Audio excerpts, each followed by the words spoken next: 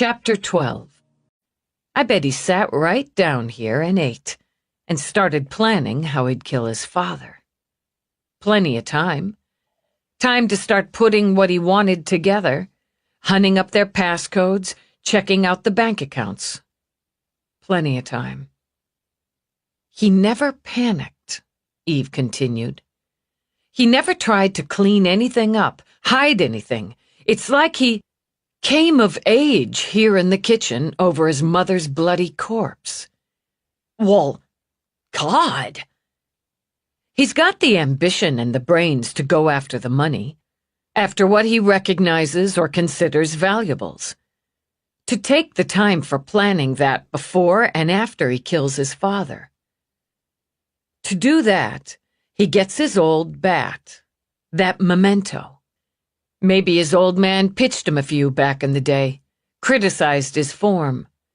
He doesn't take the bat with him. It didn't matter to him. He buys a new one for his toolkit. Leaving childish things behind. Huh? I just thought. You said he came of age.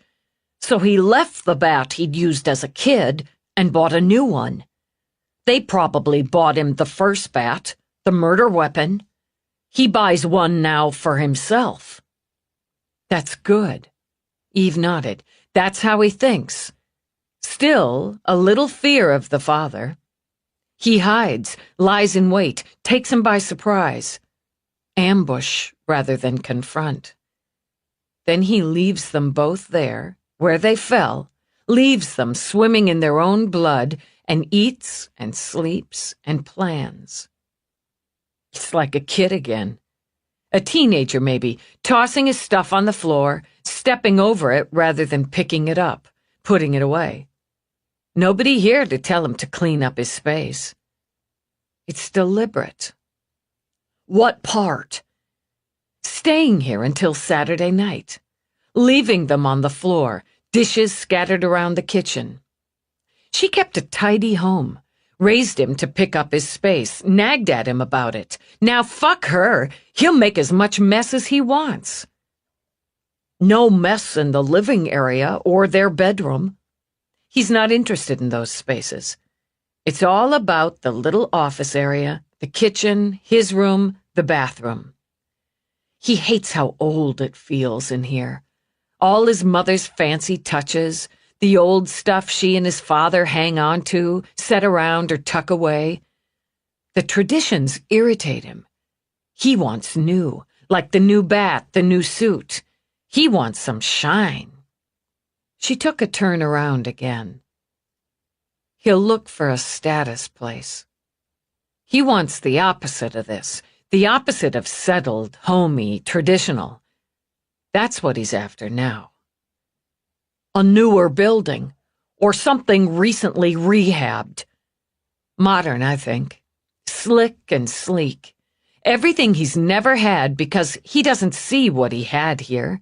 He's not grateful for growing up in a home where people cared about making it nice, keeping it nice, where they valued family heirlooms and traditions. He hates all of it. Let's take it apart, then follow his trail. The silver and glass tower rising above the Hudson River boasted its own bank, a 2-level state-of-the-art fitness center with pool, a 5-star spa, a select group of high-end boutiques, 24-hour concierge service, 2 exclusive restaurants, 3 bars, and for an additional fee, a daily, weekly, or monthly cleaning service. The apartment on the 18th floor was, for him, a wet dream. Floor-to-ceiling windows comprised the river-facing wall. A touch of a button or voice command opened them to the terrace. The generous living space, humongo built-in wall screen, floors of cool silver, walls of pale gold, spilled into a dining area already furnished with a floating freeform chrome table and glossy black chairs. The kitchen beyond, all hard silver, strong gold, rippled glass, held every modern feature he could imagine, and plenty he hadn't. He listened with half an ear as the realtor buzzed at him about square footage, location, amenities, soundproofing, full voice command, private elevator, blah, blah, blah. He nodded, trying for knowledgeable and sophisticated as he circled around to the master suite. He all but felt tears rush to his eyes. Like the dining room, like the living area, with its gel platform sofa, chrome tables, gold scoop chairs, it was already furnished. She fussed with a remote that had the black headboard glowing, the privacy screens on that wall of glass sliding up, then down, the glass opening to the terrace. He struggled to maintain his composure, glancing at the bathroom. Big, sunken jet tub. Clear glass multi-jet shower. Drying tube, flash tan tube, another screen, a small gas fireplace, an attached dressing area complete with wardrobe comp. The second bedroom, described by the yammering realtor as the perfect home office for a bachelor, also had its own bath, smaller than the master's but no less swank. He poked around, opening closets, wandering out to the terrace, giving her short answers or no comments. It was, in his mind, already his. Everything he wanted, everything he deserved. He wanted her out of it so he could flop down on the couch and kick his feet, wave his fists in the air in triumph. "It's prime real estate," she continued. Talk, talk, talk. "The complex has only been open for 6 months and is already at 93%. The previous tenant hadn't fully moved in, was still furnishing, as you can see, when business required him to move to Paris. This unit has only just become available, and I expect it to be snapped up by next week, and only that long due to the holiday." "It might do." Reinhold tried for weariness. "I really don't have much time to spend on hunting." She gave him an easy, professional smile. A short, solid woman in a purple suit and sensible shoes. "You said you'd just come back to New York from Europe yourself." He merely nodded. He wandered back, frowned at the kitchen, opened a few doors, drawers. "It's a bit small for the entertaining I do, but it's here. The caterer on site is one of the best in the city. Of course, you'd hardly expect less from a Rourke property." He glanced at her. "Rourke?" He felt the thrill spear through him, couldn't suppress the smile. "Rourke owns the property?" "Yes, so you can be assured the security, the staffing, all the amenities are top of the scale." "I'm sure." "His wife is a police officer, isn't she?"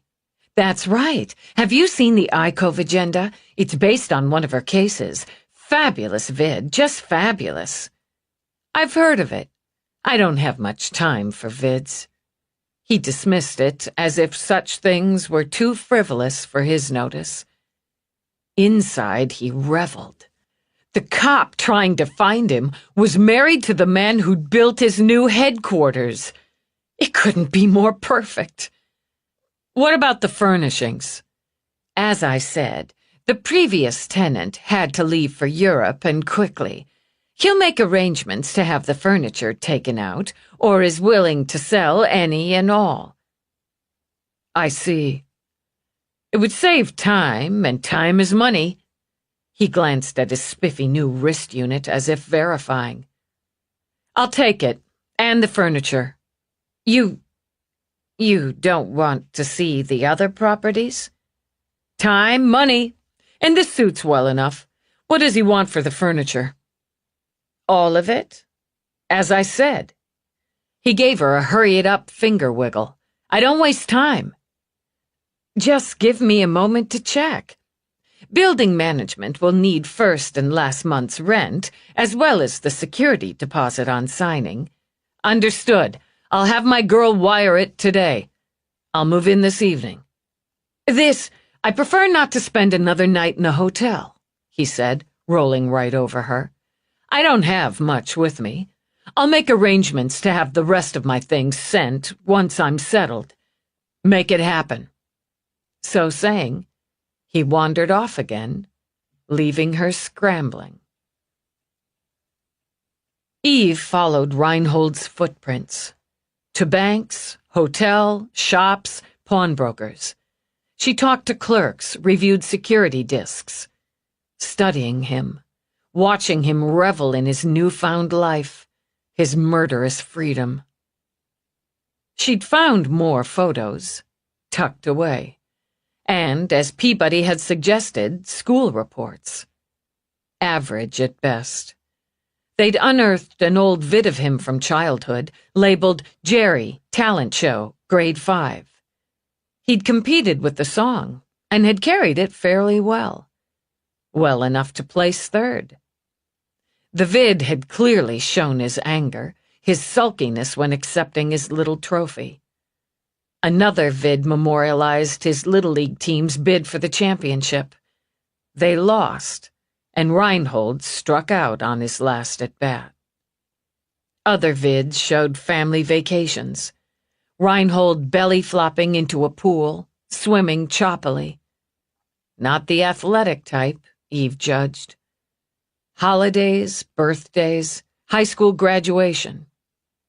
On foot now, Eve and Peabody walked between pawn shops, and Eve stopped outside a fancy salon. He needs a new look. He didn't change it. We've got him on the feed from the hotel. That doesn't mean he hasn't changed it since. She pushed her way in, badged the first text she saw, and flashed Reinhold's photo. Tapping out there, they hit the next pawn shop, the next salon. And Peabody stopped, pointed. There! He could have stopped there for hair and face stuff. He'd have passed it. True Essence? What is it? A chain, but a pretty high-class one. Mostly above my pay grade, unless they're having a good sale. Enhancements, hair stuff, body stuff, bath stuff, Peabody elaborated. The works. The uptown one, on Madison, has a frosty little day spa attached. You can go in for a makeover, but then, well, if I do that, I feel like I've got to buy something.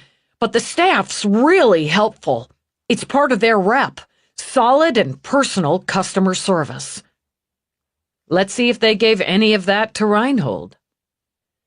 Eve didn't understand places like this. The walls, all artily lit, the kiosks, the lower-level area, were all loaded with products created to enhance you, change you, transform you, or improve you. Skin, hair, face, eyes, lips, ass. There was even a whole section dedicated to throats and boobs, though they called it décolletage.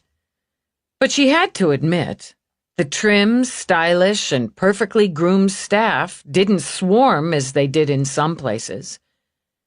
They were approached by one woman in classic New York black.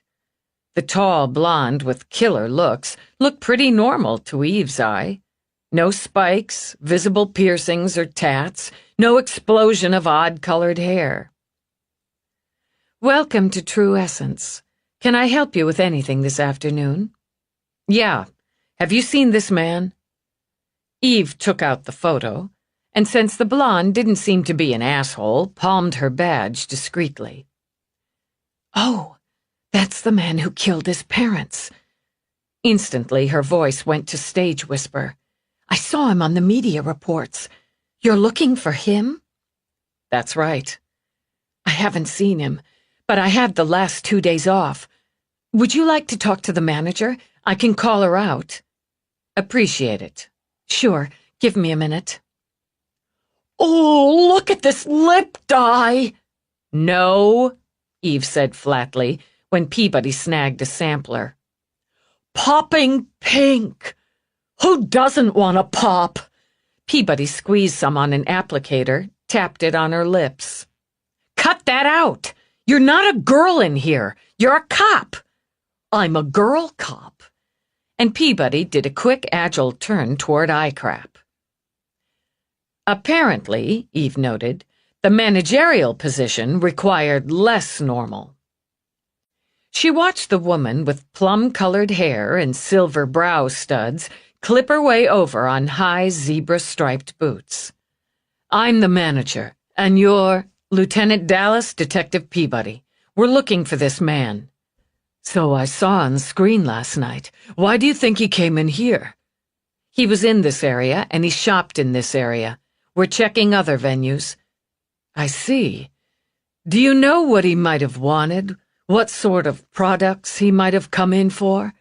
Frankly, I hardly see why a suspected murderer would shop for enhancements or body products. We're hardly a den of iniquity. You recognized his face. I told you I saw it on the media bulletin last night. Put it together, sister, Eve thought, but spelled it out. I bet a lot of other people did too. A lot of people who might recognize him if, say, he walked into a deli for a freaking bowl of soup. So being the suspicious type, I figure he might have enough brains to change his hair color. Oh! The manager took a deep breath that projected both annoyance and concern. We should move into hair then. Perhaps one of our stylists can help you. That's a lovely shade on you, she said to Peabody with a much warmer smile. You shouldn't be without it. Should I have it held for you? Oh, it does look mag. No! Eve cut them both off. I don't know, just spitballing, but we should spend our time here trying to track down a murderer? Hair? Of course. The smile faded, the eyes chilled. This way. She wound through the kiosks, the shelves, the customers who, like Peabody, played with samples or loaded up silver baskets with products they figured would make them sexier, prettier, softer, smoother, younger. Feeling Peabody's attention wander, Eve bared her teeth. Peabody quickened her pace. Marcella, I'd like you to help these women. I'd love to. Marcella, her short, sharp cap of raven black, edged with candy pink, beamed a welcoming smile. What a stellar and interesting cut, she said to Eve. So few could pull that off. I have a wonderful product that would punch out your highlights. And I love the casual day-do, she said to Peabody. I bet you'd look mag in hot curls for an evening bounce. The home care kit is incredibly easy to do, and you could— Fascinating, Eve interrupted in a tone that said otherwise. But we're more interested in him. She flashed the photo of Reinhold and her badge. Oh. Marcella shot a wide-eyed, smoked lids, heavily cold, glance at her manager. I don't understand. Do you recognize him? Eve demanded. Well, yeah. I don't understand, she repeated. How do you recognize him? From yesterday when I served him. I don't understand, Eve finished. What time did you serve him? He came in maybe around 1:30. I'm not sure, but it was right after I got back from lunch. I need your surveillance discs from yesterday. Open till close. After ordering the manager, Eve turned back to Marcella. Do you remember what you served him? Tropical blonde hair color with the caramel lowlights add-on kit, drenched shampoo and conditioner, color bond, the Master of Your Own deluxe styling kit. She rattled them off as if itemized in her head. He wanted other products from other sections, so I stuck with him, recommended the Sunblast Bronzer, face and body in number 4, the Soleil Quench, again face and body, and the Lightning Blue Eye Kit by Francesco. He wanted the top of the line. I suggested he apply for the store credit service, which would give him 10% off his purchases, but he wanted to pay cash. She bit her lip. I offered him the free consult and recommended Allie do his eye change here on site for a very reasonable fee, but he blew that off. If done incorrectly, it can cause swelling or redness, but he insisted on pay and go. He signed the waiver, so if he had a problem, I don't understand why he called the police. Don't watch much screen, Marcella? Don't keep up with current events? I've been pretty busy. My sister and her fam's coming in for Thanksgiving, and I'm helping my mother. Why? If you had, I think you'd recognize him from the media reports. His name is Gerald Reinhold, and he killed 3 people in the last couple days. God! Taking a quick step back, she slapped a hand to her heart. Oh my God! He was right here, and I worked with him for at least a half hour. Am I in trouble? Why would you be? I don't know. I sold him all those products. It was a really nice commission. I even did the comp morph to show him how he could look after using everything. Now Eve smiled. Can you still call that up? Yes, I can, I think. I just feel so... Can I get some water? I feel a little shaky. He seems so normal. Kind of clueless and trying to act like he knew all about it. Oh, he bought a piercing kit, too. I forgot. Pausing just a moment, she fanned a hand in front of her face. He bought a hole-in-one kit and a gold hoop from accessories. I forgot. Sympathetic and impressed with her memory, Eve tried to calm her. No, you didn't. And this helps us a lot. Get your water, Marcella. Take a breath, then show us the morph. Thanks. I feel kind of sick. Who did he kill? His parents and his ex-girlfriend. Her exotic eyes filled. Come on! Not really. Really. Let's move it, Marcella. Okay. She scrambled away, wobbling some on her towering heels. Good call on this place, Peabody. Jackpot. I can't figure out why he didn't spread his purchases out. Other venues. The way he did for the clothes, the tools, the selling his loot. Because you don't get the lure. On a lusty sigh, Peabody turned a little circle, scanning with eyes full of reverence and desire. If I could afford it, I'd spend hours in here. I wouldn't be able to walk out without loading up, especially if one of the servers started priming me. I couldn't resist. Huh. The music's all pumping, the lighting's bold, sexy energy, lots of it. All these products just saying how mag you'd look if you bought them.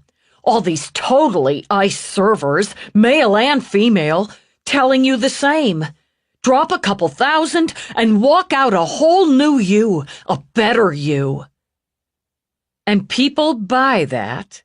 I'm buying it right now and arguing with myself. I could get the lip dye.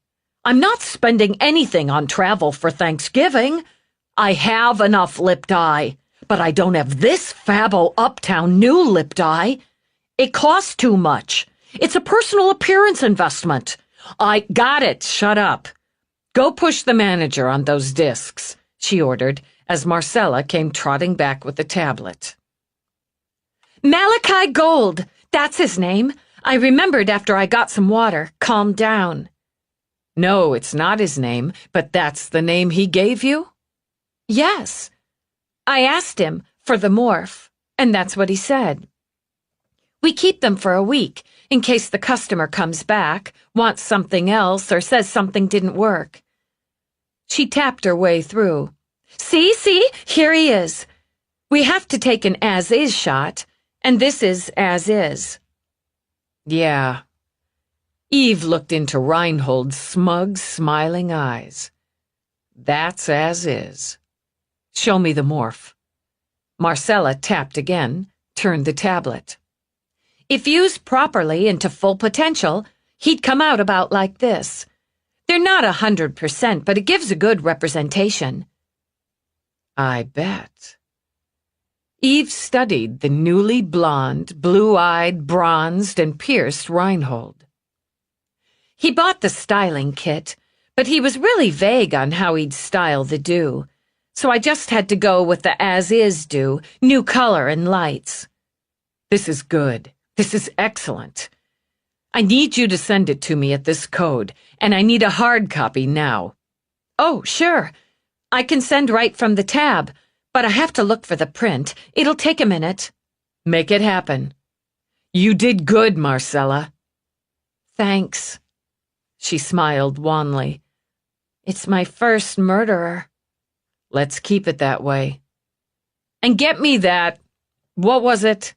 Pink pop, popped up pink, that lip dye. Popping Pink by La Femme?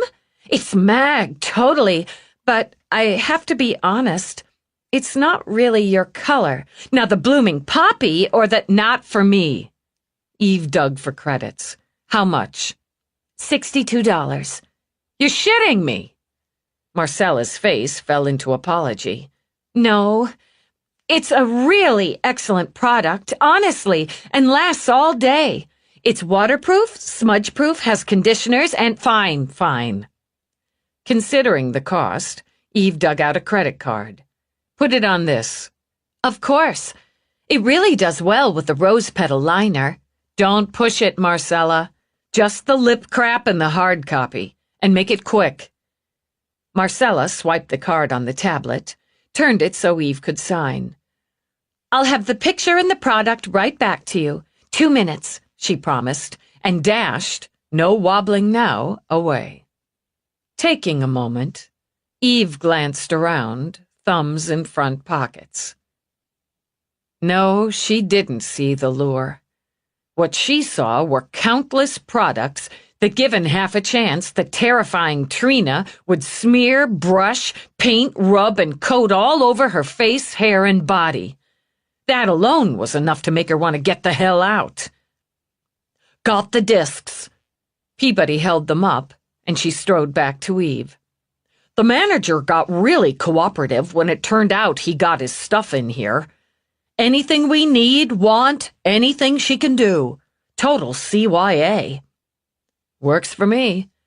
I've seen the morph, and Marcella's sending it to my PPC, making a hard copy. We can have it out to the media, on screen, inside 10 minutes. No. Eve shook her head. He sees it, he changes again, and he'll be a lot more careful about it next time. Now we know what he looks like now. Potentially, anyway. We keep it in-house, away from the media, until circumstances call for the spread. I have everything.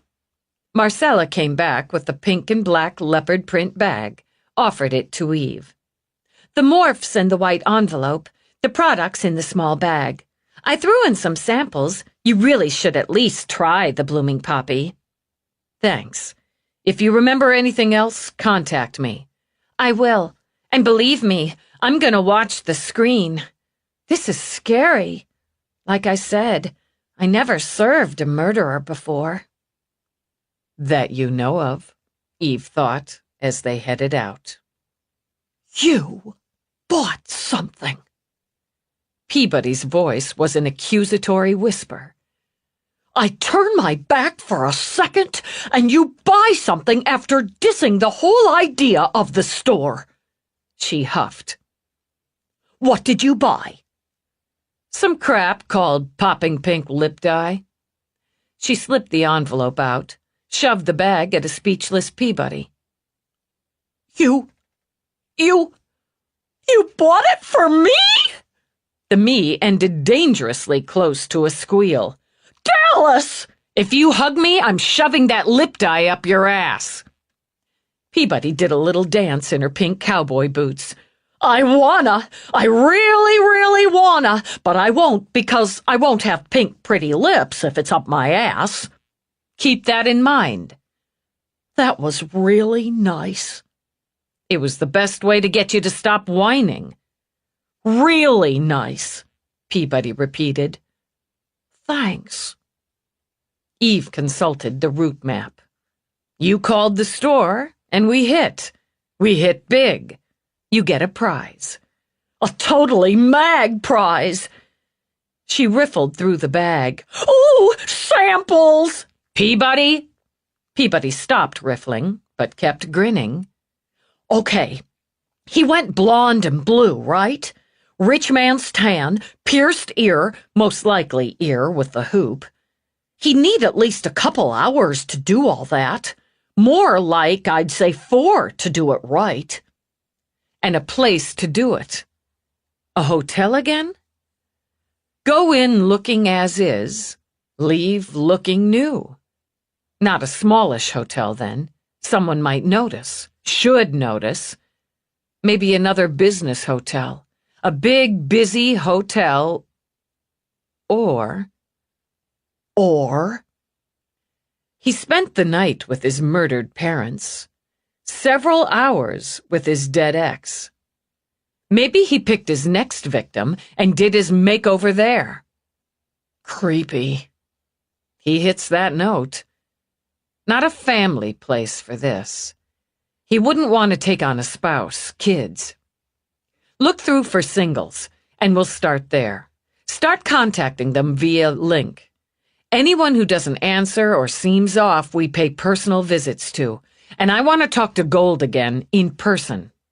How did Reinhold get his old ID? And the fact he's using it? I think it ups Gold on the hit list. Agreed. Start looking, Eve said when they reached the car. Start contacting. Start with Gold. He's at his parents'. And tell him we're coming. All over that. Chapter 13. While Eve drove, she used the in-dash link to send Reinhold's morph to Baxter and instruct him to distribute copies to the rest of the department. She added a media lock. As she updated the commander, checked her own incomings for anything relevant, Peabody worked her own link. And when her partner fell silent, Eve glanced over. What? The Brooklyn grandparents. I talked to the grandmother.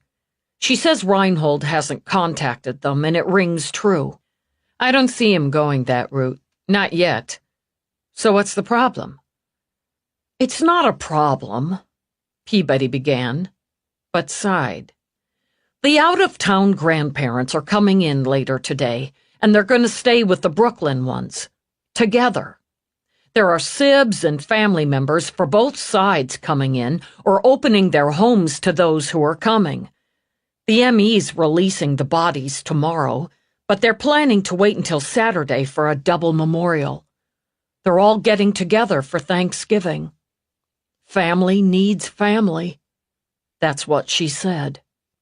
Peabody stared down at her link. It's sad, really sad.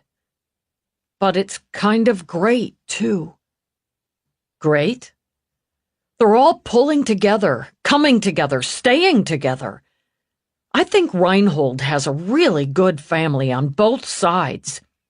He never appreciated what he had, what they gave him.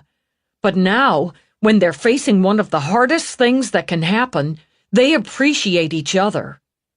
And it made me realize I'm going to miss seeing my family this time around. Made me wonder if I appreciate them enough. I hear it every time you mention any one of them. Don't slap yourself over that. But since she could see Peabody was doing just that, Eve pushed the theme. You and your family are a big, sloppy pile of free-agey appreciation. It's a little embarrassing. On a half-laugh, Peabody's broody look shifted to sentimental smile. Yeah, I guess it is, a little. Satisfied with the response, Eve considered as she drove. He's not going for any family, then. Not yet, anyway. Too many of them together. He wouldn't know that, but he'd see it pretty damn fast if he decided to target any of them. Friends, employment, childhood grievances, teachers, exes. That's where we look first. And eliminate anyone with kids at home for now. I don't see him dealing with kids. Too messy, too complicated, too much trouble. Exactly. He's gone one at a time so far, all with him having the initial advantage. We follow that pattern. He's probably not going for gold, or not top of his list, since Gold's staying at his mother's, working from there too, primarily. He's freaked about leaving her during the day while his father's at work. He'd be on the list, but no, not top of it, Eve agreed. I want to talk to him anyway. He's expecting us, and he said he was going to tag Dave Hildebrand. He's been staying at his parents' too. What about the other friend? Asshole Joe. I connected. He's at work, not worried. He thinks we're way off base. And even if Reinhold went crazy, he won't believe he might be a target. They're buds, man. Tight buds. And being tight buds, he's positive Reinhold will tag him in soon. Swears he'll tell us so we can straighten this all out. Rat out his tight bud. Didn't sound like he had a problem with that at all. It's why we call him Asshole Joe. We should get him a name tag, Eve said, and started hunting for parking on Gold's block. A proud and happy new tenant of the elaborate New York West, Reinhold let himself back into Miss Farnsworth's brownstone. He'd imagined himself living there for a few days, maybe even a week. But he'd hit the freaking jackpot. He'd spend the night in his frosty new apartment, once he'd tied up a few loose ends. It had all taken longer than he'd expected, so he reactivated the droid, ordered it to fix him a snack. All that paperwork, he thought, miles of it. And he could admit he'd sweated it some when they'd gone over his data with goddamn micro goggles, but he'd passed. Points for fat-ass Farnsworth. Lucky for her, he thought, while he chowed down on a Reuben and a couple kosher pickles. Now he wouldn't snip off her fingers and toes. Probably. The thing to do first was go through the place again, finish piling up what looked like it was worth taking. He'd have the droid pack it up, transport it to his new place. He'd enjoy having the droid to do his grunt work. And a man in his position needed a house droid. The New York West would expect it of him. Ms. Farnsworth sure didn't, or wouldn't, need it. He'd already emptied the safe, packed that up in one of the fat old hag's red suitcases. He wasn't sure about the color or the brand, if they really suited his new persona, but he didn't have time to worry about it. Time is money, he thought, and cracked himself up. He'd gone through her jewelry. She didn't have much of an eye there, but figured anything in cases had to be worth something, even if it was ugly.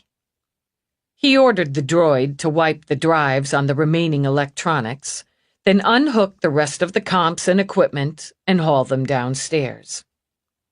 A lot of E-stuff, he mused. Good thing he'd thought ahead, had the droids start liquidating. He chose what he wanted for his new home office, separated them. Take that bunch there. Reinhold picked up one of the memo cubes he'd separated into his take pile. Follow these instructions. He recited a shop name and address. Get what you can for them. You should be able to handle it in one trip this time. Get cash, just cash, he repeated. Whose property are you, asshole?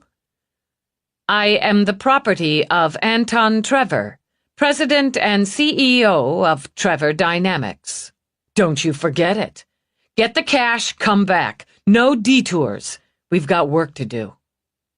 While the droid took care of business, Reinhold took another tour of the house. Maybe that picture frame was real silver. Maybe that fancy bowl was worth something. She had so much crap in the house, who knew if it was junk or sell-worthy?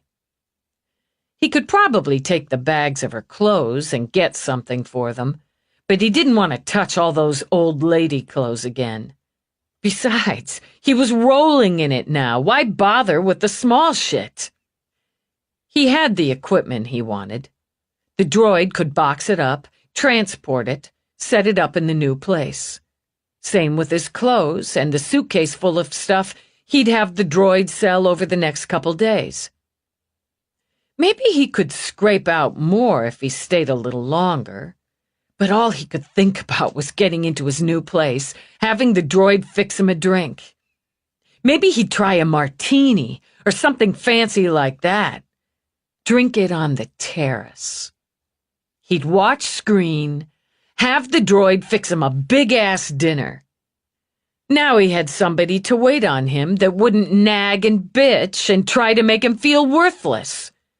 Now he had somebody else on shit detail, and nobody to tell him to get a job, grow up, be responsible, do his work. Fuck all that.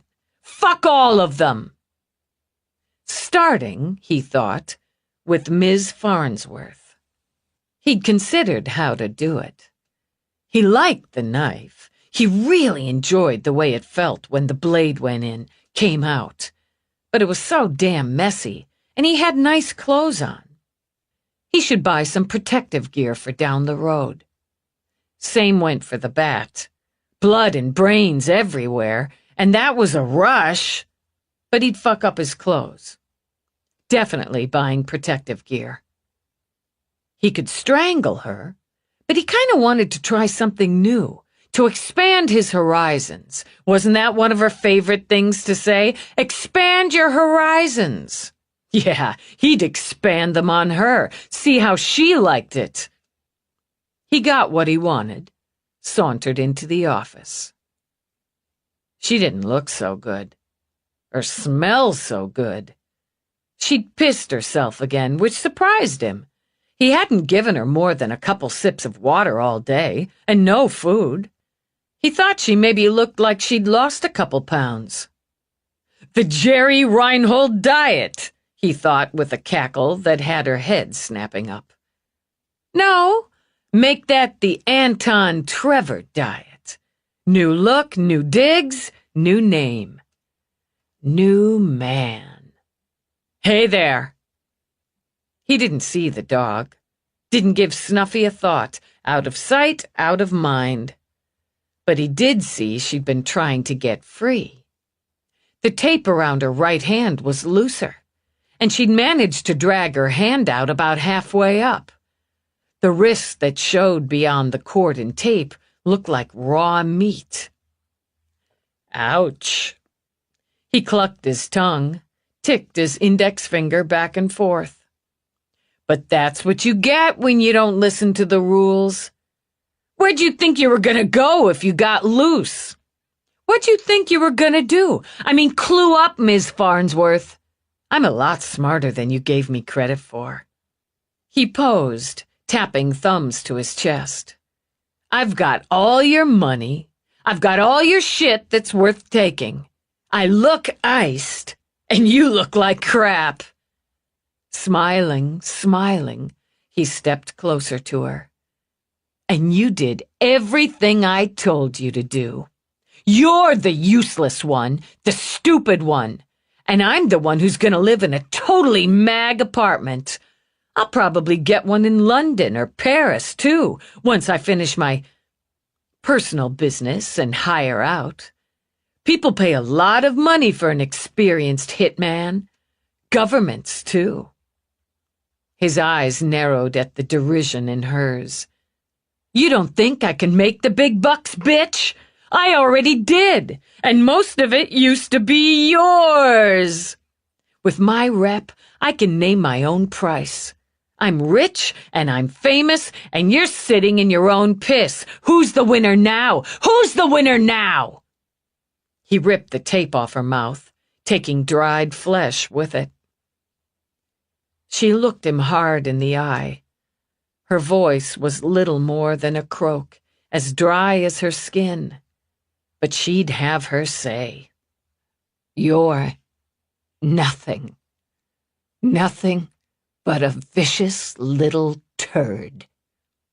He punched her. He hadn't intended to because, fuck, it hurt his hand. But nobody was going to talk to him like that. Nobody. "You think you're better than me? You think I'm nothing? I'll show you nothing." She knew she was dead before he put the plastic bag over her head. She'd come to accept it. Still, she fought. Not to survive. Not any longer. But to cause him pain. To give him something back. She rocked in the chair, even as he twisted the opening of the bag tight, even as he tried to wrap the tape around and around. She shoved back with what strength she had left, hoarded the small satisfaction when she felt the chair slam into him, heard him yelp and curse over the roar of blood in her head. The chair overbalanced, her weight carrying it back. Though she gulped like a fish, her body screaming for air, somewhere inside she smiled when he screamed in pain. He kicked her. Her belly exploded with agony, her chest burned, and everything began to shake. Then it quieted, and all slid away. She died with a smile deep in her heart. He kept kicking her long after she went still. He couldn't stop. She'd called him nothing. She'd hurt him. It wasn't fair. It wasn't right. So he kicked her, and he wept and raged until he'd exhausted himself. Dropping into a chair, he struggled to get his breath back. His foot throbbed like a rotted tooth where the chair, with her fat ass in it, had dropped like a boulder. And his midsection hurt, felt bruised and tender where she'd slammed the chair back against him. He should have sliced her up. Fuck the mess. He should have sliced her to pieces like he'd done with his old lady. Now he was sweaty, shaky, and he thought maybe something in his foot might be broken. He ought to burn her house down with her in it. That's what he ought to do. But he wasn't stupid, he thought, as he swiped tears away. He wasn't nothing. The longer it took them to find her fat, dead ass, the better. Besides, they'd never tie him to it. Who'd tie him to the old bitch? Some bitch who taught high school comp science? All he had to do now was walk away, and he could soak himself and his aching foot in his new jet tub. He rose, let out a whining whimper, and was forced to limp out of the room. Blinking back tears of self-pity, he hobbled downstairs where the droid stood awaiting further instructions. "Take the rest of this on foot." He made another memo cube with the address, instructions. "Straight there, straight to the concierge. Give her that memo and get things set up. Where's the money?" "Here, sir." The droid handed him an envelope. After a moment's consideration, Reinhold pulled out a few bills. "Walk to West Broadway. That's far enough. Take a cab from there." "No, leave those," he said when the droid reached for the duffel in one of the suitcases. "I'll take those. I want everything set up before I get there. Then you go out, buy what you need to make me a big steak dinner and a martini." "Yes, sir. Gin or vodka?" Reinhold went blank. He hadn't known martinis came in more than one variety. "What do you think, asshole?" "Vodka! And don't get cheap shit. Now get moving." Reinhold hobbled into the kitchen. He'd seen blockers in there. Hunting them up, he took two. Then out of pique, he yanked dishes, glassware out of cabinets, hurled them against the wall, used a kitchen knife to gouge at the refrigerator, the front of the dishwasher, across the counter, the cabinets, and felt better. Satisfied, he went out, retrieved his duffel, the last red suitcase, and walked out of the house. But even with the blockers and the release of breaking and destroying, The foot troubled him. After 2 blocks, he ran a search for the closest clinic on his latest victim's handheld, limped another block before he managed to catch a cab.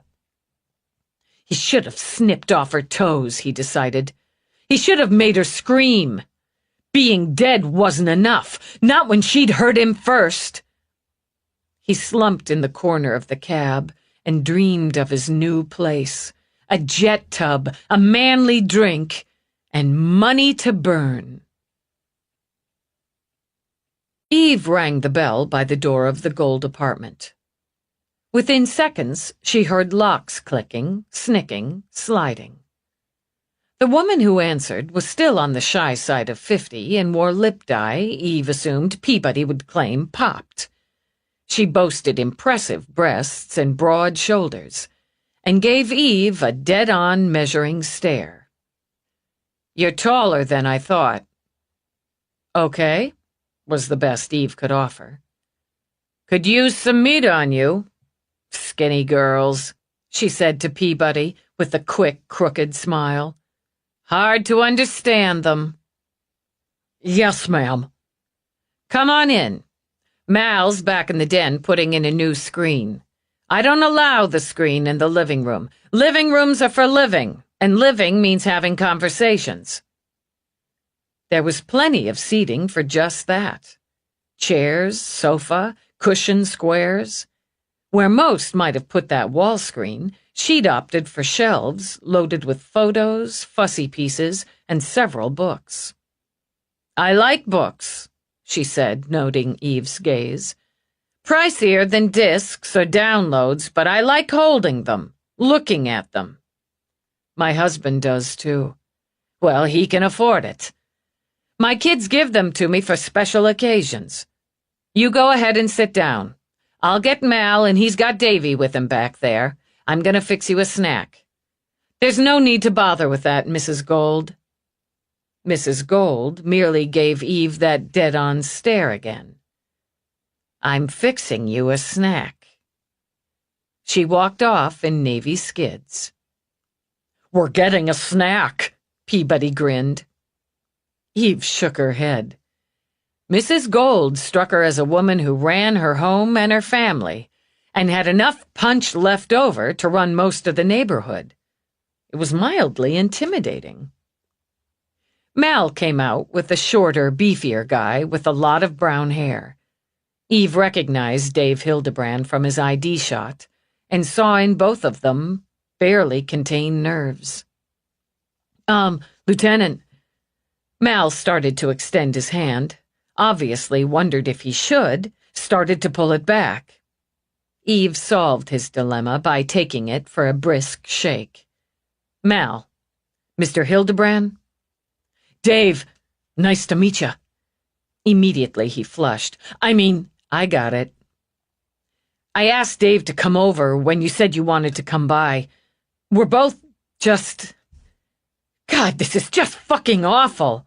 "You watch your language in this house." The booming order came from the back of the apartment and had both men wincing. "Sorry, Ma."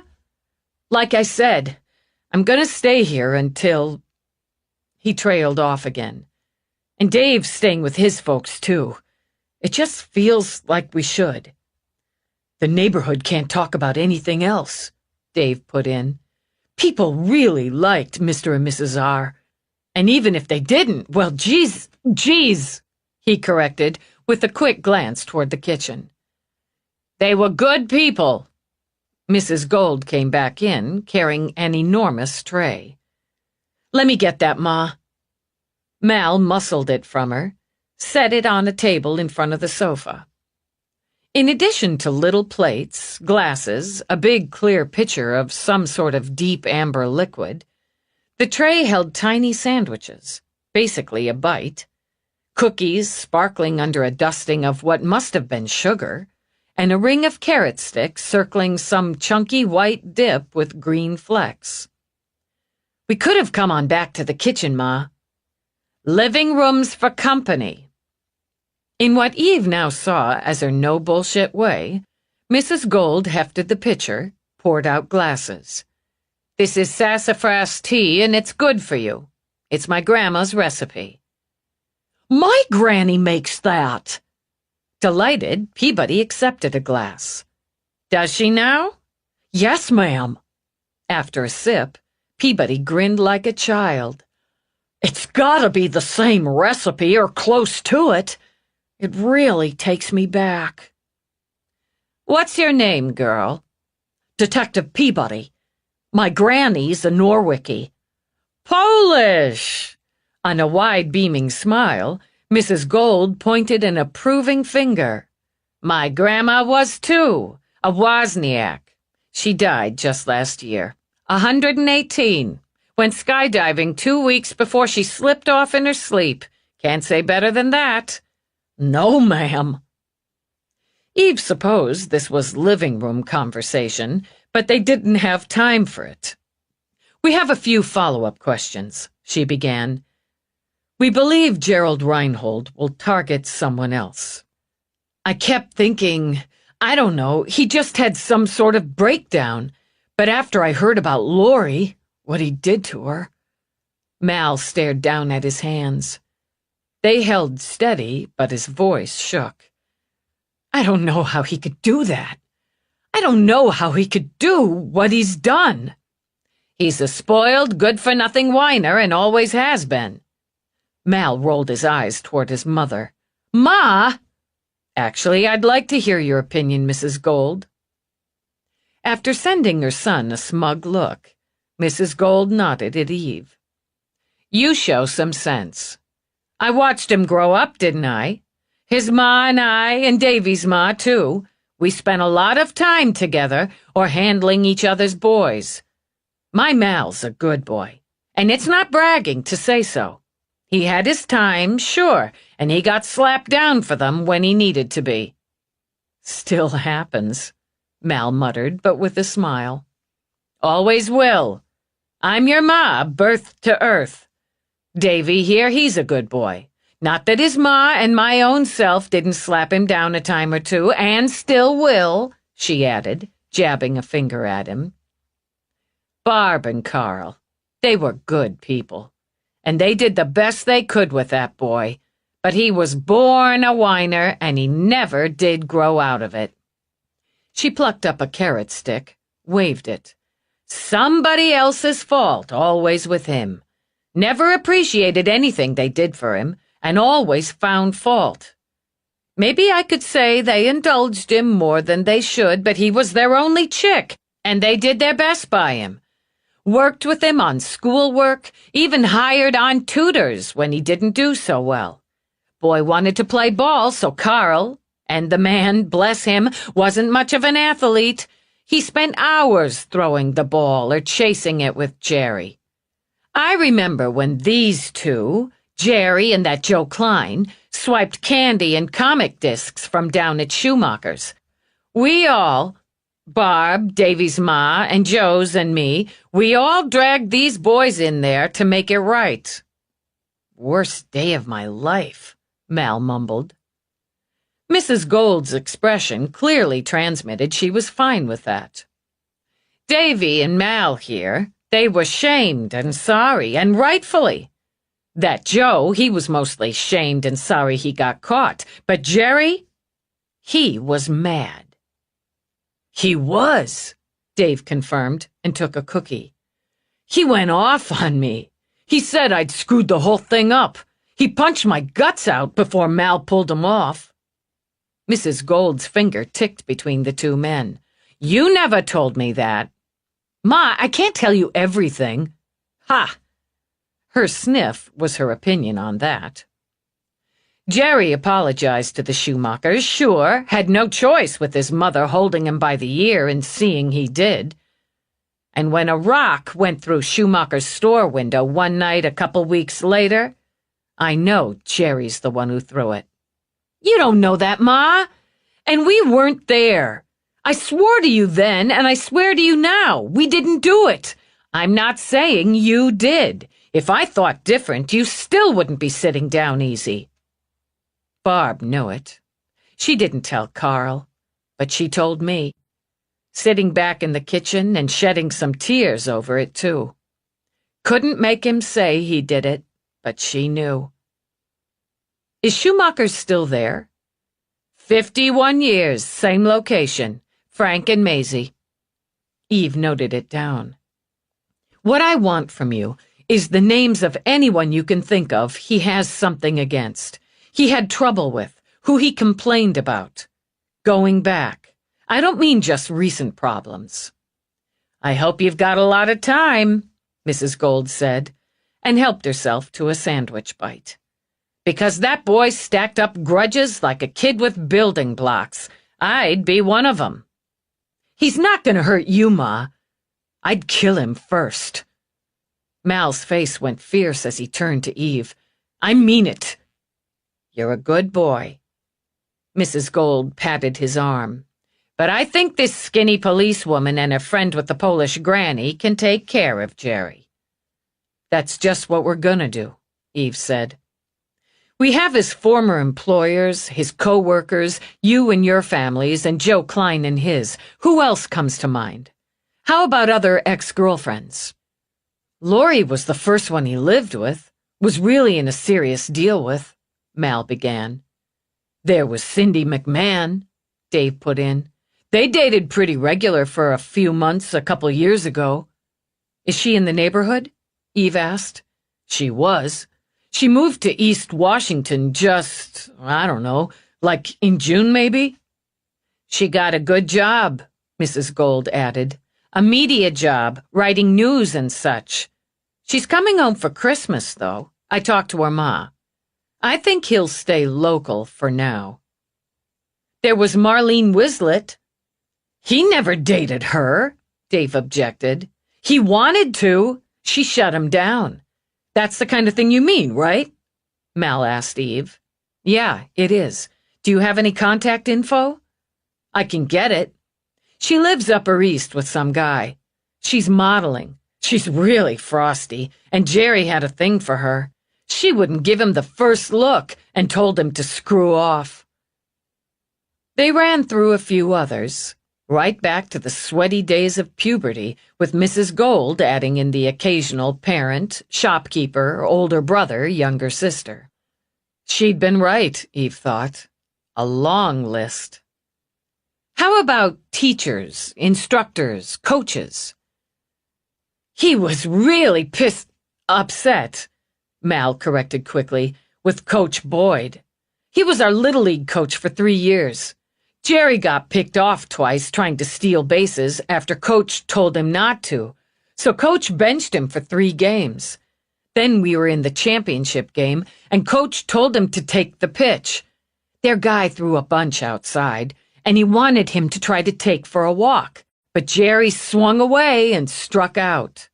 We lost, and he blamed Coach. Wouldn't play after that. Shit. Sorry, Ma. I just started realizing how many people he had a hard-on for. How many people didn't do anything for it. You've got a good streak of loyalty, Mal. She handed him a cookie. That's nothing to apologize for. By the time they got to high school, the list of names hit unwieldy. Considering how to refine it, Eve took a cookie without thinking.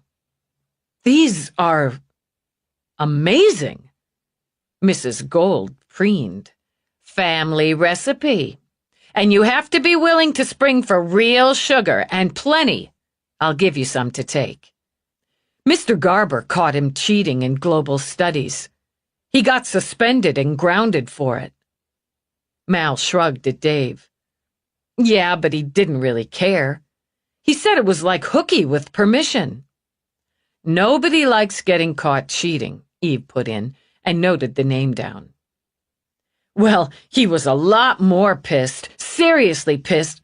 Damn it, Ma, sorry. You're excused, considering the circumstances. It was Ms. Farnsworth, computer science. Oh, yeah. Dave nodded. That burned his chaps. He flunked. Truth is, though I said I was on his side back then, she gave him like 6 chances. Even worked with them after school, but he didn't care. He hated her. And when he flunked, he got grounded again, and worse, he had to go to summer school. We ragged on him, Mal added. We really rubbed his face in it, especially Joe. I know there were some instructors when he was in college before he crapped out, but I don't know who. I went to NYU, so we didn't see each other much during the semester. Let's add an element. He needs money, or things he can liquidate into money. Anyone you've mentioned have money to speak of?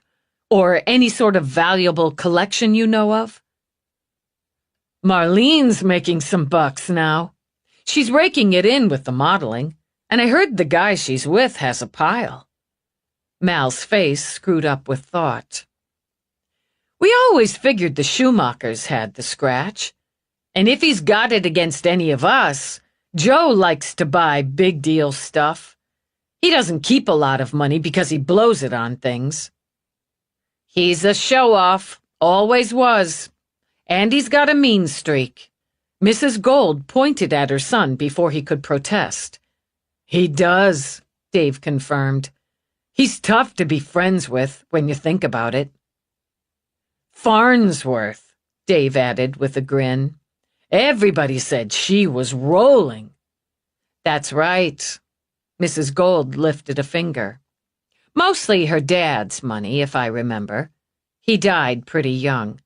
And her husband had some, too, and he died in a car wreck about 6-7 years back. I remember I sent her a sympathy card. She has money, or had it, anyway. She always had nice shoes. Not flashy, but quality. And she donated comp equipment to the school.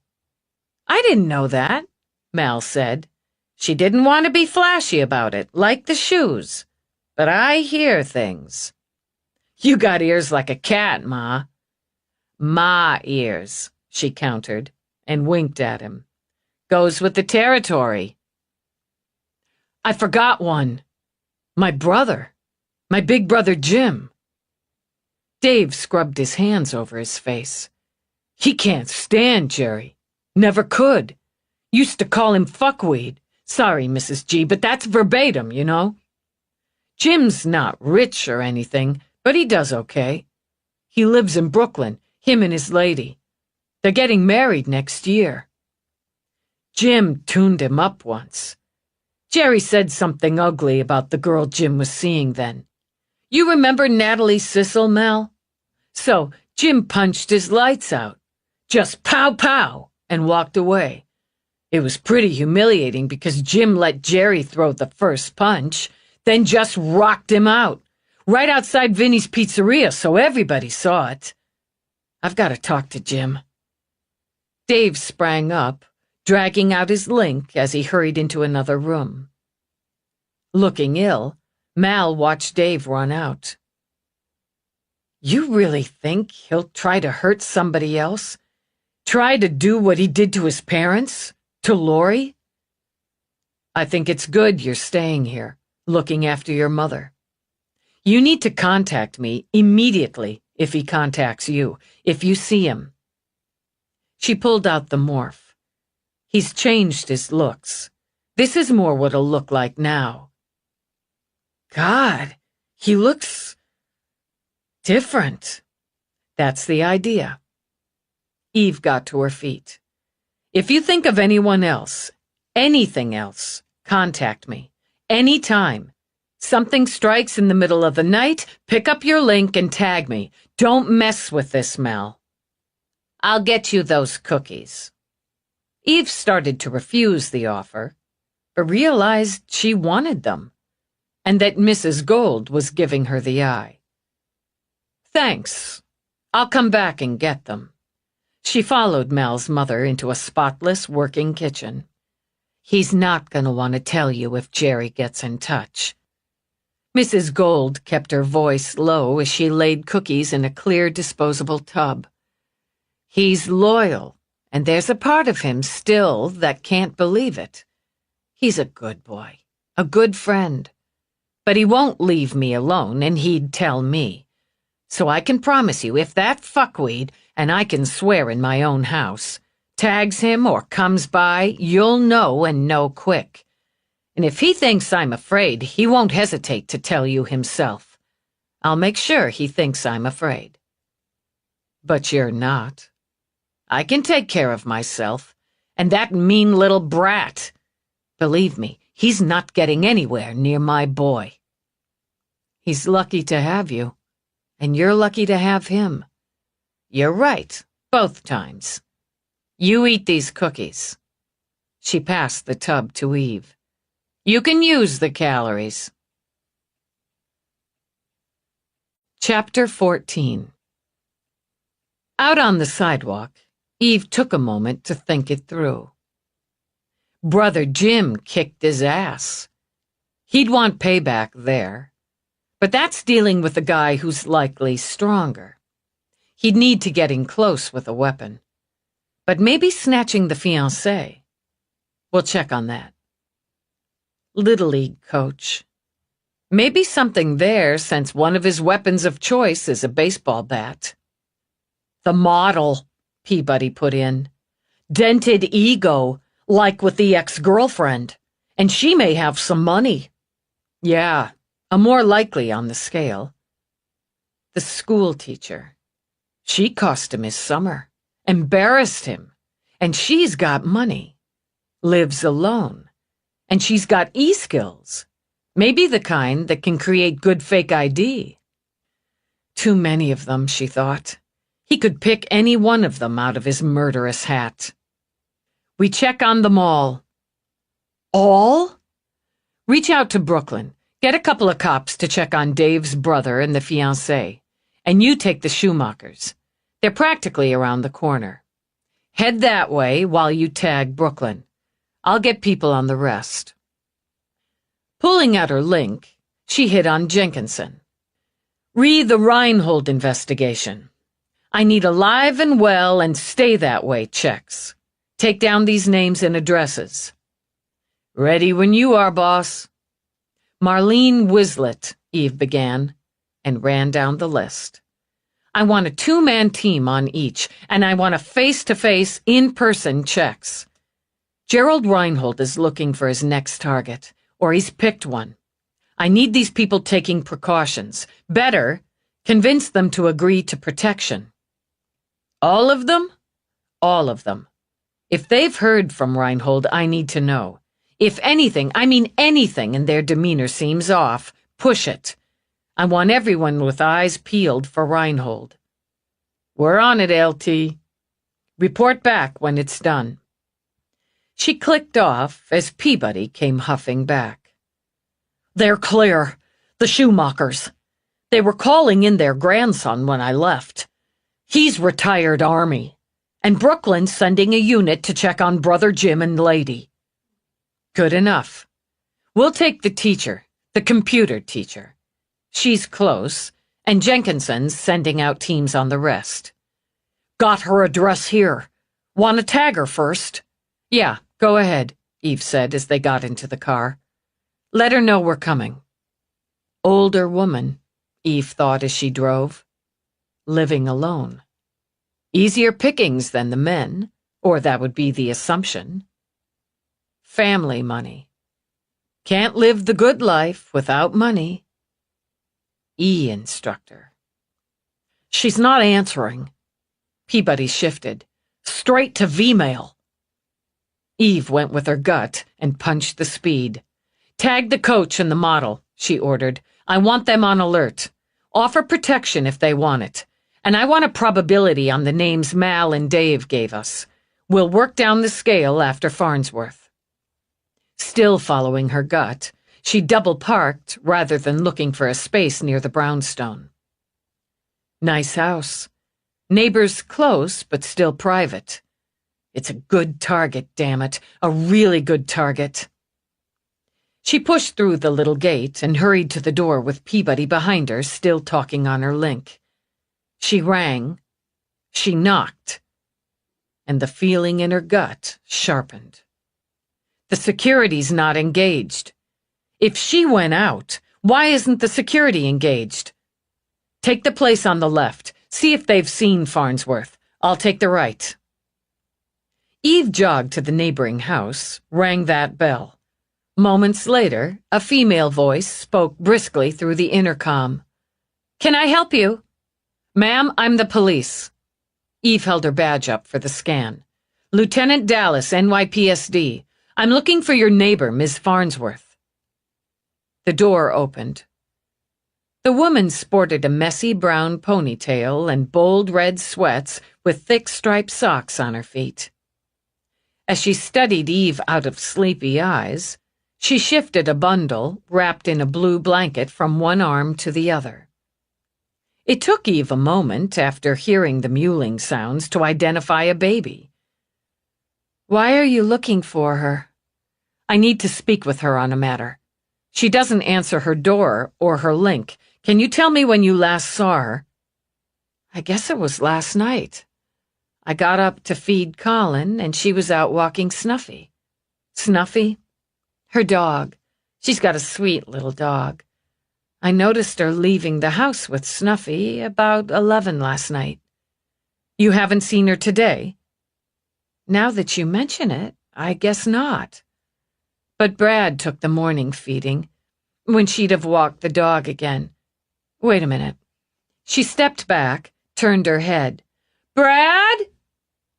Eve heard a thud, a distinct "ow." The woman laughed. "He fell off the couch," she told Eve. "Colin's almost 3 weeks old, and it's been almost 3 weeks since either of us got any real sleep. We're on parental leave." The man came out to join the woman. He looked rumpled, glassy-eyed, and rubbed his elbow. "What is it?" "It's the police. They're looking for Miss Farnsworth." "Why?" "I need to speak with her," Eve put in. "Have you seen her today?" "I'm lucky to see, period." He rubbed at his eyes. "No, I guess not. Wasn't she supposed to come by with that soup? Was that today?" The woman swayed side to side as what was in the blue blanket made piping sounds. "I guess it was. They blur. She was gonna bring us soup, her grandmother's recipe. She's been sweet about checking on us and Colin, even picking up things at the market, or having her droid check in to see if we need anything." "I think I saw her droid." Eve shifted attention to the new father. "Her droid?" "Yeah. I was out a little while ago. Just a walk, some fresh air. I think I saw her droid up the block, carrying some of the electronics. She's got a load of them. Used to teach comp science." "Is something wrong?" the woman asked. "Stay inside." Eve bolted back, just as Peabody stepped away from the neighbor on the other side. "They haven't seen her all day," Peabody began. "She's got a dog and walks it regularly, but today—" "Shit," Peabody finished when Eve whipped out her master. "She's got a droid. Neighbors spotted it carting electronics away. Record on." "Shit," Peabody said again, drew her weapon. They went through the door. Peabody right, Eve left. "Miss Farnsworth?" Eve called out as she moved through the first floor, clearing. "This is the police." She saw spaces on shelves and tables where the lack of balance told her something might have stood. She saw the destruction in the kitchen, and not a single comp or link on the first floor. She knew, head and gut, before they started upstairs, she knew they were too late. She smelled the urine and the death, motioned Peabody to take the right again as they topped the stairs. She went left and into the home office. Barely cold, she thought, as she checked the body. Another mean, ugly death, with her swimming in its wake. Then she put it aside, straightened. "We got a body," she called out, and pulled out her comm to call it in. "Second floor's clear, except for—" Peabody walked in, carrying a whimpering bundle. For a stunned instant, Eve thought it was another baby. "What the hell?" "He was under the bed. I heard him crying when I went in to clear. And there was this little blanket, so I wrapped him up. He's hurt, Dallas. I don't know how bad." "However bad, she's worse." "It's her little dog. The neighbor said she walked Snuffy several times a day, but not today." "No, she won't be walking Snuffy anymore. We need field kits. I called it in." "I'll get them, but we have to do something for Snuffy." Eve dragged a hand through her hair. She saw the dog clearly enough now, and pain in its soft brown eyes. "What?" "I'll see if I can tag a vet while I'm getting the kits. He's really hurt." "Okay, Snuffy," Peabody crooned as she walked away. "We're gonna take care of you. It's okay." On a sigh, Eve turned back to the body. "I guess that leaves you and me." "Victim is Caucasian female," she began for the record. She glanced over when Peabody came back with the kits. "What did you do with the dog?" "The father next door, the house you took, he came out when he saw me. He knows the vet. It's only a couple blocks away, so he took Snuffy and he's running him there right now." They sealed up. "Take this floor first," Eve told her. "Nobody saw her today, so it's likely he got in last night after she walked the dog. He probably put a lot of hours in here. He slept somewhere. Let's see if he left anything behind. And see if you can find the droid. I didn't see one when we cleared." Eve confirmed ID for the record, took out her gauges for time of death. 43 minutes, she noted. She'd been less than an hour behind him. "He had you all night. Most of the day," she murmured. "Bashed you first, didn't he?" She checked the back of the head through the plastic, studied the wound, the dried blood. "That's his way. Walking your dog. Just taking your dog out before bed. He was waiting for you. Like his father, like his ex. You come back, open the door, and he attacks from behind. Then he's inside in seconds and can take his time." "What did he do? Kick the dog? Heave it? Use it for a little batting practice?" She examined the body as she spoke. "Hauled you upstairs. There's a reason for that. You're a big woman, and why cart you all the way up here?" "Office equipment. This is your office. Desk, chair, small couch. Computer science teacher. You probably had good equipment." She examined the blood, the skin tears on the wrists and arms, the ankles. "You tried. Looks like you tried pretty damn hard. Kept you alive all that time, so he had a use for you." "Dallas? It looks like he used her bedroom. I checked the recycler in the bath, and I can see some of the packaging, the stuff he bought.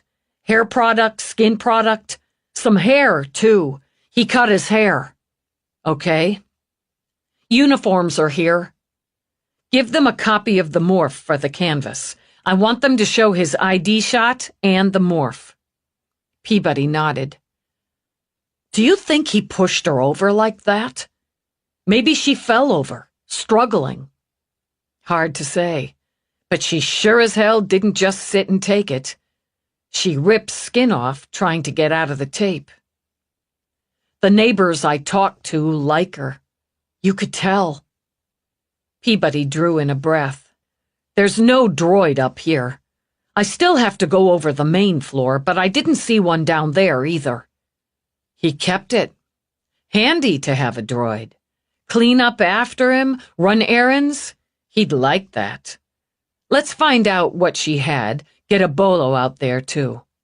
"On it." "He could come back, Dallas. It's a nice place. A big house. It'd make a good base. Neighbors.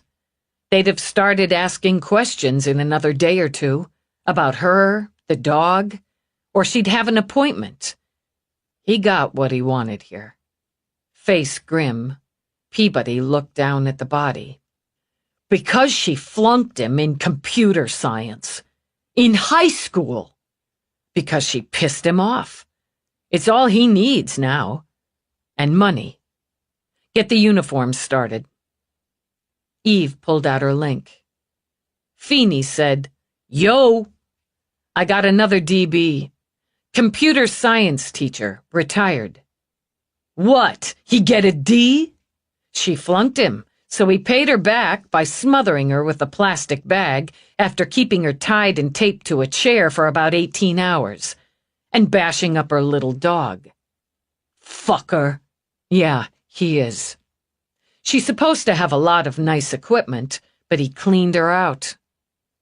Feeney's already droopy face drooped further. Can't help you if I don't have the toys. I'm gonna do a search to find out what she had, but meanwhile, she's supposed to have had some nice scratch. He'd want it. You want me to look for the money? No problem. He knows we'll find her sooner or later. Knows we know who he is. She'd know some tricks, right? Bouncing money around, tucking it away. If she was any good at her job, she'd know the ins, the outs. She was good at her job. If he got her to pull out the money, transfer it, he'd make her cover the tracks. She looked down at the torn skin, the raw bruising. But she wasn't a pushover. Maybe there are tricks in the tricks. So, it takes an E-man. I happen to be one. Give me the data you've got.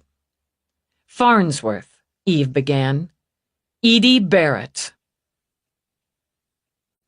When she finished with the body, she started on the room. She believed he'd spent considerable time in there, forcing Farnsworth to drain her accounts. And wouldn't she be the perfect source for a new ID? A veteran E-teacher. Eve closed her eyes a moment. He'd changed his appearance here. Hair, skin tone, eyes. He'd waited until he'd come here. He'd already planned this next move. She turned as Peabody stepped up to the door again. He probably came here straight from the X's. The timing works well enough with the last sighting of his Vic. He had what he needed in the duffel. Tape, rope, knife, bat, clothes, the products. Kill the X, come here, use Farnsworth not only for the next kill, but as his vehicle for a new ID, more money. This place is worth a nice bundle, Peabody commented. How much did she have? Eve's link signaled, and she read Feeney on her display. Tell you in a minute. Dallas. Your Vic had nearly $4 million, not including real property, jewelry, art, and like that. Damn it. He's rolling now. Every account she had I found on a quick search was emptied as of today. You're not going to make my day and tell me by a simple transfer. No can do. Some fancy finger work, but we'll find it. Just giving you a heads up. Appreciate it. He hit the jackpot, she said to Peabody when she clicked off. And he was smart enough to make it complicated. We're gonna stick with she was smarter and we're smarter, but right now he's feeling rich. He could rabbit with that much money. I don't think so. Enjoying it too much, she thought. Batting 1,000 so far. More scores to settle. He's still gonna want money. Why quit when you're ahead? But that won't be as urgent. He may do the next without that as a particular factor. It's a long list, Dallas. We're going to contact every name on it, and we're going to ask everyone we contact if they know of anyone else we should add on. If any of them wants protection, we'll put a cop on them. I'll find it in the budget. He had a tantrum down in the kitchen. At least it looks like one. Yeah, I saw. It's mean when you really look at it. Broken dishes, gouged counters and appliances, glassware shattered, food tossed around. Something really pissed him off. She took one last look at the body. I hope it was her. He wanted her to suffer. He learned the perks of that with the ex. That's part of the fun, the power, the payback. He kept her alive the longest. He'd want to keep the next one alive so he can enjoy himself. She started out just as a uniform started up the stairs. Lieutenant, we've got a wit outside. Says he saw a man fitting the morph description. I'll take him. Yes, sir, and the sweepers just pulled up. We're ready for them. She stepped outside where, between her vehicle, the black and white, and the sweeper's van, they'd screwed traffic to hell and back. Eve ignored the blasting horns, the enthusiastic cursing, and homed in on a boy of about 16 in a fake leather jacket, high-step air boots, and a mop of brown hair, shaved high on one side to show off the cluster of silver studs along his ear canal. Didn't it hurt, she wondered, to get holes punched there? Lieutenant Dallas, your name? X. Your name's X. It's like Xavier. Xavier Pak. I'm X. Okay, X, you saw this man? The kid glanced at the morph again, bopped his shoulders up and down twice. Yeah, hey. So, I live, like, over there. He gestured across the street. Just riding my board back from up the mart. Went for a fizz and a pop, and I saw the dude over here gimping along with a couple of rollies. He limped? Yeah, hey, you know. The boy demonstrated, hobbling some. Looked peeved, got it? But nice tight threads. Described said threads. Good jacket. Looked like real cow. Mostly that's what I noticed. And the gimping. Maybe nice boots. He screwed up his face in thought. Yeah, nice boots. Cow too, I bet.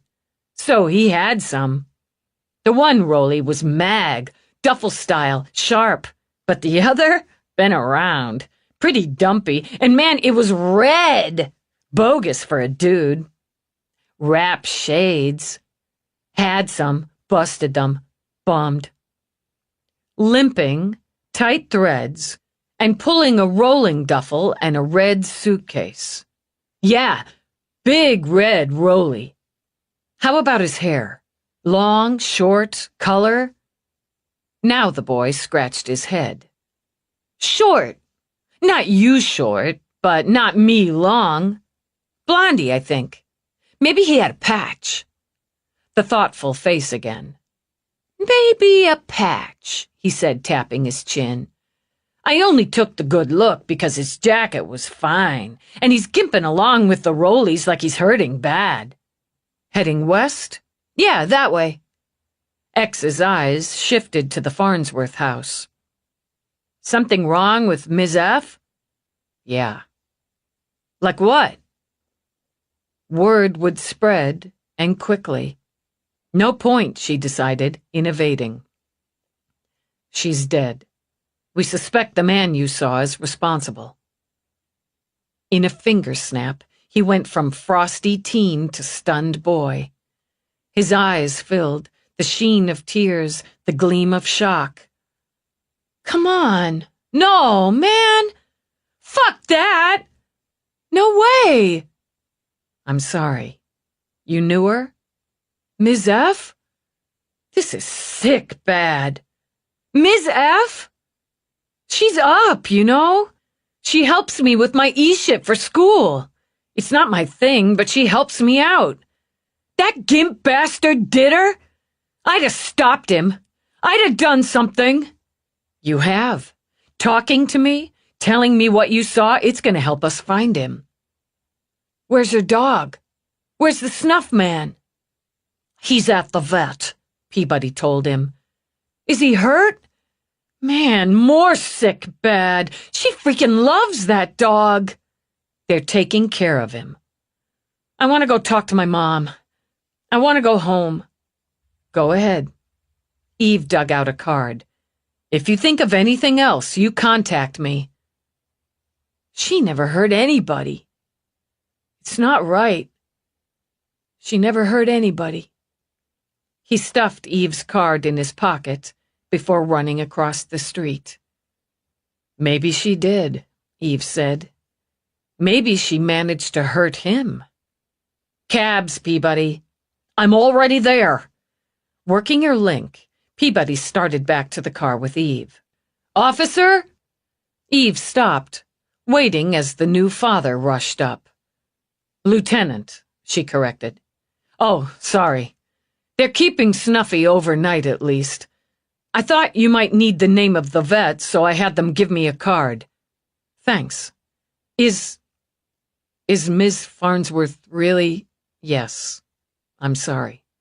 I didn't get your name. Brad Peters. Was it a burglary? Not exactly. She was really good to us. We moved in right after Margot got pregnant. Margot's family lives in St. Paul, so it was nice for her to have a, well, motherly type right next door. I didn't hear anything, or see.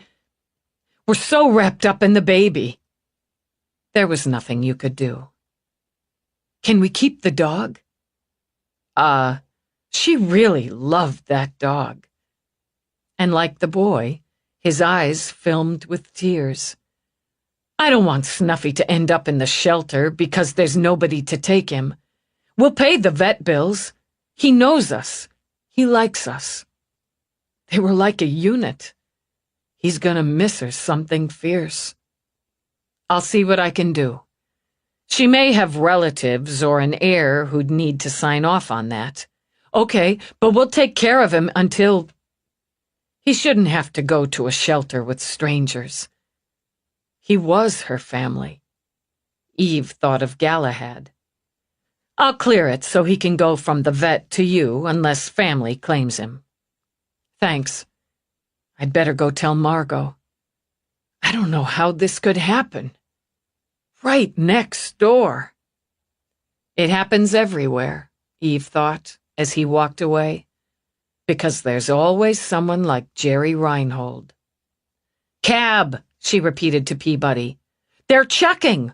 A lot of pickups, so have them cross-check with the drop-off at a clinic or health center, urgent care, ER, a medical. Closest one going west from here. Limping, hurting. Maybe he dropped something on his foot. Or maybe the Vic managed to drop herself and the chair on him. I like that image. Hard not to. Peabody re-tagged the cab company, gave her contact the drop-off element. Score! Pick up Varick and Late. Drop off Church Street, urgent care. Single passenger, 2 bags. Let's move. Maybe he'd still be there, stuck in a waiting room, cooling heels and exam. She resisted the urge to go in hot, but not the one to leapfrog through traffic until Peabody's color dropped away. I might need this place, Peabody managed as Eve, once again, double-parked. Eve simply strode across the sidewalk, shoved inside the spacious and unfortunately uncrowded waiting area. A crowd might have kept him hanging until treatment. She headed straight to the receptionist on duty, held up her badge, signaled Peabody for the morph. Is he here? The receptionist frowned at Eve, at the badge, at the morph. No, but he was. Frustration wanted to choke her. When did he leave? Maybe an hour ago, about an hour. Do you know where he was going, his mode of transportation? No, he walked out the door. Why? What was wrong with him? Now she pokered up. I'm not allowed to share any patient's information. Name. What name? The receptionist checked her computer. He signed in as John. That's all that's required if no insurance is involved. He paid cash. I want to see his doctor. Now. If you'd have a seat and chairs, I'll see if I said now. Eve leaned over the counter. I just left a retired school teacher who's on her way to the morgue. You treated the man who sent her there. I'm about an hour behind him, according to you. I'm not going to waste time arguing. Get the medical who treated him out here, or I go back there and make a hell of a mess. Wait, just wait. The receptionist all but flew back, vanished around a corner. In under a minute, she was back in the wake of a tall, lean Asian man with a flapping white lab coat. What's all this? All this is murder. This man has killed 4 people. I need to know why he came in, what you did, what he said. Everything. Without a word, he gestured her back around the same corner and into a small office with a lush potted palm near a fake window. The patient is a murder suspect? Multiple. I need to know what name he used, his injuries, his treatment, and if he scheduled any sort of follow-up. You don't have a warrant. I have 4 dead bodies, but we can play that way, Peabody. The doctor just lifted a hand, waved it. He elected not to use his full name, just John, and neglected to check the privacy form. So, the patient had 2 broken metatarsals on his right foot, along with a hairline fracture on the first cuneiform. He picked up a tablet, tapped, swiped, and showed Eve a diagram of a foot. So, a couple of broken toes and a hairline deal on this part here before the arch? Basically, yes. There's little you can do other than wand, wrap, and treat for discomfort. Advise the patient to rest the foot, all of which I did. He also had some minor bruising along his diaphragm. There were no internal injuries. He left, perfectly ambulatory and with the medication in no particular discomfort. No follow-up.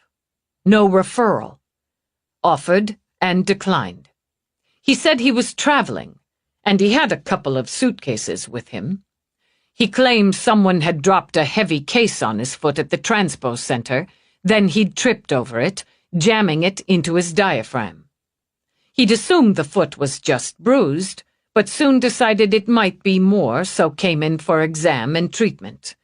He paid for the exam, the treatment, the meds, the wrap, and the soft cast in cash. How long before it heals? It depends. With daily wand treatments, rest, he could be fine in a matter of days. Without the follow-ups, a couple of weeks. The first treatment is the most intense.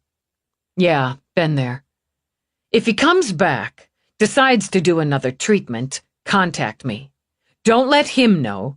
Just keep him waiting or draw the treatment out. He's violent, he's dangerous, and he won't hesitate to kill. Then I'll hope he doesn't. We often have children in here. Just give him a seat, tell him to wait his turn, and tag me.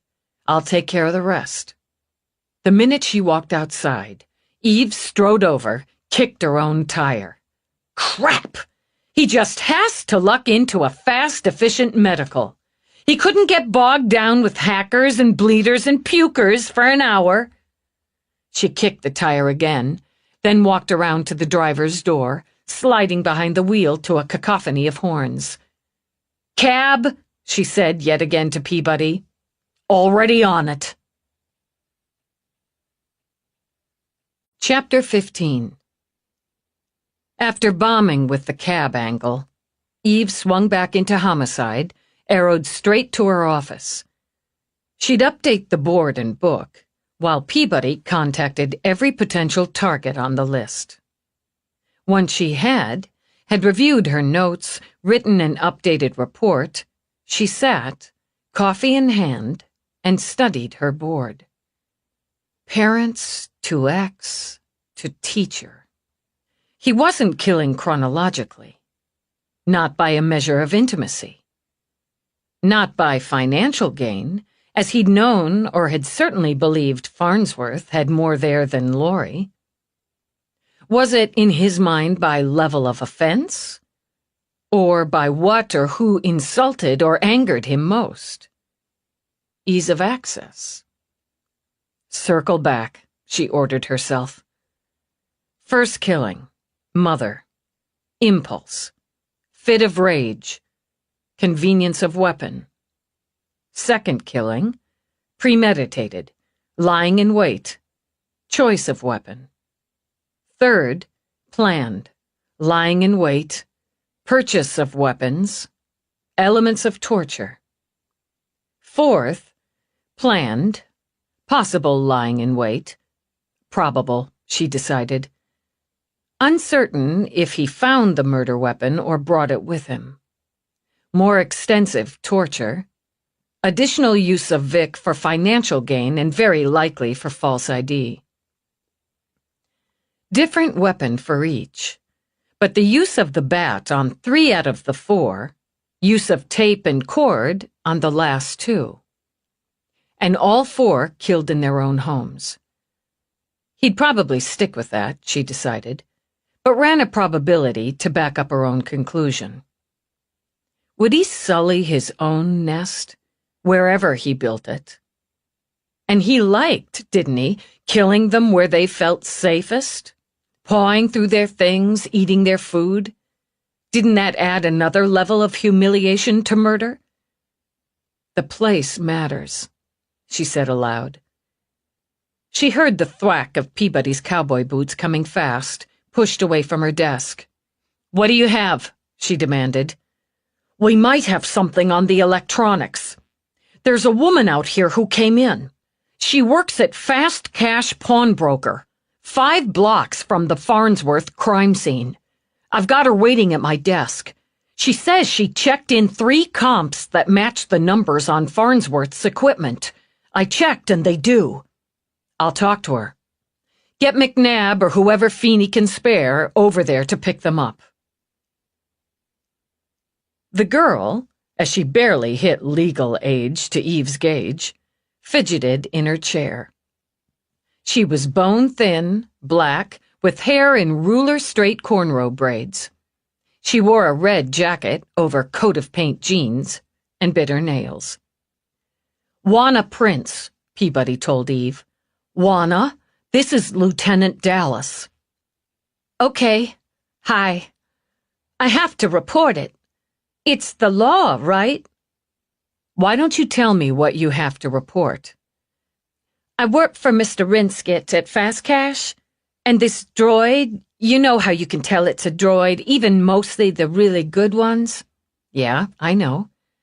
He came in hand, carrying 3 comps, full high-end D&Cs. It was a load, right? Maybe I thought it was a little tilted, but hey, you get all kinds. But then I'm supposed to check them in after the transaction, and I saw the alert. I told Mr. Rinskett and said how I'd report it, and he said to mind my business. And I said, but Mr. Rinskett, there's the alert, and they're stolen, and part of a police investigation thing. And he said to just shut up, check them in, and forget it if I wanted to keep my job. She stopped biting her nails, long enough to bite her bottom lip. I did. I shut up and checked them in, but I didn't forget it. So I took the bus here as soon as I got off work. Because it's the law. You did the right thing. Have you seen the droid before? No, ma'am, no. But I think maybe Mr. Rinskett doesn't report like he's supposed to. And maybe I shut up about it, but this was 3 high-end, and I just couldn't keep shutting up. Does he have to know I told? She started on her nails again, her dark eyes full of worry. If he knows I reported it after he said not to, he'll fire me for sure. I'm gonna lose my job. You like your job? It blows. Juana smiled a little. It blows wide, but I gotta work. Hang on a minute. McNabb and 2 uniforms are on their way to pick up the evidence, Peabody reported. Good. Arrange a voucher for Juana. 100 for the report. I'll take care of it. Eve held up a finger, signaling Juana to wait another minute as she pulled out her link. She'd expected Rourke's admin to pick up, but got the man himself. Hey. And a hey to you. I'm just leaving the office. Oh, I'm not. I've got another DB. 3 stolen comps coming in that may help me find the route to money transferred from the DB's account to the killers. And a little thing. E-work, is it? I could use some recreation. Why don't I come to you? You could do that, but it would be to Feeney at this point. I prefer you, but I'll settle. What's the little thing? It's actually why I tagged you. I want to give someone a job. Doing what? That's the thing. I don't know. And actually, I want you to give someone a job. His eyebrows rose. You want me to give someone a job doing you don't know what? What's the point of having somebody who employs half the planet anyway if you can't say give this girl a job? A girl? Well, early 20s. Honest, straightforward. She's gonna lose her job in a pawn shop for reporting those comps, but she came in anyway. She's neat, clean, polite, and honest, she repeated. You must have something. Lower West would work best. He said, Eve, on a sigh. Have her contact Kyle Pruitt, he began, and rattled off information. Who is that? One of the assistants in Human Resources downtown. She'll have to pass a background check, come in for an interview, but I imagine Kyle can find something. Give me her information and I'll pass it on. Great, I'll send it to you, and I'll owe you. You certainly will. But he smiled at her. I'm on my way to you, via Feeney. Satisfied, she turned back to Juana. Peabody, did you get all Juana's information? Yes, sir. Send it to Rourke. The look she sent Peabody cut off any questions. Juana, I need you to note something down. Oh, yes, ma'am. Lieutenant, Eve said, as Juana pulled out an old, battered link. Yes, ma'am, Lieutenant. Close enough. Kyle Pruitt, Eve said, giving Juana the information to key in. Contact him. He'll be expecting it. He's going to help you find a job. Juana looked up from her link, blinked twice. A job? We're going to shut your boss down for 72 hours, more if we find other stolen merchandise. He's going to be fined, and he may face criminal charges. Unless he's an absolute moron, he's going to know you reported him. Don't go back there. Use the contact I gave you. Be honest with him the way you were with me. If there's anything off in your background, tell him up front. Have you ever been arrested, Juana? Those dark eyes went huge. No, ma'am, sir, Lieutenant. My mama would skin my butt. Make the contact. And thank you for coming in. Detective Peabody gave me this voucher. I didn't know you got paid to report. I didn't come in for the money, but we can use it. And I can sure use a chance for the work. She got to her feet, held out a hand to shake. Thank you for the chance. Mama says doing the right thing's its own reward, but she'll sure be happy I got this. We'll be saying a special thank you before Thanksgiving dinner. Thank you, both of you. I'm going straight home to tell her. That was a nice thing to do, Peabody commented when Juana hurried out. This could be a solid break, and she gave it to us. She shifted to block Baxter before he could pass. Where are you going? Wiggling his eyebrows, he smoothed the knot of his tie. I'm off shift and onto a hot date. You're back on, and your hot date will have to cool down some. Man, he cast his eyes to the ceiling. I was this close. Peabody split the list of potential targets up geographically. Is this the Reinhold murders, Lieutenant? Trueheart, looking eager, stepped beside Baxter. That's right. We've got a list of people who've pissed Reinhold off in the past, and any one of them might be next. They've all been notified, offered protection. You want us to babysit? Baxter asked. No. His tally's 4, and all were killed in their own homes. I want face-to-face interviews in those homes, and a full report on the locations, the accesses, the security, the basic rhythm of the households. Also take note of easily portable valuables. Keen eye on electronics. If said potentials know of other potentials not currently on the list, I want to know. Show them all the morph. If they have cohabs or family members living with them, show them, talk to them. If he doesn't already have his next kill picked, he's picking one now. How long's the list? Baxter wondered. Your date's gonna cool off some, Eve repeated. If you can't heat her back up, it's on you. He flashed a grin. Heating up's my specialty. Give them above Soho, Eve decided. You and I will take Soho and down. You get a model, reputedly frosty, as a reward, she told Baxter. Hot dog! Got it. Sending to your PPCs, Peabody announced. Full reports, Eve repeated before turning back to Peabody. Split up hours. I want to talk to Morris before I work the list. You can take a uniform if you want any help. I've got it. Sending your share. Saddle up, then. I'm checking in with EDD, then heading out. Anything pops, tag me. Eve detoured into her office, grabbed her coat, a file bag, and avoiding even the thought of the elevator, took the glides to EDD. Apparently, half of Central had the same idea. Eve braced for the blast of color and movement that was EDD. It rocked her senses before she made it to Feeney's sane office. I'm heading into the field. Wanted to touch base first. Juggled you in. Since it looked as if he had at least 6 programs going on his screens, she assumed he was doing considerable juggling. You said this asshole flunked comp science?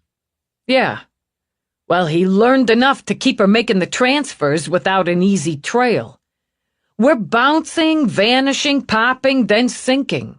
I'm saying offshore and off-planet, at least for the bulk, but we're not there yet. I'm saying, too, he'll go numbered and or sheltered. We're gonna find the money sooner or later, but we may not get an ID out of it any time this decade. He sent her a look out of basset hound eyes. Not shooting straight, anyway. She jammed her hands in her pockets. I don't want to give him so much as a rat hole for his lawyers to shove him through once we've got his sorry ass. Some are good enough shooting angles not to make a rat hole. Not that I'm saying that's the way. He lifted his shoulders. Rourke's heading in. And he knew every angle. Had probably invented some. He likes to play with his nerds. Feeney only smiled. We can use him. I'm gonna move into the lab once McNabb gets back with the comps. I can run some of this on auto for now. We may have quicker luck with the equipment. Let me know when... That was quick, she said when Rourke strolled in. Some luck with traffic. His elegant dark suit and topcoat stood in contrast to the frenzy of color through the doorway behind him.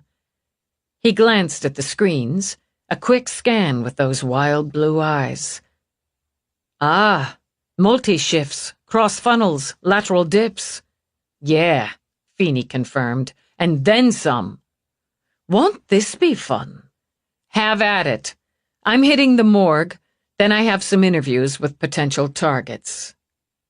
And where, Rourke wondered, would any sort of food be in the mix? She looked, to his eye, tight and tired. I'll go with you. She frowned at him. What about the fun? I'll work by remote and have the best of both. You can send what you'd like me to do to my PPC, Rourke said to Feeney. Can't do. If you hang until McNabb gets back— He's back, Rourke interrupted. I ran into him briefly. He was logging in evidence, then bringing it up to the lab. We'll log out one of the camps. See what you can do with it. Delighted. Should I meet you in the garage? He asked Eve. I can wait. She stepped to the side, pulled out her link, and took the time to notify those on her list to expect a visit. She finished up with the last one, walking with Rourke as he carried a sealed comp to the garage. You're supposed to have a minion haul stuff when you dress like that. Am I now? Are you volunteering? She ignored that, keyed in her code to unlock the car doors.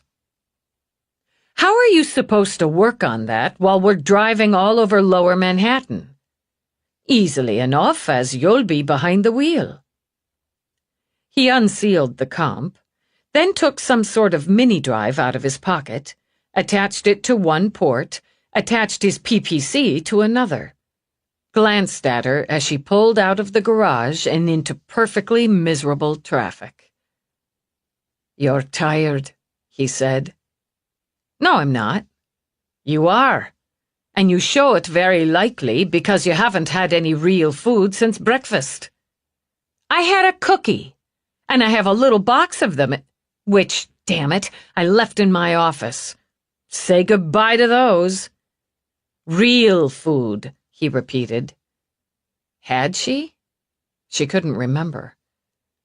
I'll eat when we get home, Mommy. He drilled a finger into her side in retaliation, then tapped and switched on the in-dash link. AC mode, he commanded. 12-ounce protein shake, chocolate. Received. Selecting. AC mode? What AC mode? The one programmed into the system because my wife starves herself most days. Delivering. He had to take off his seatbelt, shift, reach through the seats to the back.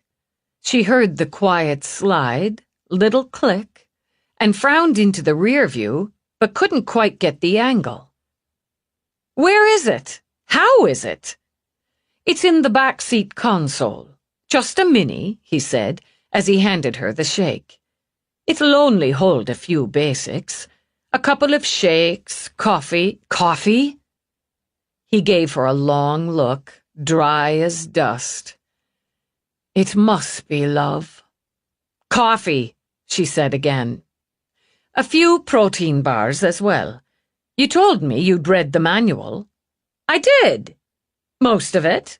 Some of it. A little of it, she admitted. And because it must have been love, drank the shake. It didn't suck.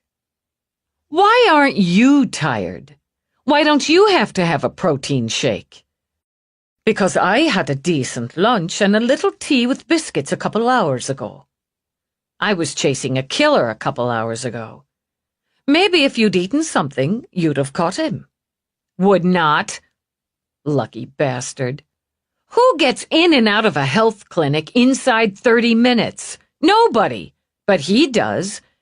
It's been breaking his way, but with this, she jerked her chin toward the comp, maybe it'll start breaking mine. She pulled up at the morgue. If you don't need me to come in, I'll start working on that break. Yeah. She started to get out, hesitated, then put her seat back. Reaching under, she tugged, then pulled out a candy bar with sticky tape crossed over the wrapper. Clever girl. That damn candy thief can't get into a shielded vehicle, so I keep emergency candy. She broke it in half, handed him a share. It is love, she confirmed, then climbed out. Amused, and since he knew her feelings about candy, touched, he unwrapped it while he began the work. Interesting, he thought after his initial scan. And challenging, he added after a second, deeper one. He lost track of time with that interest and challenge, pausing only to make or take link tags if they were relevant or important enough. He came out of his work zone when Eve opened the car door again. She sat, put her head back, shut her eyes. So he set the work aside altogether, laid a hand over hers, said nothing. Morris figures he had her for about 18 hours, taped and tied to a chair in her home office. He'd bashed her good, back of the head first. A bat again. She had a mild concussion, probably a blinding headache. She was severely dehydrated, so it's unlikely he gave her any food or water. Several blows to the face, hand, fist. Some of the blood and urine in her lap was canine. She had a little dog. He'd busted it up some. It's at the vet's. She'd torn her wrists, back of her hands, her ankles. Oh, God, he thought, but said nothing. She tore the skin off trying to get the tape loose. Dislocated shoulder.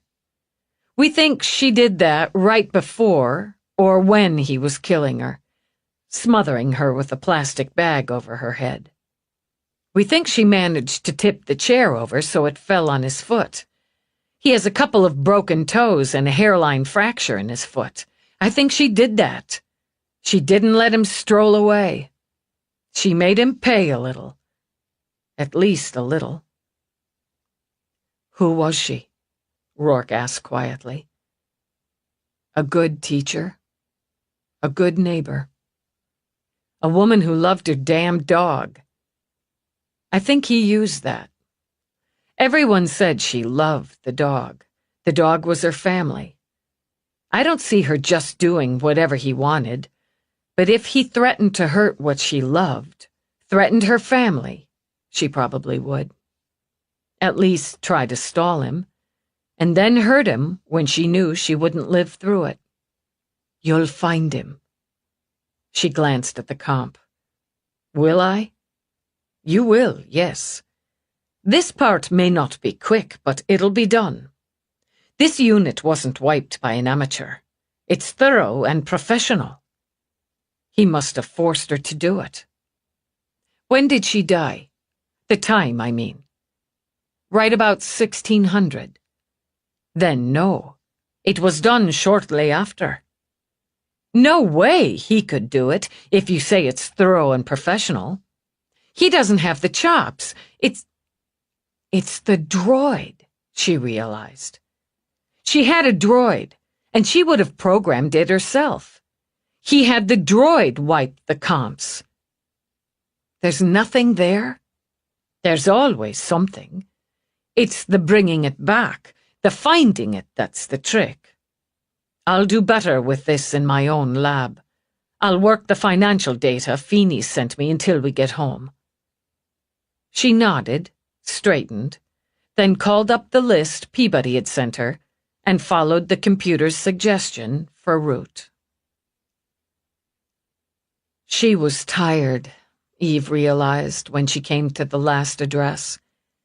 At this point, she just wanted home, just to get inside her own space, work this thing through.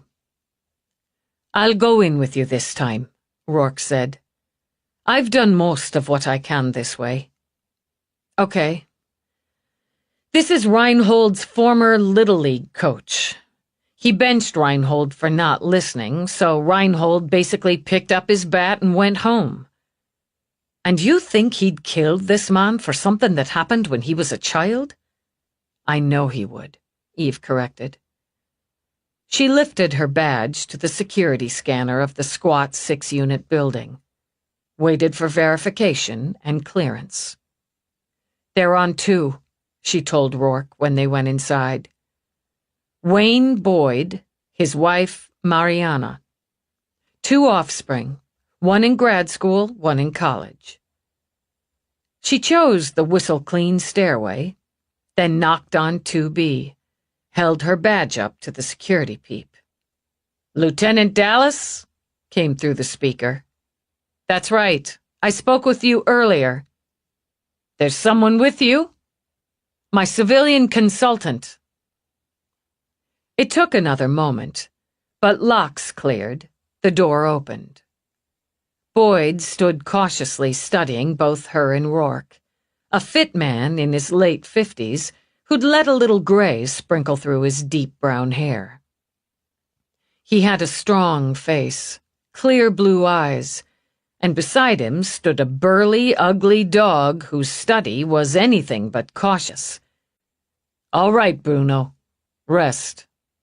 The dog immediately leaned against Boyd's side, and his tongue rolled out in a strange and goofy grin. We're a little edgy since we heard about Ms. Farnsworth. Understood. Can we come in? Yeah, sorry. It's okay, Mariana. It's the police. I told her to go upstairs in case. Our kids are here for the holiday. He closed the door, stepped back into a large, high-ceilinged living space ringed by a railing along the second level. The dog padded over to a square of dog-haired red rug and immediately began gnawing on some sort of bone. 3 people appeared on the second level. A slim blonde, a broad-shouldered man, early 20s, and a willow-slim brunette, a couple years younger than the man. They're old enough to argue, the blonde told Boyd, and I'm outnumbered. We're all in this, Dad. The young man led the way down. Okay, Flynn, you're right. We're all in it. I should make coffee. Can I get you coffee? Mariana asked. Eve decided she could kill for coffee, even fake coffee. That'd be great. Mr. Boyd, is there anyone else staying here at this time? No, just us. Flynn and Sari will be here until Sunday when they go back to campus. We all have until Monday before routine starts again. You've seen the morph of Reinhold. All of you? Yes, none of us have seen him. I hope I do, Flynn muttered. Stop! Boyd leveled a warning glare. Flynn had Ms. Farnsworth in high school. We're all shaken by what happened to her. Lieutenant, I benched the kid for a few games more than a decade ago, maybe 15 years ago. Not that he learned anything from it. When he didn't listen at his at-bat championship game and struck out, I didn't come down on him. It's Little League. They're kids. You don't dump on them. He was a little bastard then. Now he's a bigger one. Flynn, his mother said wearily as she brought out coffee. It's true, Sari spoke up. Maybe I didn't really know him, but I remember he was mean and spiteful. And maybe I didn't have Ms. Farnsworth, but I have friends who did, and they liked her. I'm not making excuses for him. He's sick, Boyd continued, and he needs to be caught, stopped. We're going to be careful, just the way we talked about, but he's got no reason to want to hurt any of us. He probably doesn't even remember me. Believe me when I say he does, Eve corrected. Believe me when I say he's vindictive and he's violent and he's looking to pay back every perceived slight. You're one of them, Mr. Boyd. He used a baseball bat on 3 of his victims. Oh my God, Wayne. Eve waited while Boyd took his wife's hand, tried to keep her calm. The coffee, she decided, hit somewhere between the horrors of cop coffee and the joys of Rourke coffee. She couldn't complain. Listen, I haven't seen or spoken or had any contact with Jerry since he was about 11. Give me your assessment of him at 11. No filters, Mr. Boyd. Honest take. You worked with a lot of kids. You have a take. Okay. He shoved a hand back through his hair. Lazy, arrogant, sneaky. Not wild, not right in your face, but he had an edge, and under the edge, God, he was a kid. Honest, Eve repeated. Soft. Look at him, crosswise, he took offense. A backbiter. He was pretty good at the game, and he'd have gotten better with some discipline, some practice. He'd miss or come late for practice all the time, always had an excuse. He still had his wife's hand, and looked at her briefly before he turned his gaze back to Eve. I didn't like him. That's honest. I was glad when he quit, and I felt bad about it. But he was a problem, and I wasn't sorry to lose him. Eve nodded, glanced at Flynn. He was a little bastard, now he's a bigger one, and he's a killer. You've got a good place here, pretty good security, but it wouldn't take much to get past it. Not with some planning, and he's learning how to plan. He slips in behind somebody, poses as maintenance, delivery. You've got a nice family, Mr. Boyd. All right. We'll take protection. That's good. When any of you go out, don't go alone. If you see him, and this goes for you, Flynn, don't engage. Get to a safe place, back home or a public place, and contact the police. For how long? Boyd asked. I wish I could tell you. Finding him, stopping him, is my priority. She won't stop, Rourke added. Until he's in a cage, she won't stop. I can promise you that. You'll have an officer here within the hour, Eve said as she rose, and around the clock until this is done. Thank you. I'll walk you out. I'll do it, Mom. Sari got to her feet, walked to the door. I know who you are, she said quietly. I recognize you both. I'll tell them after you go. They're too upset to recognize you, I think. She managed to smile. They'll feel safer when they know who you are. Stay together, Eve advised. That's safer, too. Chapter 16. The lights of home glimmered against the dark. As she drove through the gates, the wind began to whip, lashing denuded trees, sending out a whistling groan. It's gonna be a rough night, she thought, in more ways than one. As she got out of the car, that fierce wind clawed at her coat, sent it billowing. What? She demanded when Rourke grinned at her. The wind, the gloom, the halos of light. You look like some otherworldly warrior queen about to battle. I don't know about that, but the battle sounds about right. She pushed her way in, assumed the first stage of battles started in the foyer as Somerset gave her a cool stare. Ah, you did remember where you live. I keep hoping you'll forget. He merely shifted his attention to Rourke as Eve shrugged out of her coat and the cat hurried over to rub against her legs. Your aunt contacted me to let you know your family will arrive tomorrow as planned.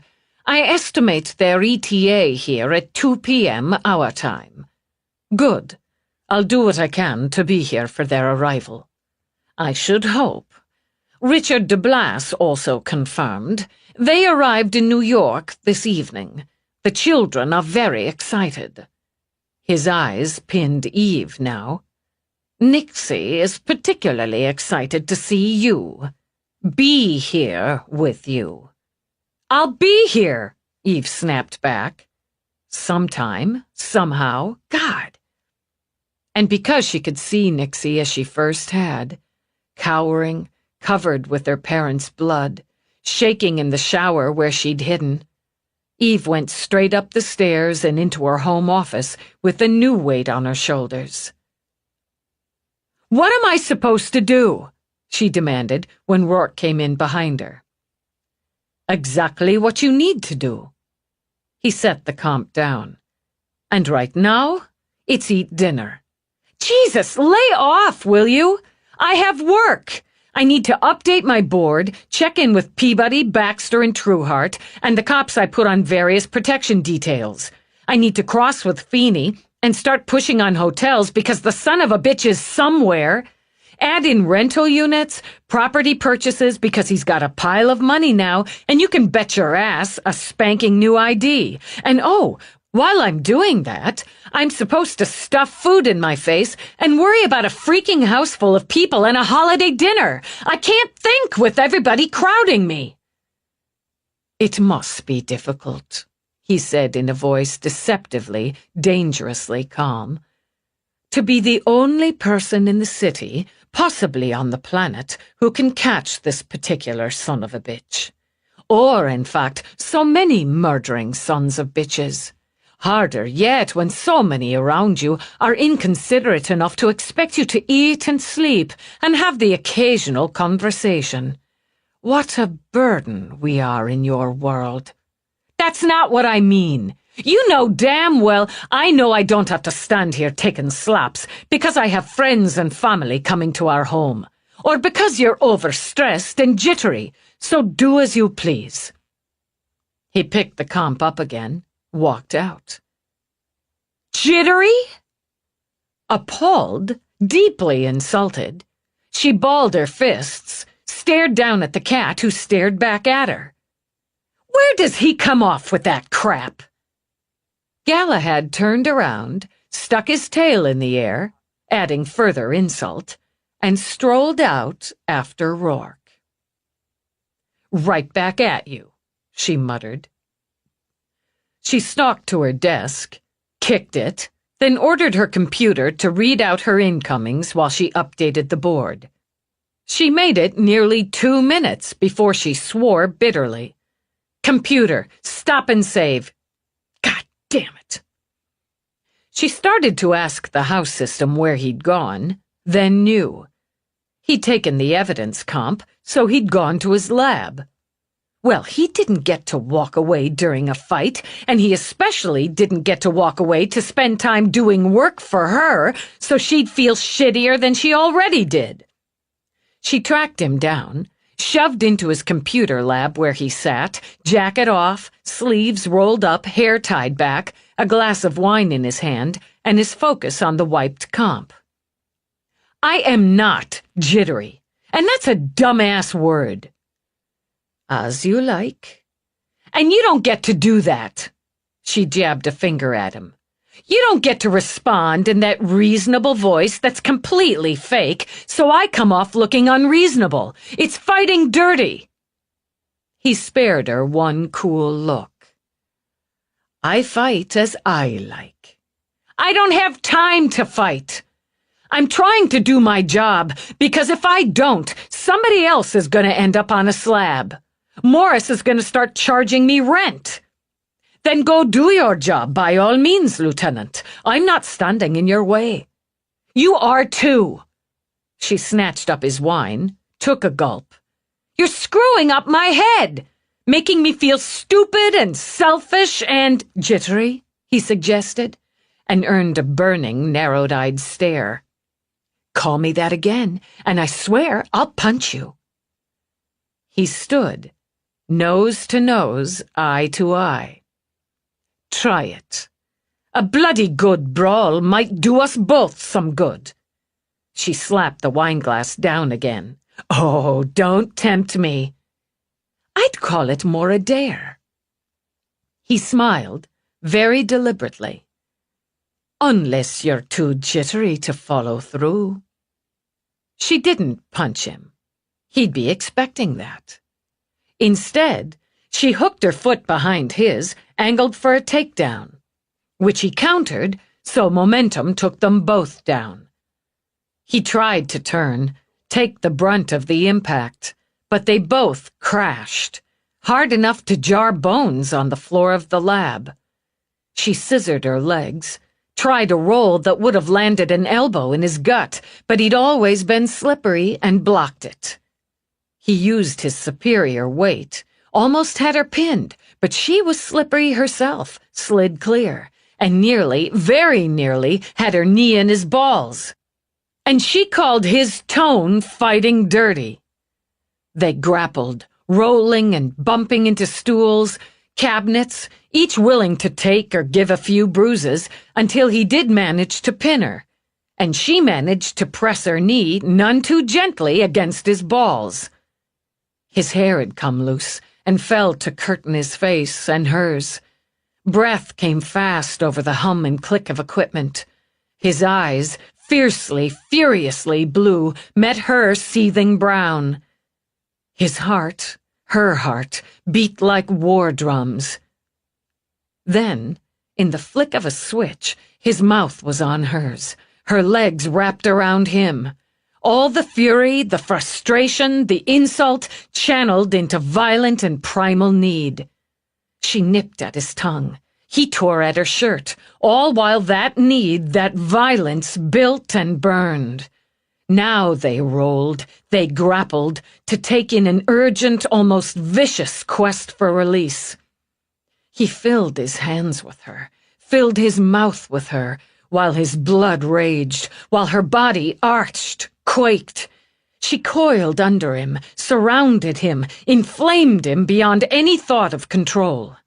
He yanked her trousers down her hips, ripped away the thin, simple barrier, and drove her to gasping, shuddering peak with his hands. And more, from him, from her, in a wild whirlwind of mindless, reckless, impossible lust. Soaked in the flood of dark pleasure, blind with greed for more, for all, she dragged him to her. Bridging up, she demanded that first savage thrust, then the next, the next. With her legs locked hard around him, she drove him, brutally as spurs to flanks, until he'd filled her, until he'd emptied her, until he'd emptied himself. He collapsed on her, his breath gone, his mind gone. She'd destroyed him, he thought. She'd stripped him to the bone, then shattered him.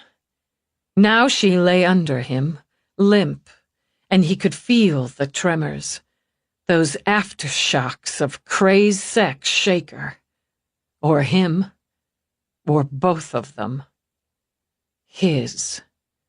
Every maddening, infuriating, fascinating, courageous inch of her. His. And he'd changed not one thing.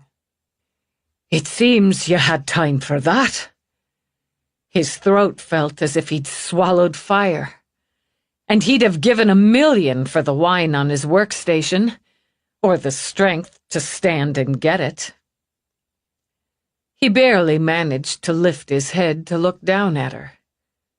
All flushed, all soft, all long, glinted, whiskey-colored eyes. It was pretty quick. He smiled at that, and at the touch of her hand on his cheek after she spoke. He pressed his lips to her cheek in turn.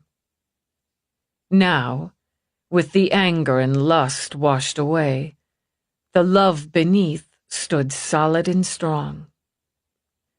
"I'm not jittery. Think of another word. I like your family. You know I do. It's just, right now, with everything, all of them, it's a bit overwhelming." She thought about it. That's okay. Overwhelming's okay. When we went there last summer, it was mostly, well, except for the brief pause for the dead body that was not my case, hanging out, drinking some beer. I understand that perfectly well. I guess, maybe. And add on Nixie. It's not fair. It's not right, but every time I see or talk to the kid, I get twisted inside. It eases off, but it always starts out that way. I just see her the way she was when I found her, after she'd crawled through her parents' blood and hidden. I can't get why she wants to see me, talk to me. I must remind her of that, what she went through, what she lost. It messes with my head, and I can't afford that right now. If you brought her pain, Richard and Elizabeth wouldn't allow her to see or talk to you. I guess not. Take this friends and family business as it comes for the next couple days. You give what you can, when you can. And as they are friends and family, every one of them understands what you are, what you do, and what it means. Somerset, she sneered it. And Somerset as well. Rourke flicked a finger down the dent in her chin. He enjoys drilling you just as you do him. Maybe. She closed her eyes a minute. I was too late. And I see them in my head. See what he did to them because I was just too late. Eve. He pressed his lips to her brow. You know better than to blame yourself. Knowing better doesn't always stop it. Everything I turn up says his parents were good people, did their best to be good parents, and because he didn't get his way, he slaughtered them. He annihilated them. Laurie Nuccio, just an ordinary girl, a good waitress, responsible, who went out of her way twice to help him get work. He debases her, ends her because she wouldn't let him live with her after he stole from her, after he hit her. She curled to him when he wrapped around her and found such comfort. And Farnsworth, a good teacher, the kind students remember. A woman who loved her ugly little dog and offered to make soup for her neighbors. He tormented her for hours, and he killed her because he was too lazy to do his goddamn schoolwork. You know him. You'll stop him. I have to find the worthless bastard first. And you will, he repeated.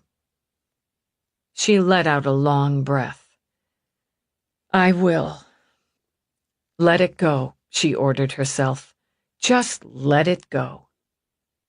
Anyway, sorry. Sort of. He smiled down at her. Considering where we ended up, it's hard to say the same. And she found she could smile back. Now I'm hungry. Is that so? Yeah, it's so. He levered off, sat back on his heels, then just grinned at her. Following the direction of his gaze, she looked down at herself. She wore one tattered sleeve of what had been her shirt, most of her support tank, and her weapon harness, with her pants bunched around the ankles of her boots and her clutch piece. That was probably a nice shirt, she thought aloud. It's good you have more, as do I. He tugged off the rags of his own. We need to get the torn stuff into the recycler. I'm not having Somerset getting a load of it. I keep reminding you, he's aware we have sex. There's sex, then there's sex. He considered the torn clothes as she hiked up her pants again. There is, yes. We'll gather them up. He offered a hand, pulled her to her feet. Then what do you say we change, eat, then get to work? I say it's a plan. And what do you say to spaghetti and meatballs? I say it's a genius plan. She let herself lean on him a moment. I've been pissed under it all day. It's nothing to do with anything but the case, and it doesn't do any good to get pissed about a case. I guess I needed to blow off some steam. Happy to assist. She poked his bare chest. You got your steam off too, pal. We both have something to be thankful for. Together, they picked up torn shirts. The food helped, as did the routine of updating her board, reading the reports from her people in the field, touching base with Feeney. She couldn't say what Rourke did in the lab, but knew without question if anyone could find something to help on the wiped machine, he could. He would. She ran probabilities, but didn't feel confident in the results. Indeed, when she factored out the Boyds' 2 college-aged children, the percentage increased for targeting. And how could Reinhold know the kids were home for Thanksgiving? Would he even think of family and holidays? He'd want Boyd, she thought, drinking yet more coffee as she worked. To prove he could hit one out of the park, that would be his thinking. But Boyd was no slightly out-of-shape salesman, ambushed by his own son, a son who lived in the same apartment. Boyd was fit, tough, had good security. Reinhold would need to plan carefully there. More, Eve thought, he'd need to build up his courage. More likely to try for women first. For older targets, less secure targets. Marlene Wislet and the Schumachers topped her list, along with his friend Asshole Joe, followed by Garber, his former global studies teacher.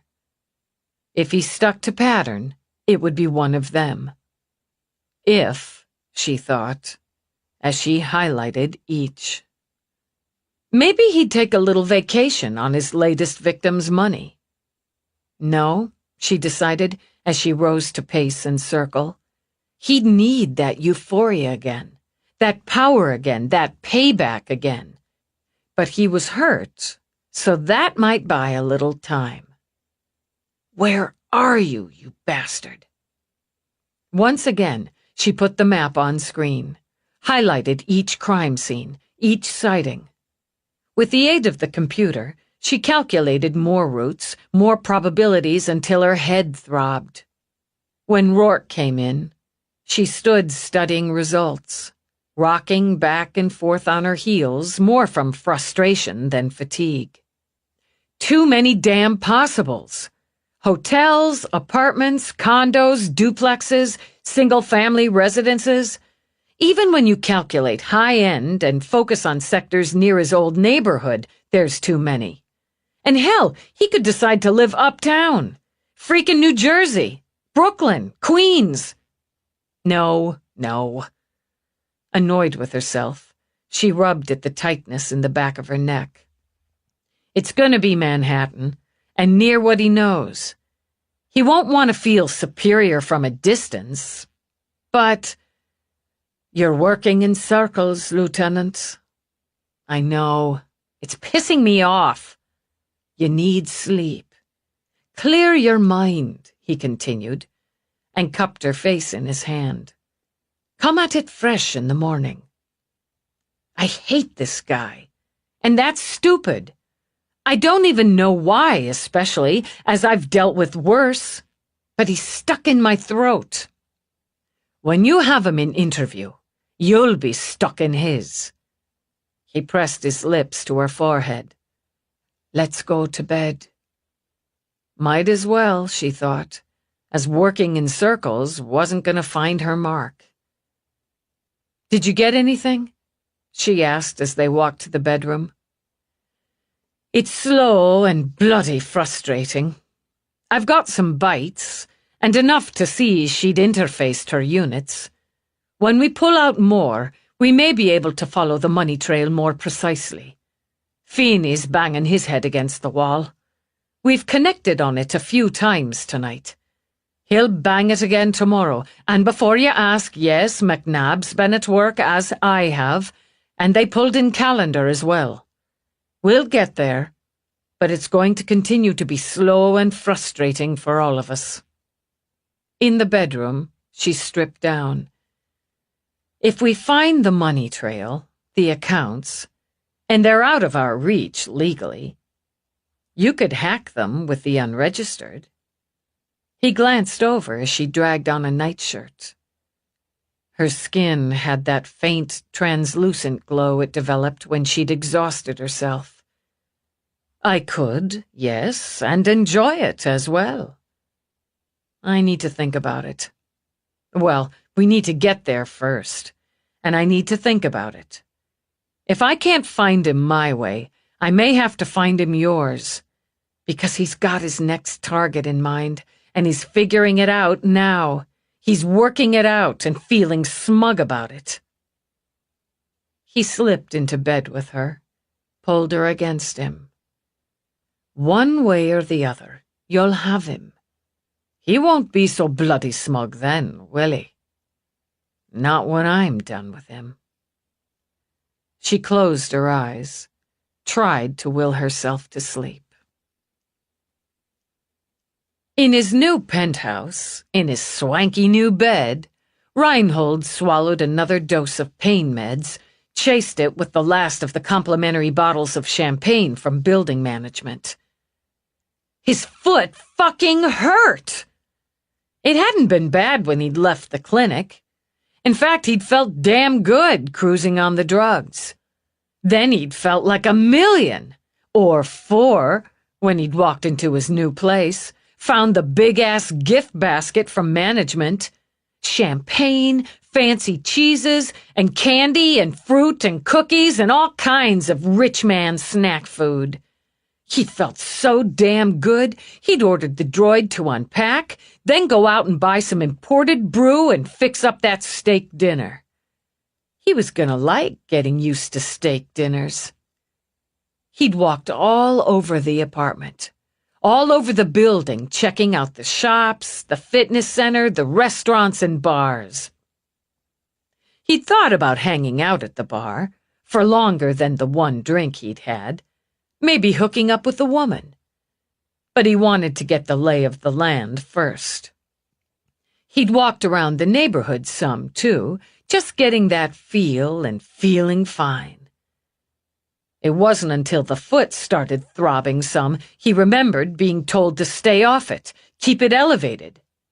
The idiot doctor should have made it more clear, he told himself, teeth gritted as he waited for the meds to kick in. He should have given him stronger drugs, more specific instructions, better care. Maybe he'd give the asshole doctor a taste of his own, see how he liked a broken foot. You're on my shit list, Reinhold mumbled. He could go back for a follow-up, teach the asshole a lesson, grab some good drugs. He liked the idea. Rode on it through the pain until the miracle of chemistry clicked in and eased that pain away. Not smart, he thought, to go back to the asshole doctor. Smarter to do a little research, find out where said asshole MD lived, and take care of it. He probably had money, too. Fucking doctors rolled in dough. Yeah, he'd start working on that. Maybe catch him some night when he left the clinic, or when he was in his own fancy apartment. Something to think about. But he had other business first. He ordered the bedroom screen on. Had to think through to remember how to call his computer up on it. Then decided he wanted pizza. Steak dinner had been hours ago. Hey, asshole! He enjoyed programming the droid to answer to the insult. It made him laugh every single time. Yes, sir. The droid came to the bedroom doorway. Get me a pizza. Pepperoni, mushrooms, peppers, onions. A large. Get it at Vinny's, that's my place. Yes, sir. Should I go out and get one or arrange for delivery? Go get it, for Christ's sake! You think I want to wait for some fuckwad to deliver it? And make it snappy, you shithead. Yes, sir. He liked the sir. About damn time somebody called him sir. In fact, from now on, he'd make anybody he planned to kill call him sir before he did them. He called up what he termed his shit list, studied the names, the addresses he'd found, the workplaces he either knew or had been able to find. Beside each were their offenses and his current, subject to change, method of making them pay. He'd have been surprised to see just how closely Eve's list aligned with his. But he didn't think about the police. He'd begun to consider himself a professional. After all, each kill had generated payback, and cash. Jerry Reinhold, and he had another program with possible code names, was a hitman with a shit list. It cracked him up. After he'd worked his way through his own list, he'd use the code name and hire himself out. His current favorite was Cobra, fast and deadly, except he really liked Reaper, as in grim. As he studied his list, he relived each insult, embarrassment, rejection. He thought of how it would feel to burn Marlene Wislet's pretty face with acid until she looked like a monster. Then he'd force her to look at herself before he slit her throat. Teach her to flip him off. Teach her to think she was better than he was. And she'd made some good money, he was sure, whoring her face, the one he'd ruin, her body. And the Schumachers. God, he hated them. He'd get plenty from them. He figured on beating the old man to death, drowning the old hag in her own bathtub. Coach Boyd. Good old Coach Boyd. That would be the best time ever. Want to see me swing away? He'd figure out how to get inside Boyd's place. Just figure it out. Then he'd rape the wife right in front of him. Then he'd get busy with the snips. He really wanted to use those snips. And when that was done, he'd beat the bastard's brains out with his trusty bat. Pure satisfaction. Even if he didn't get much profit out of Boyd, that would be, what was it? Yeah, a labor of love. He cracked himself up again, kept going down his list. He changed a few methods. He had enough money now to get his hands on a stunner. You could do a lot with a stunner. And he figured he'd pick up a hammer, maybe a saw. A guy wanted to be well-rounded. He thought of Mal. The way to Mal. What kind of friend boots you just because you were short on the rent? Was through his mother. That pushy bitch. He liked the idea of the hammer there. First mother, then son. But not quite yet. He smiled as he studied his next pick. Oh, yeah, that would be good. That would be fun. And he knew just how to pick up the bucks for his profit on that one. Asshole, where's my pizza? And bring me a damn beer. He took a few more minutes to go over his plan. Jesus, it was really so simple. Why hadn't he ever thought of doing all this before? The droid brought pizza and beer on a tray with a napkin. Not bad. Go on out there. Active rest. I want you around if I need you. Yes, sir. Enjoy your pizza. Bet your ass. He switched the screen to entertainment, scrolled through his choices, settled on porn. He amused himself with pizza, beer, and violent sex until he dropped contentedly off to sleep. Chapter 17. She woke early and alone. In the murky light before dawn, she felt the alone even before her eyes adjusted. Rourke was up and somewhere already, she thought. She'd have wondered how he managed to rise, even shine so damn early. But even as she lay there, she knew she'd finished with sleep herself. Her mind had already circled to Reinhold. Even as she sat up, she cued into the snoring, a sound even kindness and affection couldn't term a purr. She made out the heap of fur and limbs that was Galahad at the foot of the bed. At least somebody knew how to sleep until actual morning, she thought, and shoved out of bed. She'd grab a workout and a quick swim, she decided. Tune everything up since she had the time. She hunted up ancient sweat shorts, a support tank, tossed an NYPSD t-shirt over it. The cat never stirred. The snoring never ceased while she pulled on shoes, then slipped into the elevator. A hard 30-minute run, she calculated. Maybe 15 on weights, ending with 50 laps in the pool. She stepped out in the pool area with its lush plants, exotic flowers, deep blue water.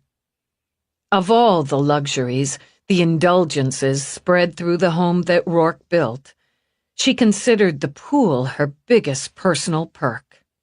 Tempting, she mused, to just strip off and dive in, but more satisfying to work up a sweat first. And circling around toward the gym, she saw the light glowing.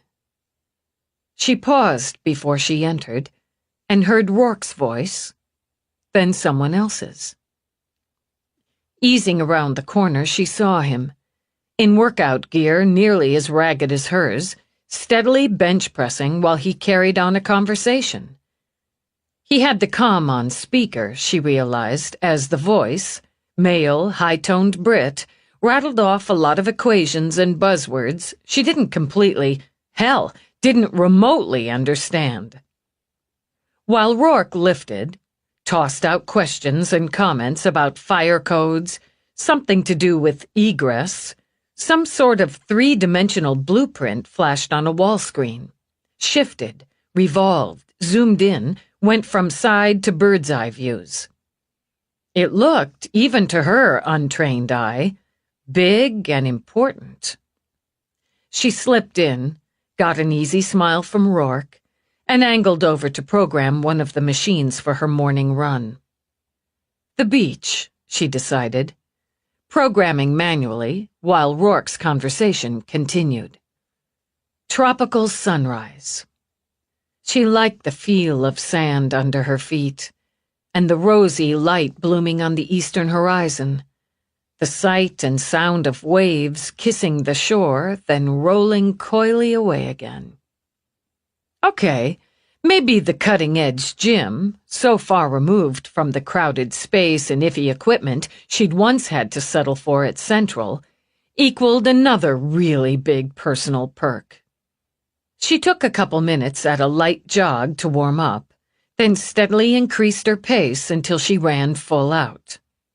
While she ran, she heard the clink and thunk as Rourke set his weights on the safety, then a switch in tone as he started a new conversation.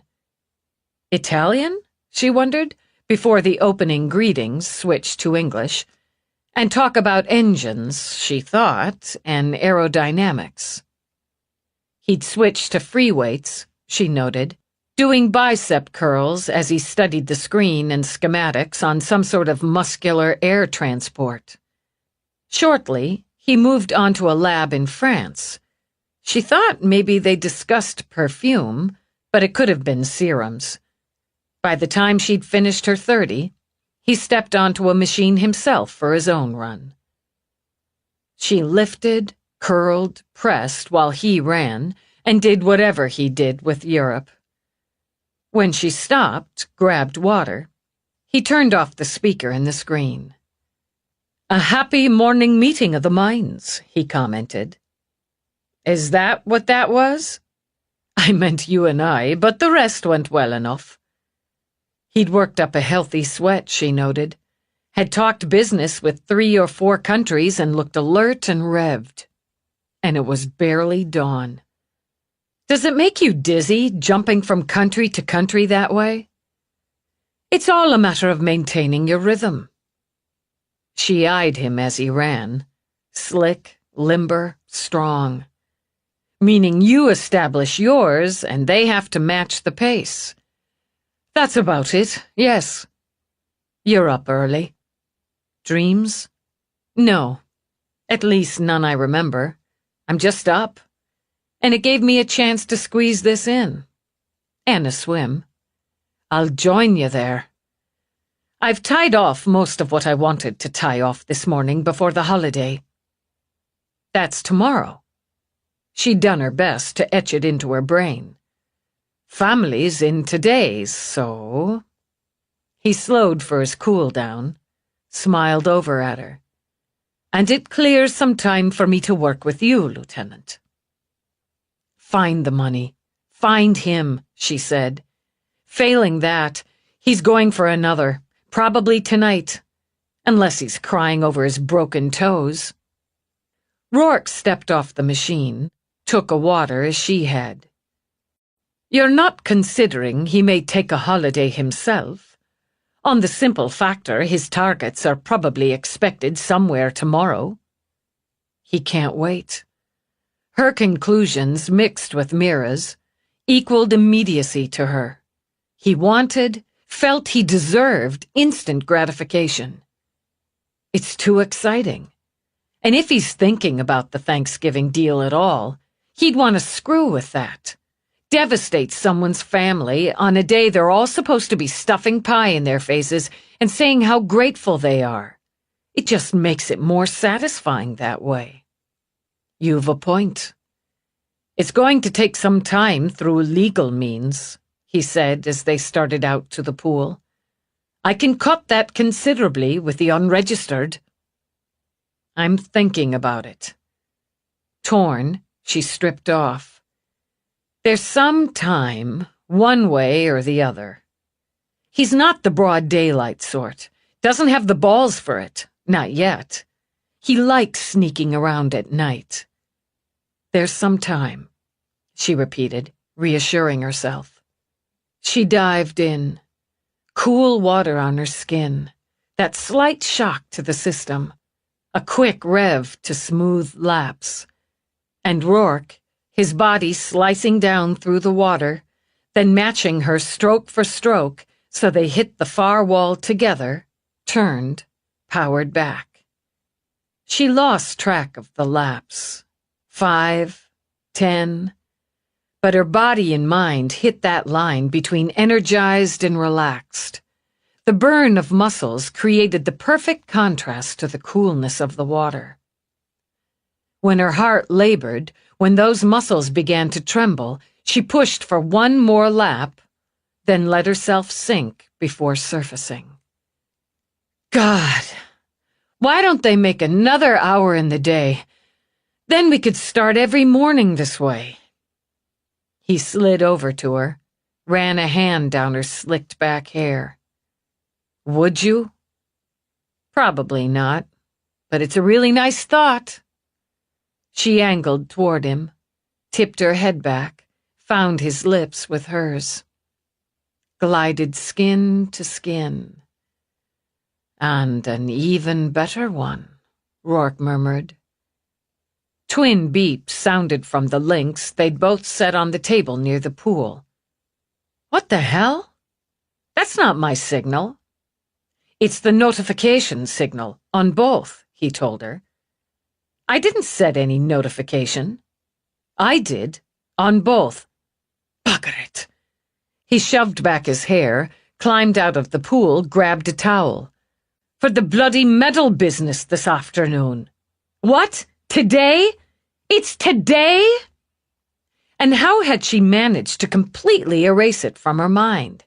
What's worse than bugger it? I want something worse. He only sighed, tossed her a towel. We'll get through it, then it'll be done. I've got a homicidal crazy, as lucky as he is stupid to find, and you've got a horde of Irish relatives coming in. You should tell Whitney we need to pass. Postpone, she amended. On the faintest smile, he angled his head. I should? He's my superior. I can't tell him we're too busy.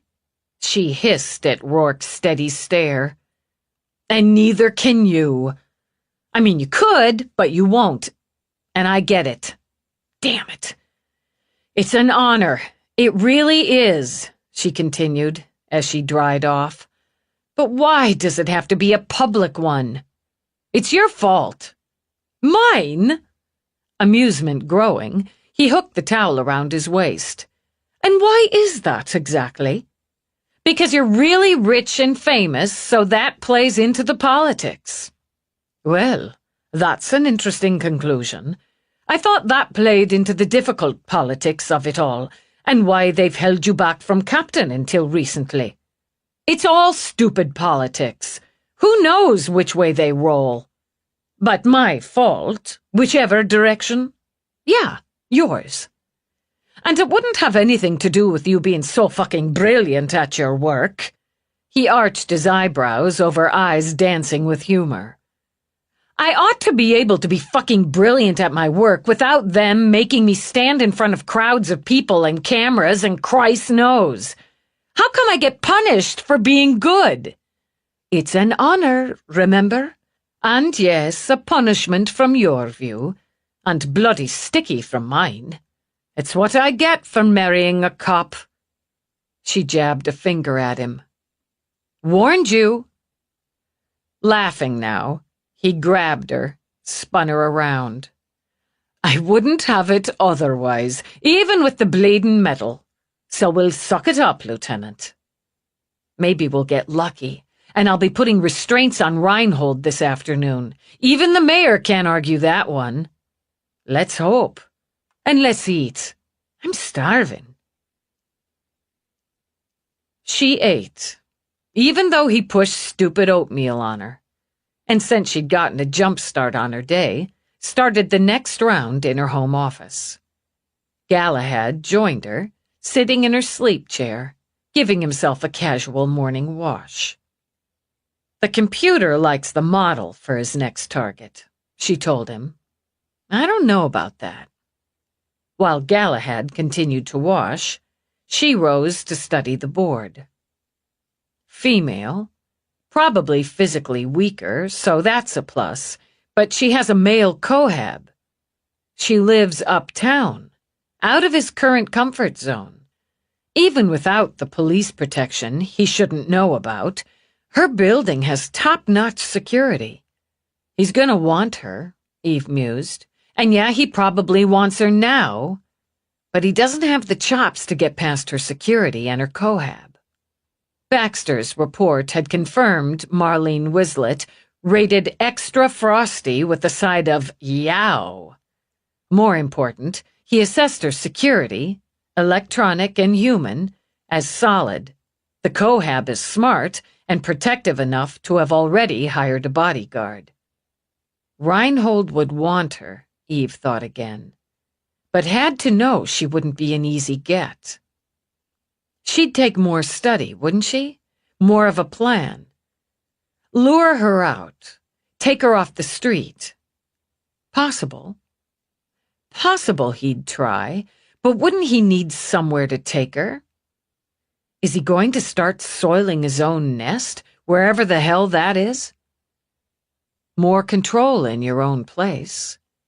Would that offset the thrill of messing around in someone else's safe zone? Also possible, she thought. But he was hurt. The foot had to be giving him some trouble. Should make him reconsider any sort of physical altercation.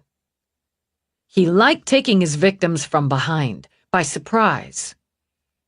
The shopkeepers were a better bet, to her thinking.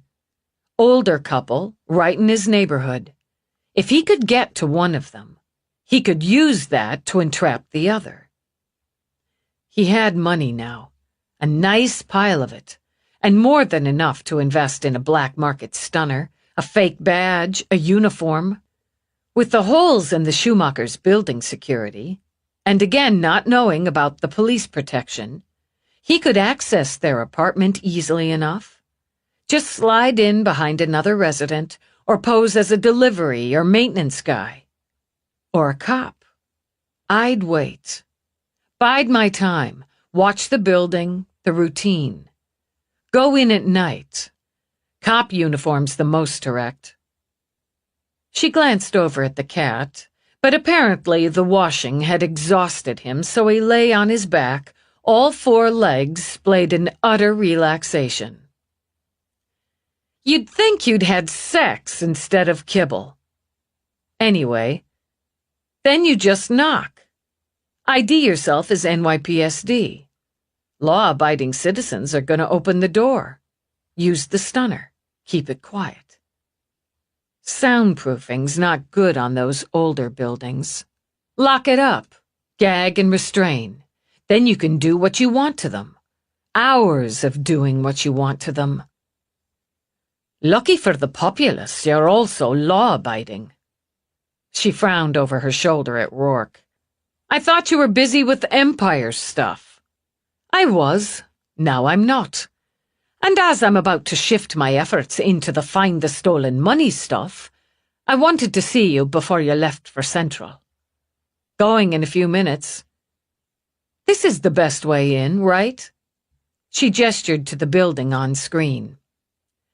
A minor investment in costuming. Hit them late, stun, lock up, restrain. These two as targets? He asked, stepping closer to look at the photos of the Schumachers. Yeah, they live over their market. See, the building has security cams on the main entrance, card swipes for residents, and buzzers for lock release, visitors, deliveries. And potential thieves and murderers. What floor are they? 3rd, northwest corner unit. Fire escape? Yeah. I wouldn't bother with the costume. I'd invest in a good jammer, a good scanner. He grew up in the neighborhood and has probably accessed fire escapes before. I'd go that way. Scan the windows for alarms. Jam, if any. If they've locked the windows, which a great many people comfortable in their 3rd floor unit don't, a simple glass cutter can be used to lift a window lock. A child could do it. Which you did. Oh, as often as possible. Then he's in, and unless he's drawn any attention getting in, he doesn't have building security picking him up. He's got a bum foot. That's what blockers are for. Yeah. She jammed her hands in her pockets. The comp likes the model. Eve tapped the photo. She's lovely. And she's got a male cohab. He's lovely too, and bigger and fitter than Reinhold. Plus, her security's out of his reach. This would be his first break-in, if he goes that route.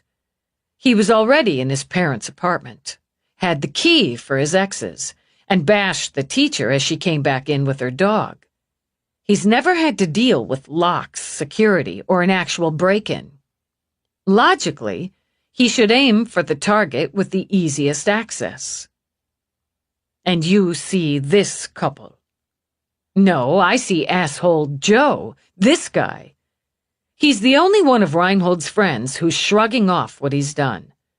I think Reinhold could talk his way into Joe's place, or lure him out, depending on what he wants. He may even know a way in, since he's probably hung there often enough. He's the easiest hit, but probably not the most satisfying. Ah. Rourke scanned the board, the photos, the notes supplied. And not covered, I see, as the others are. No, he shrugged off protection, too. Crowding him, cramping his style with the ladies, or some such shit, according to the reports. I'm gonna have a face-to-face with asshole Joe today. Who'd be the most satisfying? On my scale? Wayne Boyd.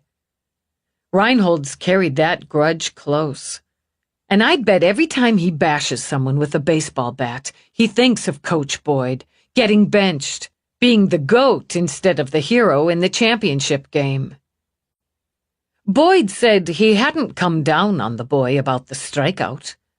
But kids being kids, yeah, some of them would have had some choice words for him. And reaching that conclusion, I've done what I can to find and reach all the members of Reinhold's team, the opposing team. Do you honestly think he'd go that deep, that far? I think it's a damn good thing he wasn't involved in Red Horse, she said, referring to a major case she'd closed. If he had a chance to use the Menzini virus, he'd take out everyone who's ever sent him a cross-eyed look, and all the bystanders he could while he was at it. He's not that different from Louis Calloway. The same whining, entitled, pay-you-all-back mentality. The difference is he likes being there.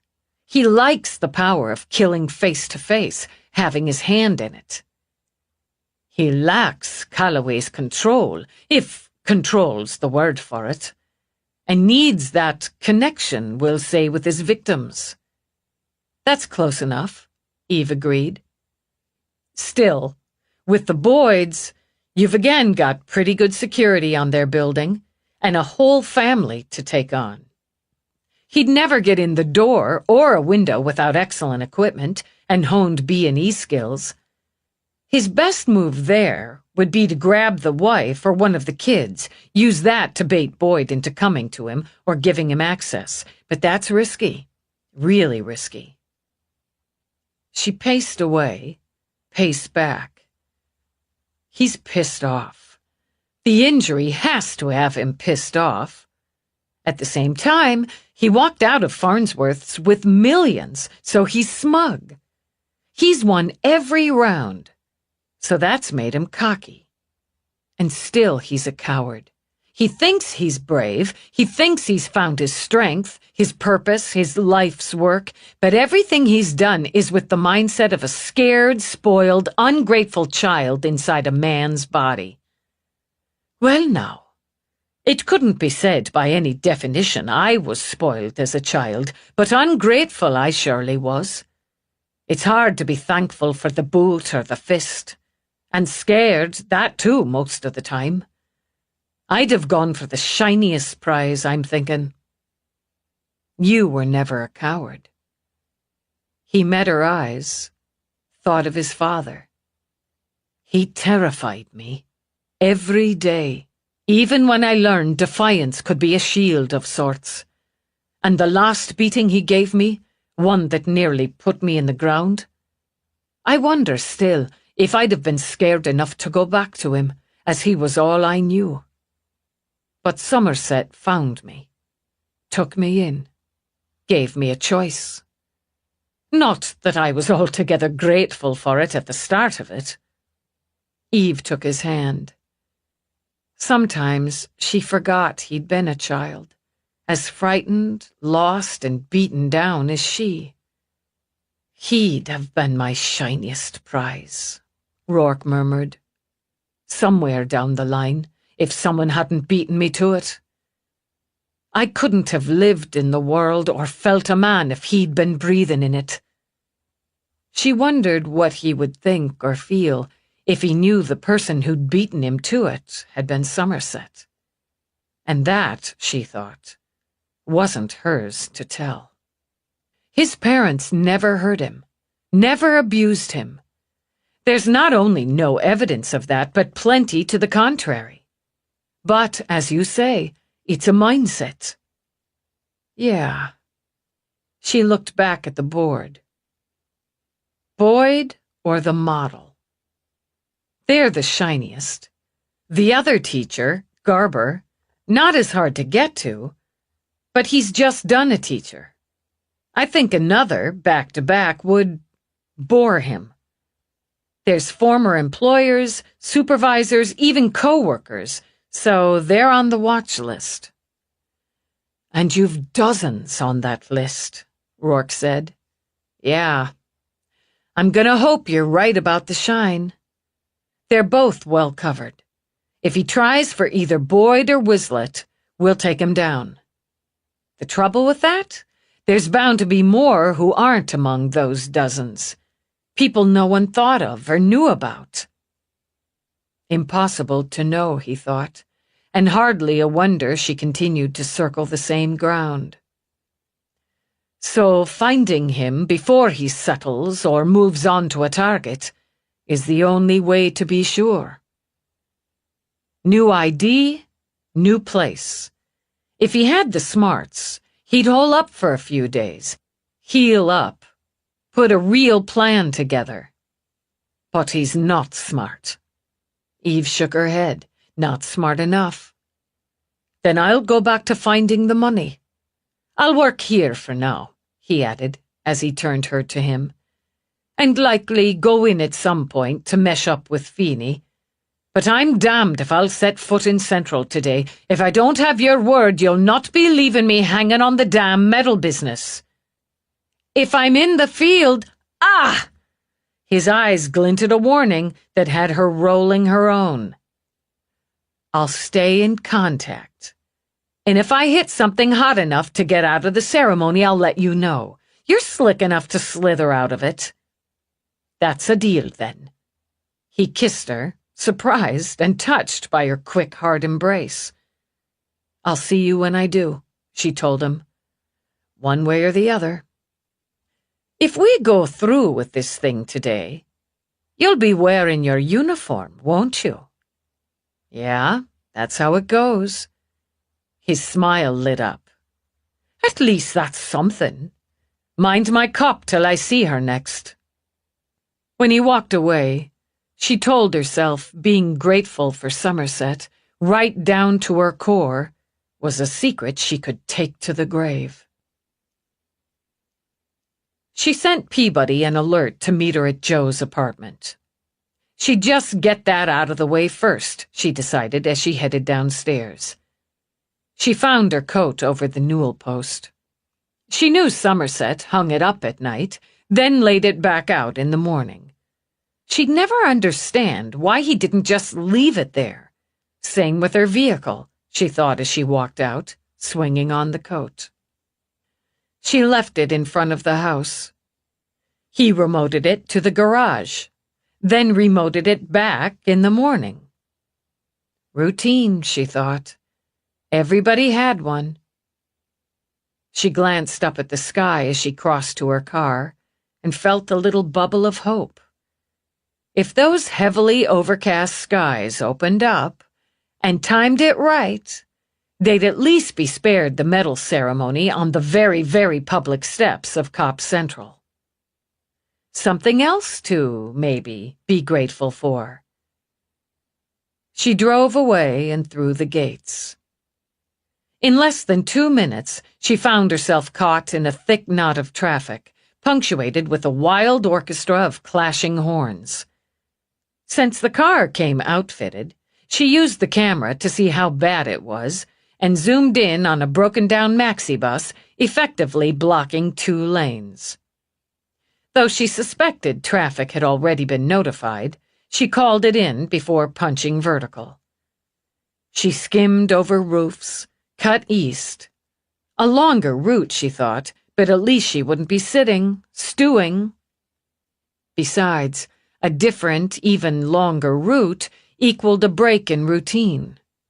Different buildings, different patterns, different glide carts and street vendors. And who did they sell NYC souvenirs, scarves, hats, gray market handbags to this early in the morning? Holiday time, she reminded herself. The start of the insane Christmas shopping season. Tourists, slap-happy with a vacation or trip to New York, swarmed what they considered bargains like ants on sugar. Early setup, she supposed, to take advantage of that change of usual patterns, that break in routines. Routines, she thought, straightening in her seat. Reinhold was breaking them. reaching for more upscale with food, clothes, accommodations. But routines were routines for a reason. Wouldn't he have a favorite arcade? He liked games. A favorite club, pizza joint, sports? Baseball was out, given the season, but did he have a favorite arena ball team? Football, basketball, hockey? He could afford tickets now. He could afford courtside, 50-yard line, box seats. Vids, music, hot clubs. What was trending right now? Struck, she tagged Mal Gold on her in-dash link. "Ah, hey, Lieutenant." She saw from the droopy eyes, the tousled hair, she'd either woken him or he'd put in a rough night. Maybe both. Questions. Neighborhood pizza joint, the one Reinhold favors. Vinny's, sure. It's always Vinny's. What's he get, routinely? Sorry, he said as he scrubbed his hands over his face. Didn't get much sleep. Pepperoni, onions, mushrooms, green peppers. Okay, favorite sports teams? Yankees all the way. We used to go around 'cause I'm a Mets fan, and not baseball. Arena ball, football, basketball, something in season. Football. Giants, dug in Giants fan. He's not big on arena or round ball. Okay, hangouts, arcades, clubs, delis, whatever. We'd mostly hit Jangles in Times Square. It's worth the ride. Then maybe grab a brew if we were flush enough at Tappet. It's right on Broadway between 45th and 46th. Jangles has tourneys. Jerry always scraped up the scratch to enter. He nearly won once, too, but Bruno nipped him out. Pissed Jerry off big. Bruno who? Oh. Mal's eyes widened. His face paled. God, I didn't think of him before. I don't know his name. Bruno's his game tag. Big guy. Just a kid, though. Maybe 18. Freaking game wizard. Anything else you can think of? Routines, favorites, usuals? Pistachio float from Gregman's, a neighborhood place. He's been hooked on them since we were kids. Oh, and, Lucille. He glanced around, lowered his voice. I didn't think of her before either. If I so much as think of an LC with Ma in the room, she'll know it. She's got that power. Having met his mother, Eve didn't doubt it. He frequents an LC named Lucille? Well, see, all of us did. This is embarrassing. Murder trumps embarrassment. Yeah, it does. See, she used to give us a group raid on BJ's. Me, Jerry, Joe, Dave. Back when we were 16, 17, like that. Jerry, and look, I didn't know about this until after, but you don't rat out your friends anyway. He stole some money from his mother and paid Lucille for a full ride. I'm pretty sure it was his first. Like when he was around 18. I know Joe ragged on him some about being a virgin, and Jerry said how Lucille had done him all the way. You all still hire her? No, man. His ears went a little pink, and he took another wary glance behind him. I don't, and Dave doesn't, not that I know of. But I'm pretty sure Joe and Jerry still see her sometimes. Where's Lucille?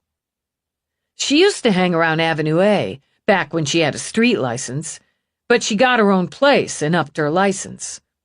I'm not real sure, but maybe she's still in Alphabet City. I haven't seen her, since I was about 18.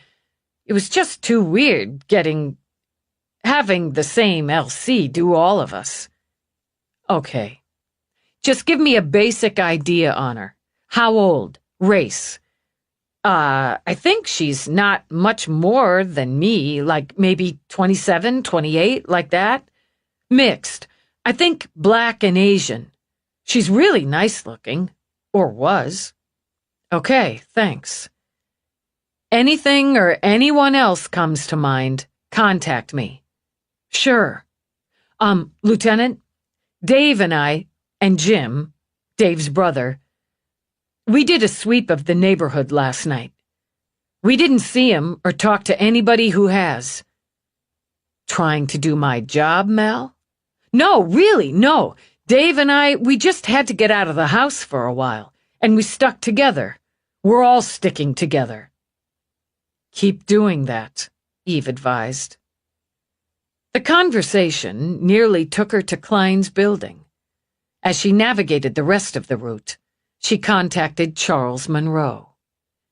Instead of the slickly handsome sex expert, the pretty blonde doctor he married came on the link. Hi, Dallas. Hey, Louise. I thought I tagged Charles. You did. His link was here on the counter and he's making me breakfast. Sorry to interrupt. No problem, and his hands are free again. We're looking forward to seeing you tomorrow. Seeing everyone. Here's Charles. Morning, Lieutenant Sugar. Charles, just a quick question. Do you know, or can you find out, about an LC who started street level maybe 10 years ago, and young when she did, probably just legal. Goes by Lucille. Seriously? I've got a little more. Mixed race, probably black, Asian, Avenue A turf back at the start, then moved up, but likely stayed in the same area. And before you ask, no, I don't know how many LCs work Alphabet City, but I figure it's a lot. I'm just looking for one. She's not in trouble, but I'd like to keep it that way. I never worked that area, but I know some who did or do. I'll see what I can find out. Appreciate it. What are you making? Honeymoon pancakes. How long's the honeymoon? She wondered, as they'd been married for months. I'm looking at forever. Nice thought. And thanks in advance for the help. See you, she added, clicking off as she zipped to the curb a block from Asshole Joe's. She climbed out, calculating. Pizza joint wouldn't be open yet, and neither would the arcade. She might be able to try Gregman's sooner, and she'd get a line on any recent purchases for high-dollar tickets to Giants games. Or better yet, she thought, when she spotted her partner in her puffy purple coat and pink cowboy boots flooding out of the subway stairs with a million others. Eve fell into step beside her. Good timing. It was like being held hostage in an airless box with a bunch of refugees. They really need more trains on this line. Routines, Eve said. They're comfort, habit, patterns. Everybody's got some. Routines, favorite things. I've got a list of Reinhold's. I need you to check on tickets, premium tickets for Giants games. That's football. I know it's football. I like football. Everybody wears those tight pants and has big shoulders. They're shoulder pads, so that's false vision. I like it fine. Gregman's, Eve continued, in Reinhold's old neighborhood, sells pistachio floats. Yuck! I draw the line at green floats, but I got it.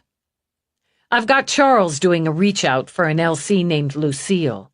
She reputedly broke Reinhold's cherry, as well as giving him and his pals discount rates on BJ's. Reinhold and Asshole Joe here may still use her from time to time. Then there's Jangles, an arcade in Times Square, and some gamer named Bruno who beat Reinhold in a tournament. A beer joint nearby called Tap It. How'd we miss all that? We didn't, Eve said, as she pulled out her badge for Joe's building security plate. It's called follow-up. Mel remembered a little more when I tried the routine angle. Meanwhile, Rourke's working the money angle. So's McNabb. That and the ID. It's slow going, Dallas. We'll be pushing it, and we'll be pushing the location. He's here somewhere. In someplace plush, you bet your ass. She held her badge for a scan. Lieutenant Dallas, Detective Peabody, we're here to talk to Joe Klein. ID verified. Mr. Klein has not cleared you for entry. Authorization is required. Eve rolled her shoulders, smiled fiercely. A workout, a swim, a new angle, and now busting electronic chops. Not a bad start to the morning. Listen, you worthless piece of E-crap, she began. Chapter 18. After her satisfying smackdown of an electronic moron, Eve rode the elevator up to 7 with Peabody. Nicer, tighter building than, say, his friend Mal's, she observed. He sells insurance, right? Uncle's firm, Peabody confirmed. Insurance sales producer. It's a mid-sized operation, pretty solid. From my scan of his financials, he's good at it, and he likes to spend those bonuses and commissions. Nest egg isn't a term he considers. Where do terms like that come from? If you leave an egg in a nest, it either hatches or it doesn't. If it hatches, it flies or crawls away, right? If it doesn't, you've got some stupid egg, and what good is that? Exactly. Eve strode off the elevator, aimed for 707. Interesting, she noted, that Joe had installed a palm plate and a cam. Not standard, as the other apartments on the floor didn't have them, which either made him more security conscious than his neighbors, or more into status. Maybe both. She pressed the buzzer, unsurprised with the electronic greeting. Status primarily, she decided, and overkill in a building like this one. Mr. Klein is currently on Do Not Disturb. You're welcome to leave your name and a message. It's Lieutenant Dallas, NYPSD. She held up her badge for the routine scan. And my message is you're going to disturb him. We're here on police business, and don't even think about giving me the runaround, or I will assume that Mr. Klein is either harboring a murder suspect or being held by same against his will. That assumption will lead me to circumvent the security of this apartment and enter. One moment. Good one, Peabody commended. Though technically we'd need probable cause rather than assumptions. I don't get technical with technology.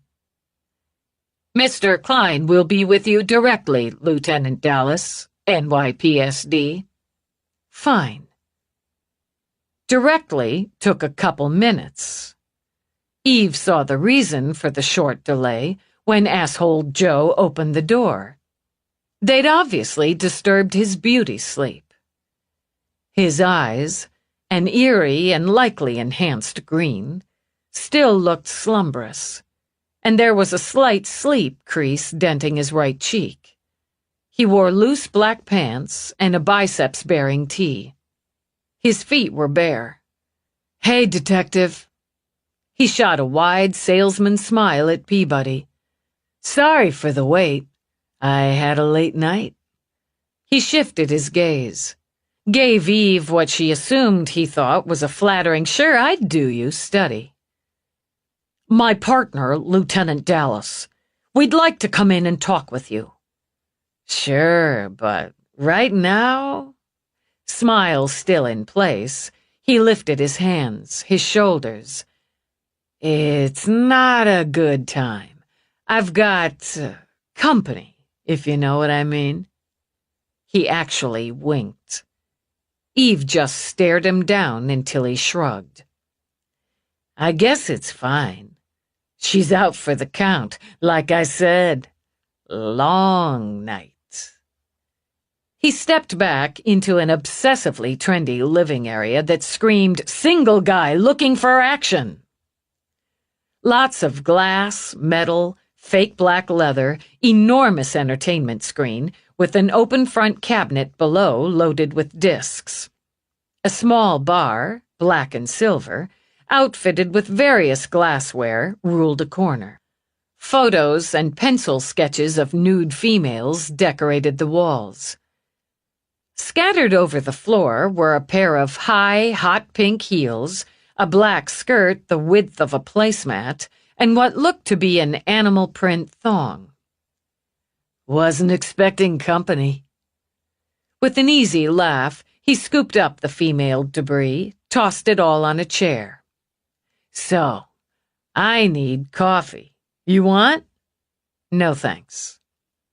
"I gotta jumpstart the brain cells." After tapping his temple, he walked behind the bar.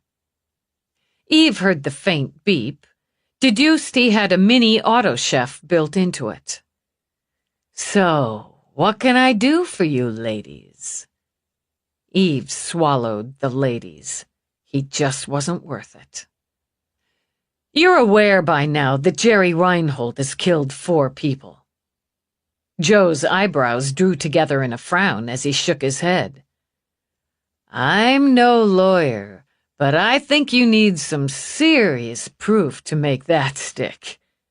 His fingerprints and DNA all over the murder weapons and the crime scenes are a pretty good start.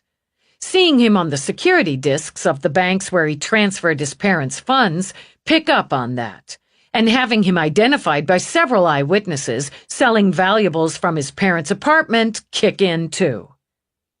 Okay, I know it looks bad." He took a sip of coffee from an oversized black and white striped cup. "God, that's good. Are you sure you don't want to hit?" "Positive." "Okay. The thing is," he continued as he skirted the bar, gestured to the long, low sofa, "I've known Jerry for years." He took a seat in the chair without women's clothing, slid down, kicked out his legs. A man at his ease. "It's really hard to process he might have tripped out and killed somebody. His parents, his ex-girlfriend, and his former computer science teacher would disagree with you if they weren't dead." Harsh. He drank more coffee, crossed his ankles. "I'm just holding out that there's been a mistake. Have you had contact with Jerry since last Thursday night?" He shifted in his chair. "No. And, full disclosure, I did try to tag him, just to hear his side of things, you know.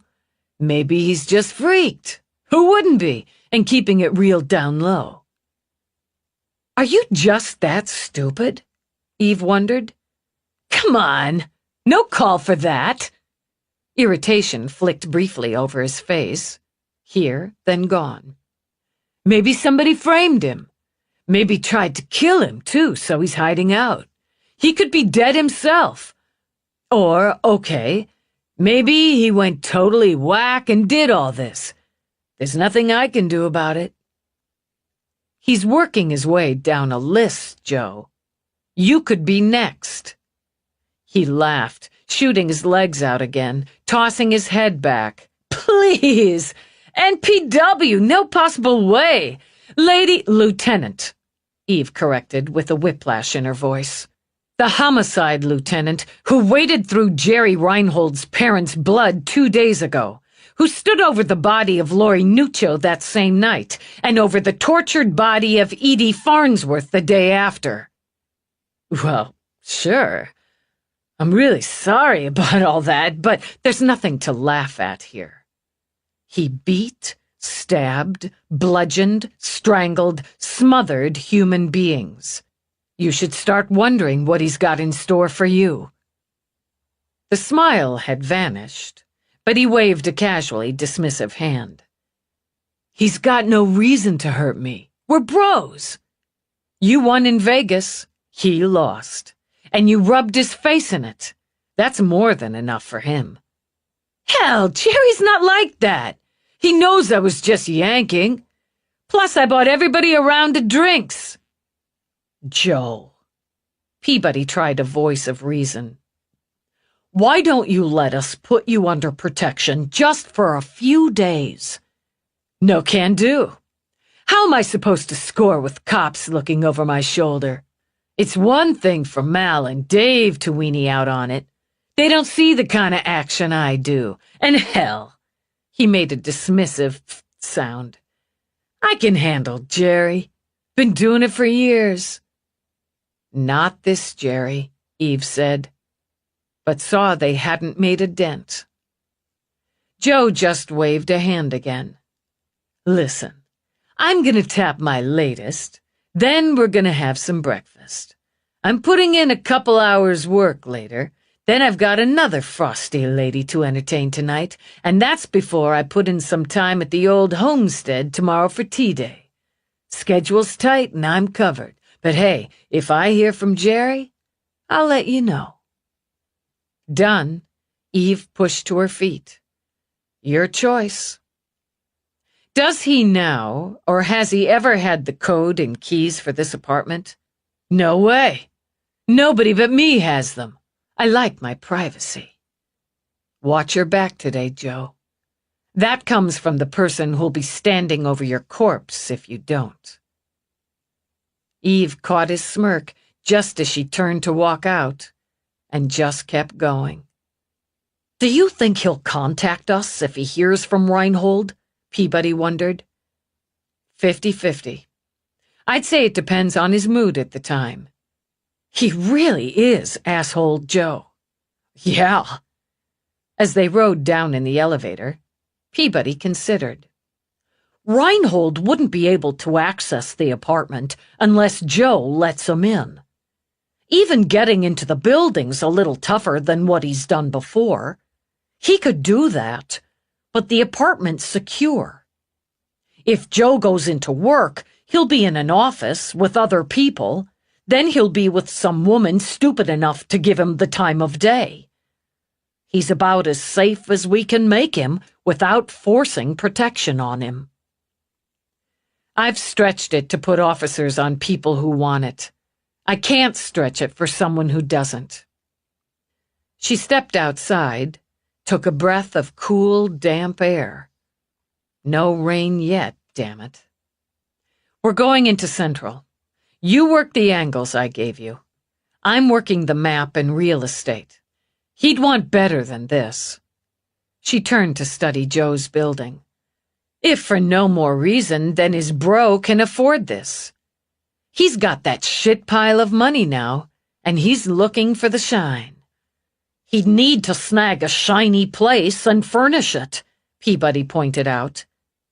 Yeah. Eve mulled it over as they walked back to the car. High end there, too. He'd go for the trend, like Asshole Joe. Nothing classic, nothing antique. Shine, shine. We'll check that out. He'd need a few key pieces fast. Swank hotel suite's still possible, so we keep hitting that. But the fucker's nearby. When Eve walked into the bullpen, she saw the tie gag hadn't gotten old. Now Detective Carmichael wore one. She'd gone for a herd of purple prancing horses over a field of virulent green. Everyone, including uniforms, who sat at desks in cubes or milled around, wore sunshades. Peabody pulled her own rainbow lenses out of a pocket, jabbed them on as she went to her desk. She shot Eve a toothy smile, then got down to work. No harm in letting it play out, Eve decided, then headed to her office. She hit the auto chef for coffee, then brought up the map she'd generated. Somewhere inside the area she'd triangulated, or no more than a 6-block perimeter, she decided, outside. That would be her starting point. She adjusted the map, highlighted her target area. Computer, search and list all luxury hotels, all luxury apartment buildings, condos, or rental homes within highlighted area. Acknowledged. Working, Secondary task. Search and list all high-end furniture stores, specialize in contemporary, trendy. Just the borough of Manhattan for now. She paced as the computer acknowledged. Next task. Search and list any and all gourmet markets that deliver within highlighted area. He had the droid, she thought, and he could send it out to shop, but it was worth a shot. Initial task complete.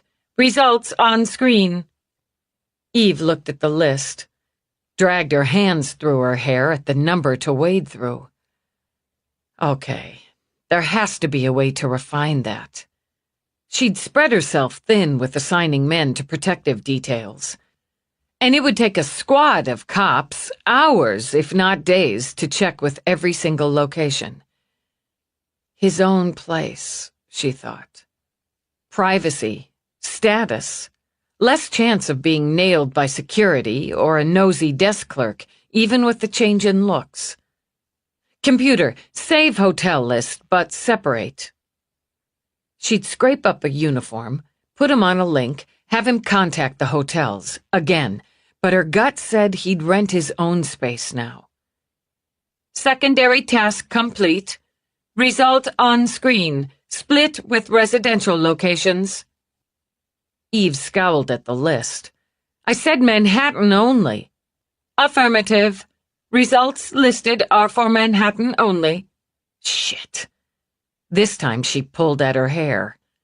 Some results are specialty outlets, the computer continued. Some deal only or primarily with one type of item. Lamps, tables, chairs. Okay, I get it.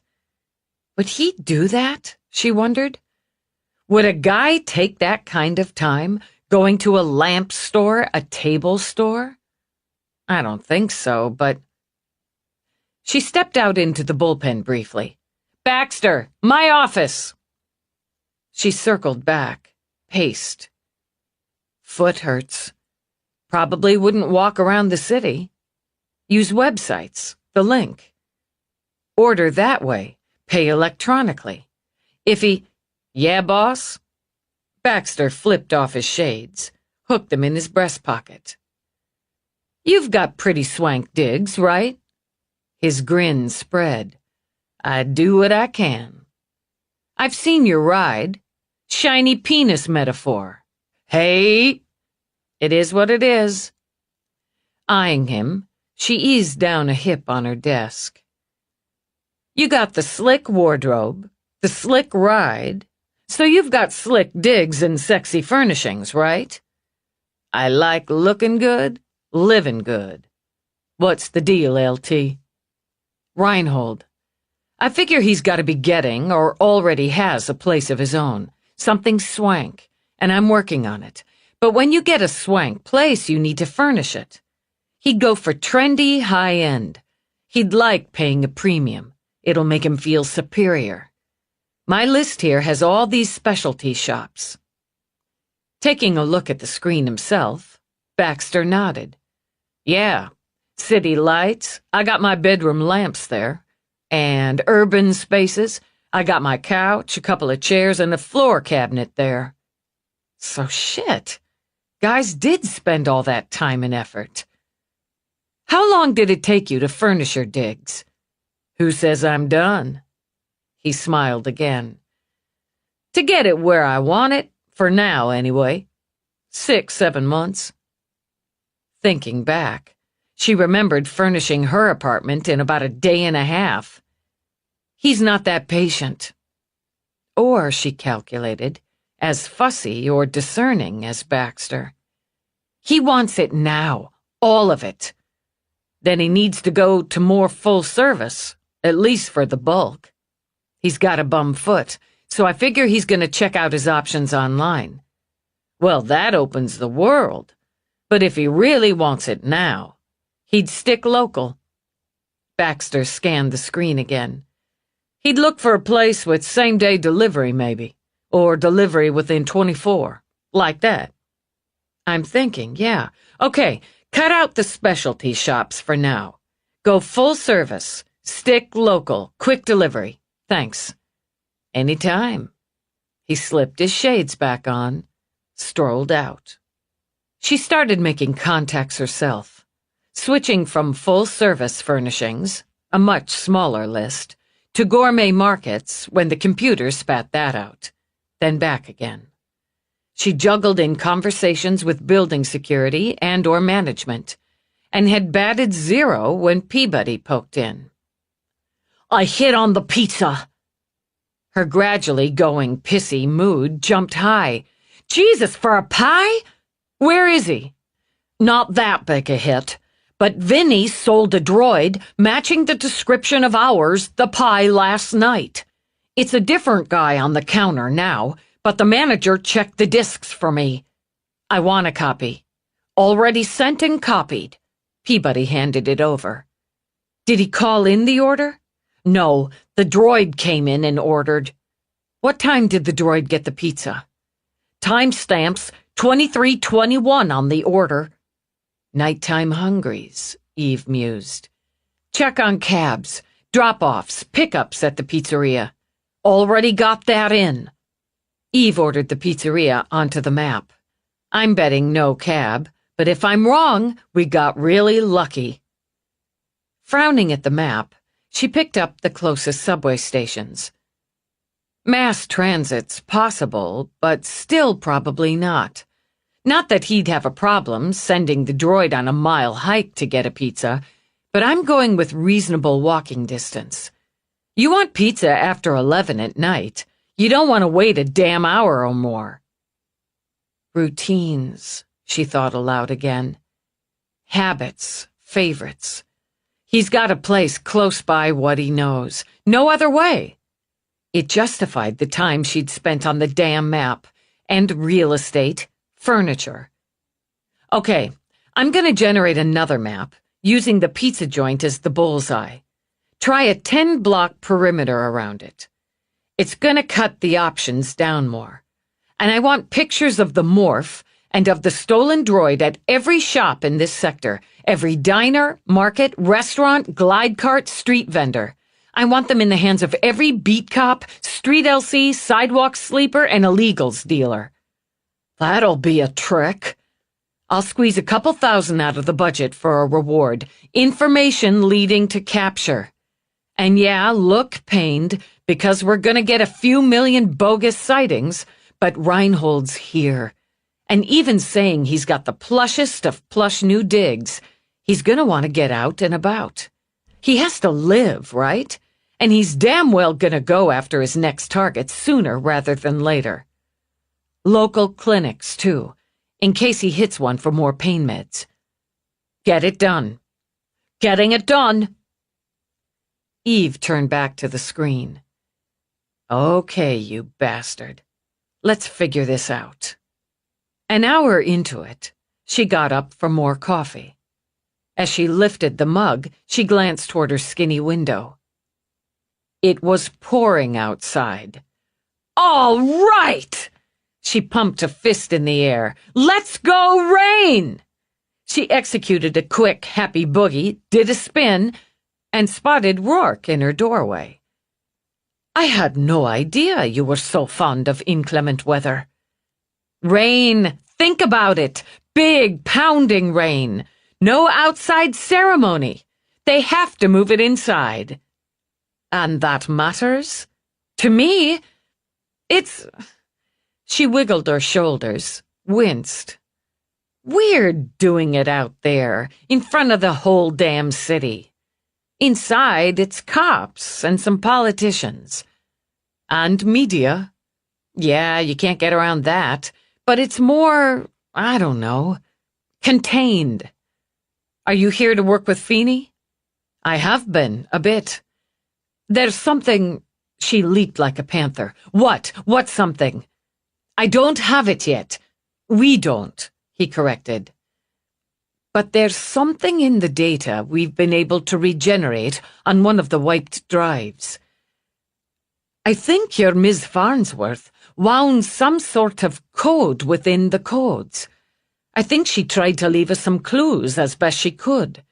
If the drive hadn't been wiped, we'd have an easier time deciphering, but we're still working piecemeal. But it's something. It is, yes, definitely something. We'll get back to it. Get back? Despite the heroic rain, you've just about got time to change before we're due, wherever we're due to be. Shit! She checked her wrist unit. Shit! As you're not currently slapping Reinhold in restraints, we're stuck with this. So be a good girl and get into that oddly alluring uniform. Shit, she said again. Give me... She snagged her signaling link. Dallas. Lieutenant. Kyung, media liaison, gave her his excellent smile. I wanted to inform you, due to the unfortunate weather, we're moving the medal ceremony indoors to Auditorium A, West Wing, Sector 6, Level 2. Okay. Rourke's with me now. I'll pass it on. Excellent. I'll see you shortly, Lieutenant, and many congratulations. Yeah, thanks. She clicked off. Give me 15, she said to Rourke, and meet me at the downglide. That's about all you have. He made himself comfortable at her desk with his PPC as she dashed out. She cut through the bullpen, shook her head at Peabody, and bolted straight into the locker room. Changed, she fit her uniform hat on her head, gave herself a critical study. Okay, squared away. And when this was done, she'd change back and get the hell to work again. Deliberately avoiding the bullpen and any possible questions, comments, ragging, she left by the side door. She beat Rourke to the glide by about 30 seconds and watched him walk toward her, the glint in his eye. Don't get any ideas, Ace. Too late. You look sexily official. He took her hand, and when she realized he intended to lift it, kiss it, she snatched it back. Come on! We'll save it all for later, then. He stepped on the glide with her. They'll make speeches, especially the mayor, she warned him. I'm aware. After that, it's a little more blah blah. Presentation, photo op, done. You could have sent a rep. Nobody would have blinked if you'd done that, considering you're managing most of the universe. It's good you didn't. It matters you didn't. That would have been ungrateful. And I'm not ungrateful. And when this gets out, there are countless cops in the universe you're so fond of gifting to me who are going to be well buggered. And that's a bit of a plus for me, isn't it? Hadn't thought of that. Oh, well, I have. Still, I'll need to duck out quickly, as I'd like to be home to greet the family. And don't worry, Lieutenant, he added. I'll get back to work on this business as soon as I've settled them in. If we can nail him today, he won't have time, not that I can see, to kill anyone else. And hell, easier to shove in the cranberry sauce when I'm not thinking about the bastard. Agreed altogether. He was right about being grateful for the acknowledgement from the department, she thought. And she wasn't ungrateful for the family coming over from Ireland. Thinking that, she told him, either way, I'll carve out as much time as I can to, be home. He trailed his fingers down her arm. Something else to be thankful for. A lot of that going around. After hopping off on Level 2, she aimed towards Sector 6. This should take about 30, maybe a little more because the mayor can't shut up. I'm heading right up to change after. That's a pity.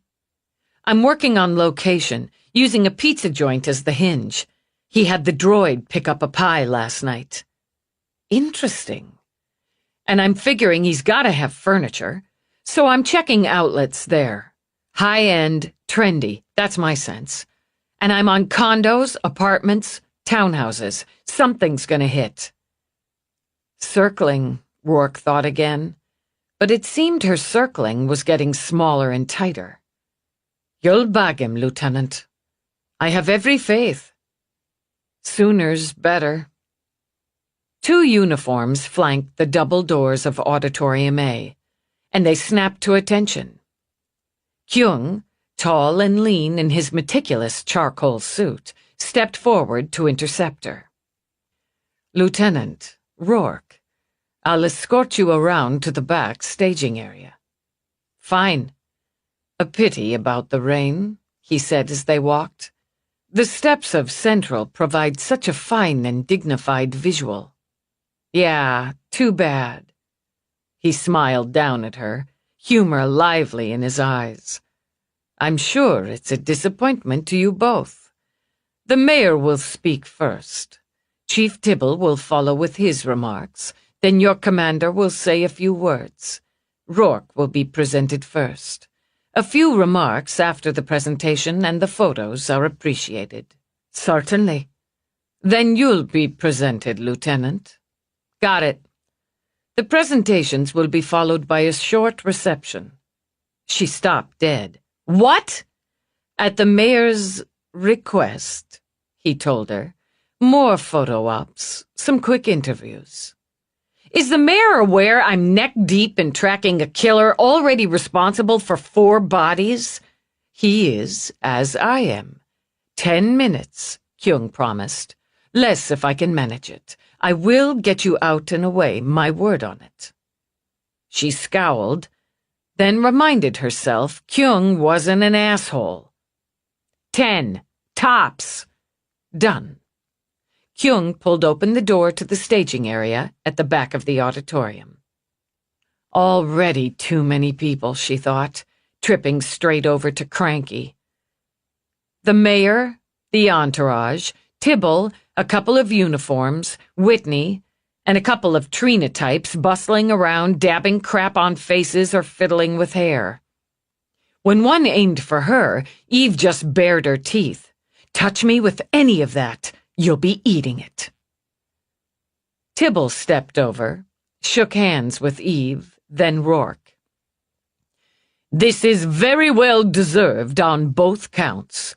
I'll speak to this in my remarks, but I wanted to say to you personally, the NYPSD and the City of New York are fortunate to have you as one of their own, Lieutenant." "Thank you, sir." "And you," he said to Rourke. "We're grateful for the time, effort, and expertise you contribute. You're more than welcome for it. And I think it's safe to say that the time spent on acknowledgments such as this, however well earned, is something you'd both rather devote to work.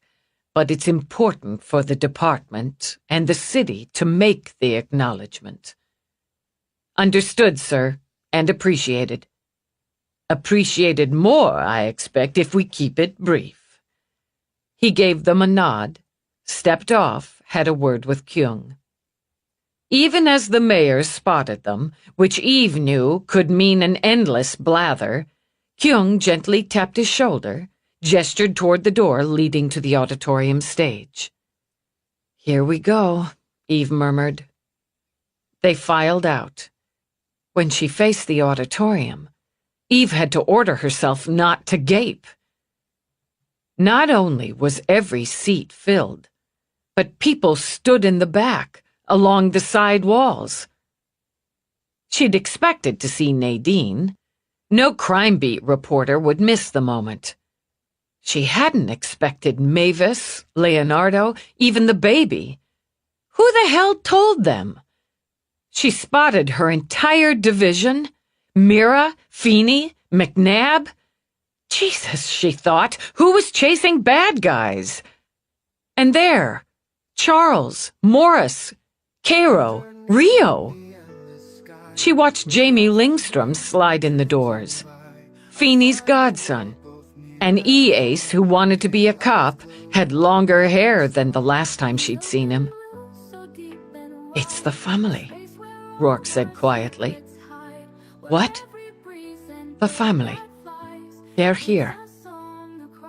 She followed his gaze, found his Aunt Sinead, his uncles, grandmother, cousins, and God knew, and Somerset. He'd arranged it. Eve realized. Letting Rourke think they were coming in later, but bringing them for this. For pride. For family. Hell, it did matter, she thought when she saw Sinead beaming. All of it mattered. She started to say something to Rourke as the mayor approached the podium, then spotted another face in the crowd. Nixie Swisher. Face sober, eyes steady. She didn't smile, just continued to give Eve the serious, even stare. In the stare, Eve read something she hadn't considered. This was for her, too. For Nixie. For all the victims, all the survivors. For every one of the dead she'd ever stood for, or would stand for. So it mattered. All of it mattered. Chapter 19. It took too long, had too many words, far too many cameras. She could tune some of that out. The speeches, the media, the politics didn't count, not in the long run. But she allowed herself to touch her fingertips, just the slightest brush, to Rourke's, as Whitney called him up. What mattered was the sheen of pride in Sinead's eyes, and yeah, even the glint of it in Somerset's. The unmistakable satisfaction on Feeney's face. The unified acknowledgement from her division. The acceptance by the people in her world for the man who meant everything. It's my privilege to present to you the New York City Police and Security Department's highest civilian honor, with gratitude for your invaluable assistance, your contribution, and your valor. You hold no badge, you have no sworn duty, and yet you have given your time, resources, and skills. You have risked and incurred physical harm in the pursuit of justice for the people of New York. Today, we thank you, and we honor you for that contribution. Did it surprise him that they stood for him? Eve wondered. The uniforms, the detectives, the brass, the rank and file, and the bosses of NYPSD. He was so accustomed to power, to position, to holding a room of people in the palm of his hand. But yes, she thought, it surprised him when they all rose to their feet. And she had no doubt he considered the irony of it all. The Dublin street rat, the slick and slippery thief who'd spent most of his life outwitting and evading cops, now had them standing for him. I thank you all for this honor. But it's been my privilege to work with New York's very finest, to come to know the men and women who serve, and more, to come to understand their dedication, their courage, and their sacrifice. You call it duty, but from what I've seen, it's more than that. It's who and what you are. I'm grateful to have any part of that. When he stepped back, Eve broke her dignified cop face long enough to grin at him as he stood with the brass for the quick photos. Nice, she murmured when he stepped back beside her. So it was. The room would enjoy it if you kissed me, no? No. She might have laughed, but she understood he was perfectly serious. Firm on that. She put the dignified face back in place as Whitney began to speak again. We take an oath to protect and serve, Whitney began. Every cop takes that oath, accepts that duty. A good cop does more than accept duty, but lives it.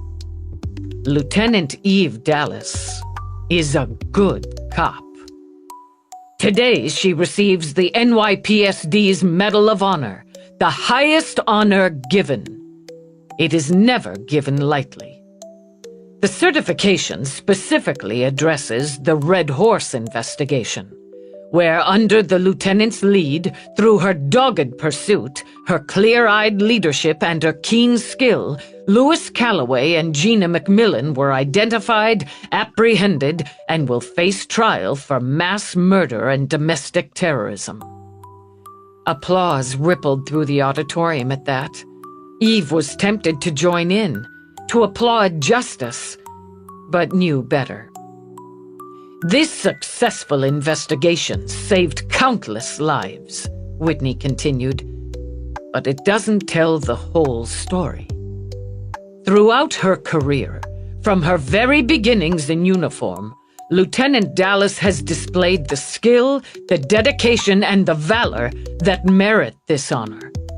For that, for the dozen years, for all the cases, all the risks, the sacrifices, for justice served, it's my professional and personal pleasure to award the Medal of Honor to Lieutenant Eve Dallas, a good cop. It was those 3 words that got her.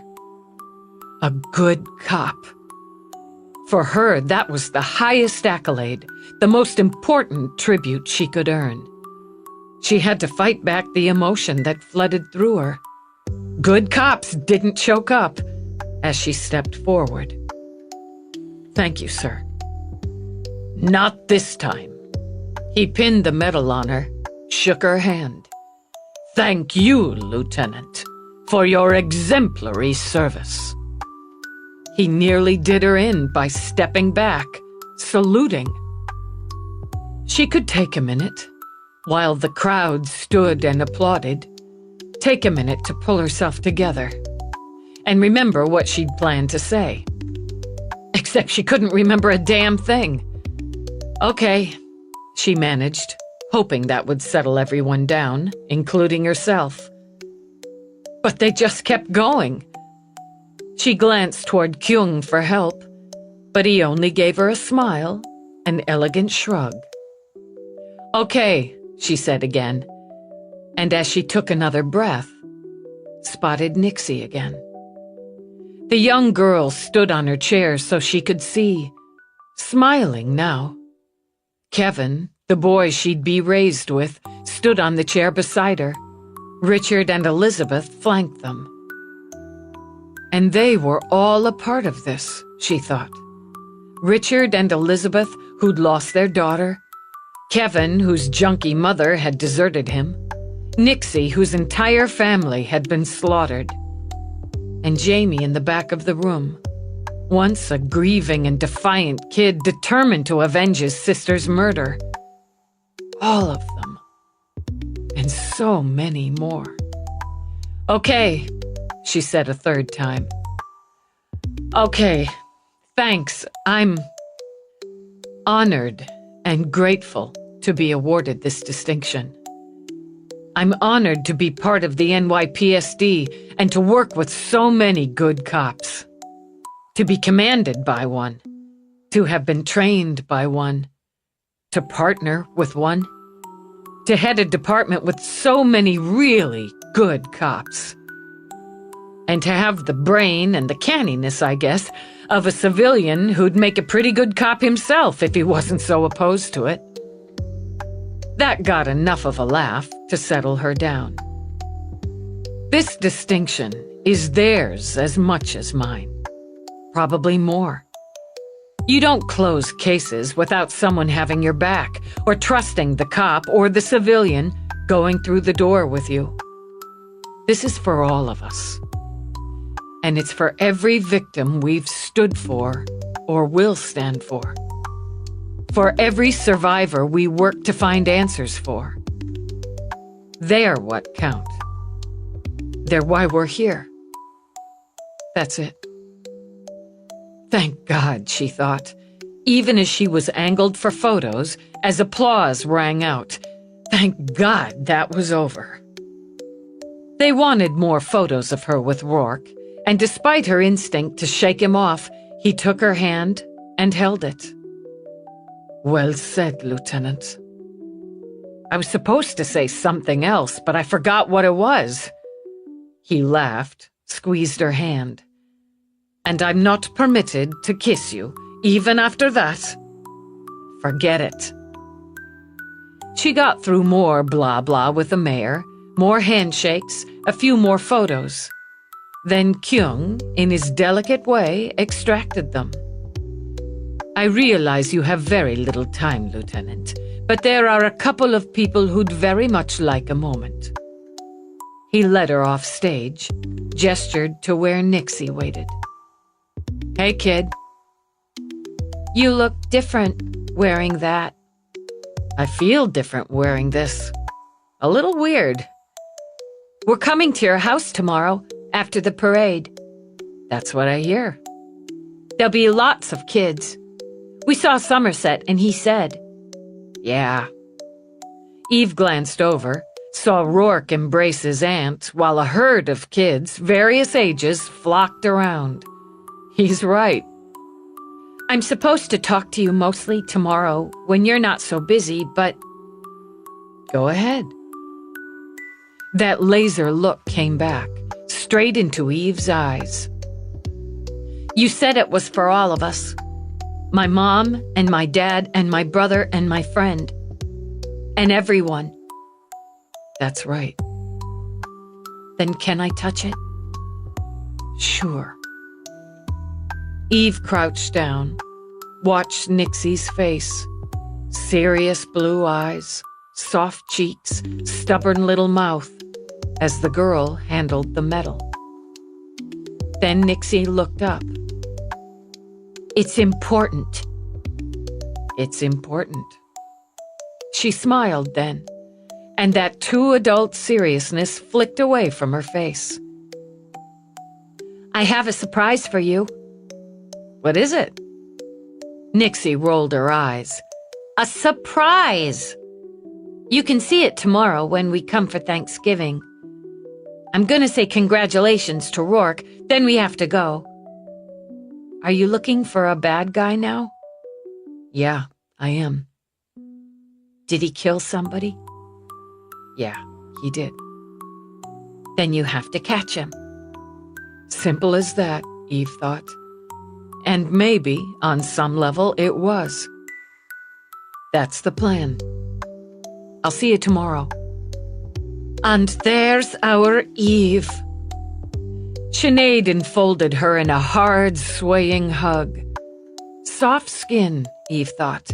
Soft hair, strong arms. It was weird, this hard, loving embrace, Eve decided. Like wearing the uniform was weird. Not bad, just different. Oh, it's good to see you. Hands on Eve's shoulders, Sinead drew back, her green eyes damp, her smile brilliant. And so stalwart you are in your uniform. We won't be keeping you. Somerset told us you were very busy on an investigation, but we so wanted to come and see you and our Rourke honoured.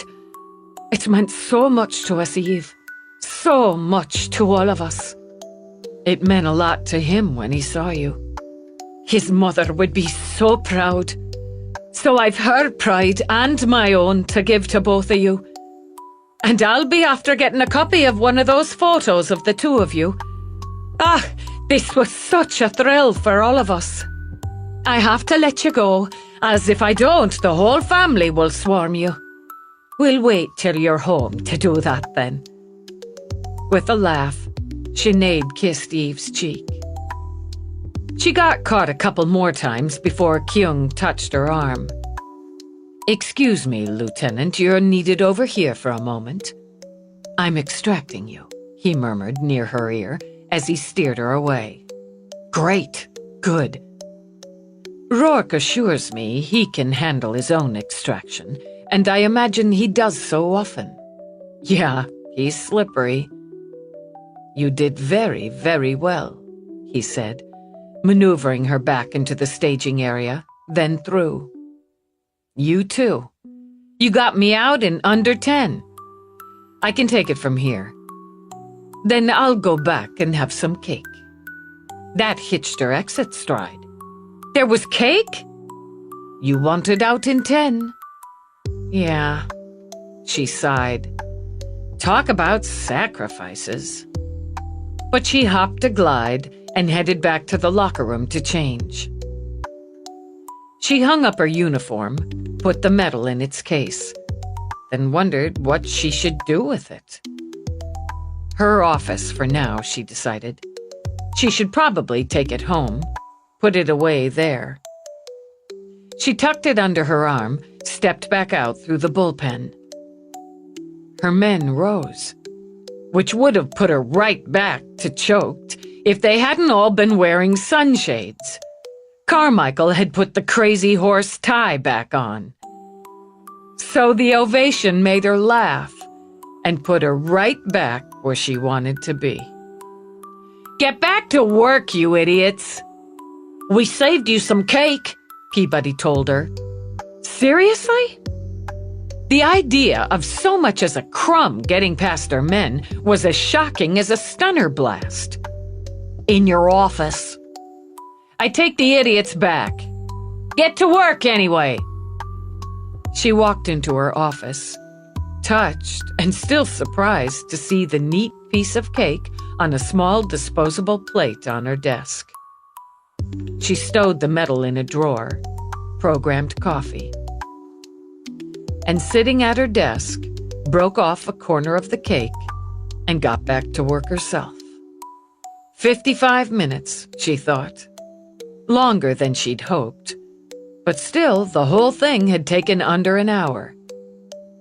And what, she wondered, had Reinhold been up to for the last 55 minutes?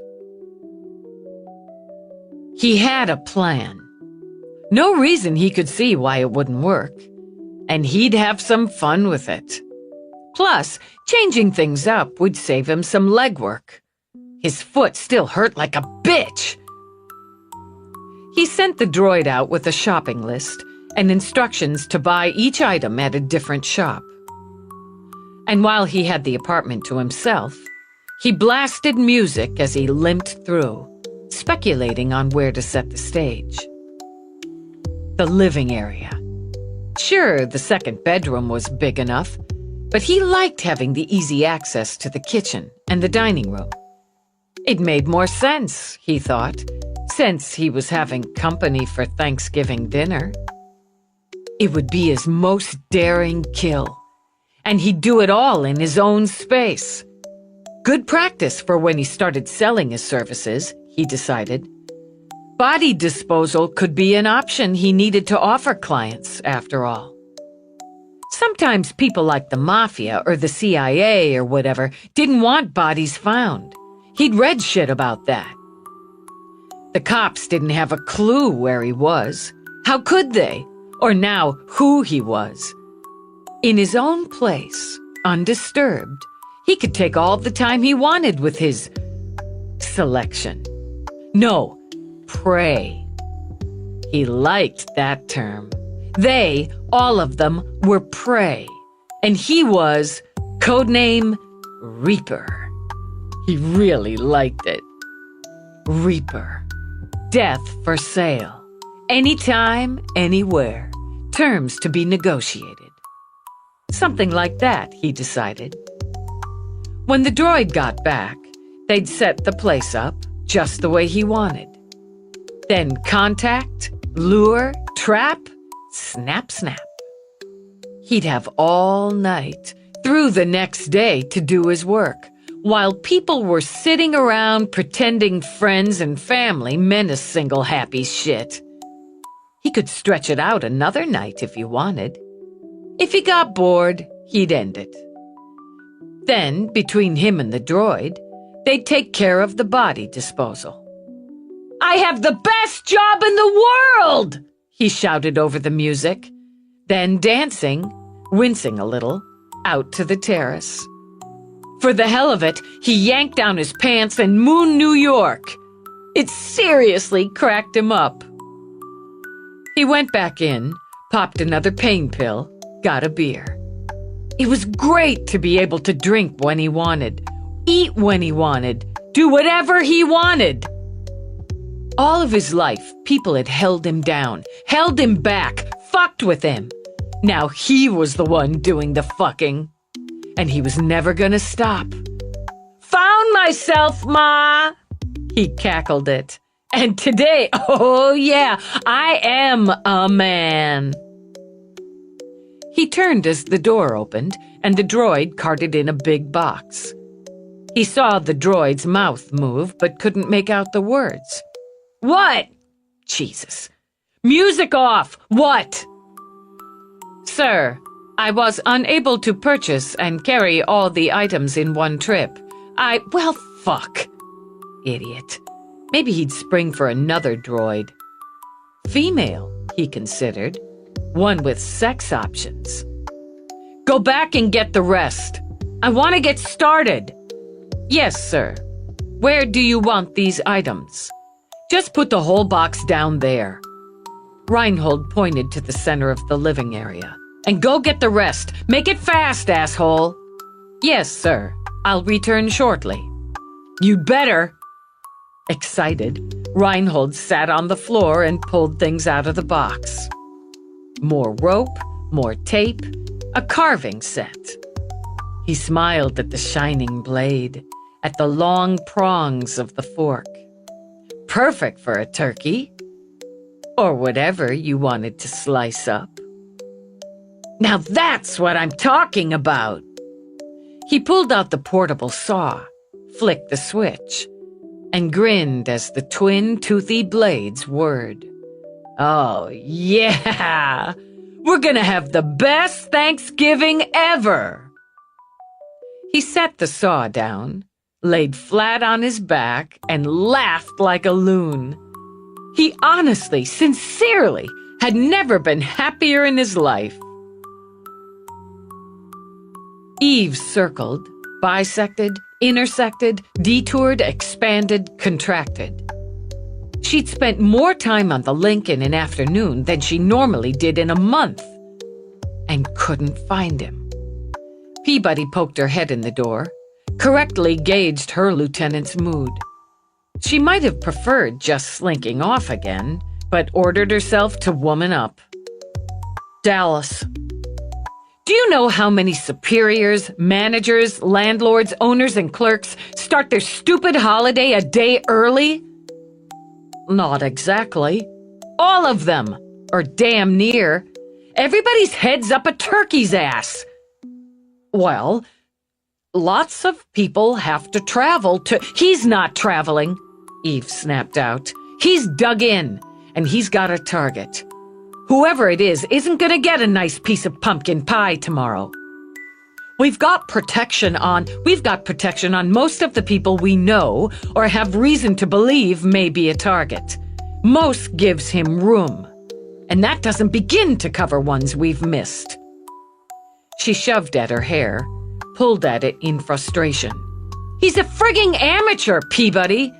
He shouldn't have gotten through the first day, and instead, he's had almost a week free and clear since his first kill." "Dallas, we didn't even know about the first 2 DBs until Monday. There was no way we could know." "That's the whole thing, isn't it? He just keeps catching the breaks. We know who he is, we know how he killed every one of them, when he did it, we even know why. We have a reasonable list of possible targets. We believe we know his general area, and we can't find the son of a bitch." "He has a lot of places to hide. Add the money, and it gives him more yet." Impatient, Eve shook her head. "I've narrowed it down. Strongest probability to this radius." Peabody eased in, turned to the screen, blinked in surprise. "You made a graph." "Whatever.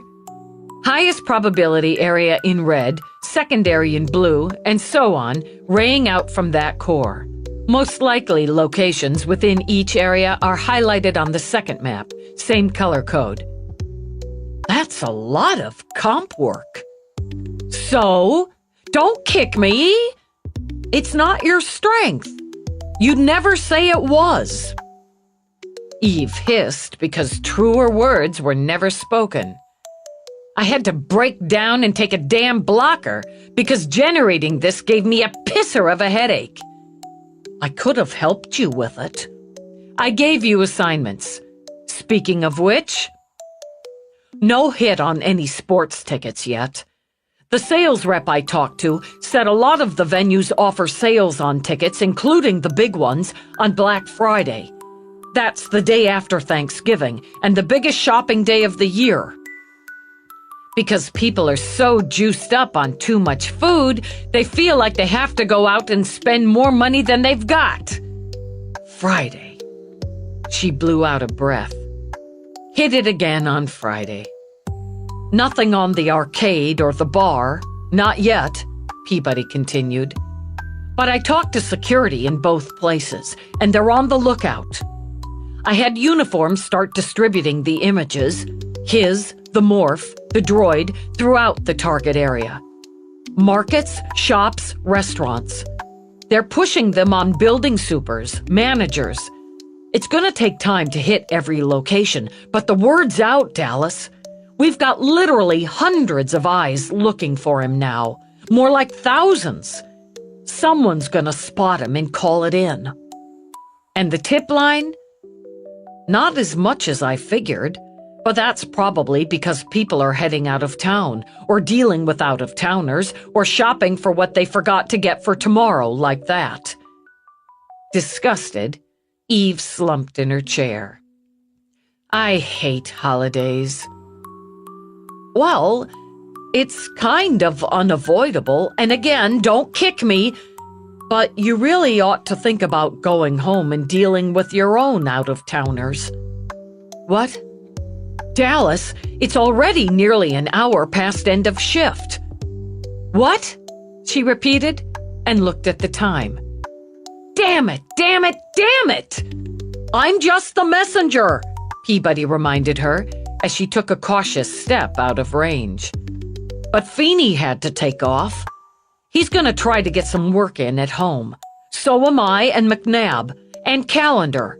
Rourke's already home, and I know he's connected with Feeney a few times. Eve dragged her hands through her hair, then shoved them in her pockets. Go home. I'm gonna copy this graph thing, send it to you, to everyone. Take a look at it more carefully.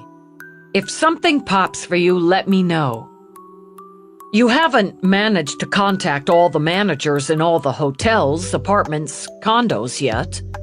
No. I'll take a share of them. I'll earmark yours.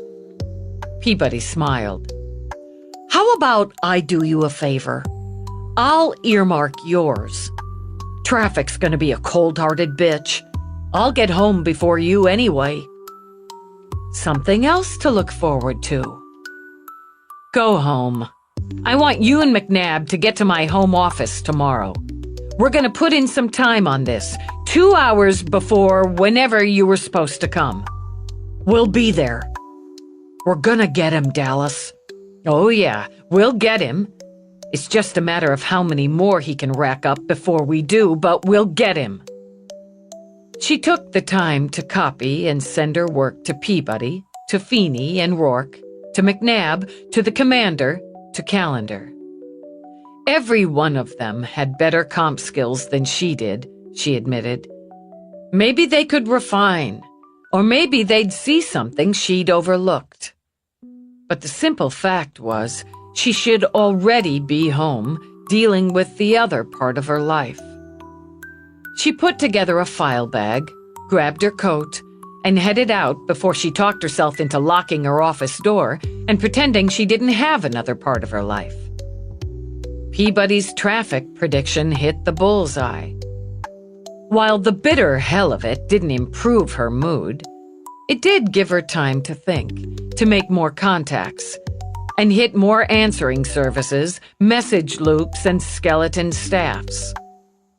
Out of stubbornness as much as concern, she tried asshole Joe one more time.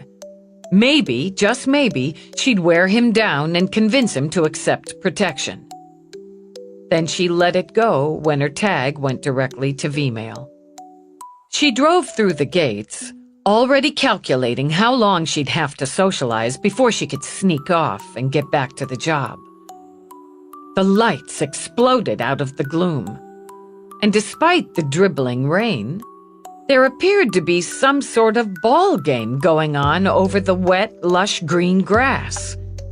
Men, women, kids ran around like maniacs. Most of them had stripped off jackets to play in sweaters or sweatshirts or shirt sleeves, and all were thoroughly wet and filthy. She saw the round and rugged leather ball sail, watched someone pass it across with a leaping head strike, then someone else in a blur of bodies execute a lateral kick. She slowed to a crawl in case one of the crazed players ran across the drive, then winced a little at the ensuing ugly collision and pileup of bodies. Obviously, the game was vicious. She parked, got out, and had her ears assailed by shouting, hoots, insults, delivered with oddly musical accents in 2 languages. "There's herself!" Despite the dirt on his face, Eve recognized the boy Sean.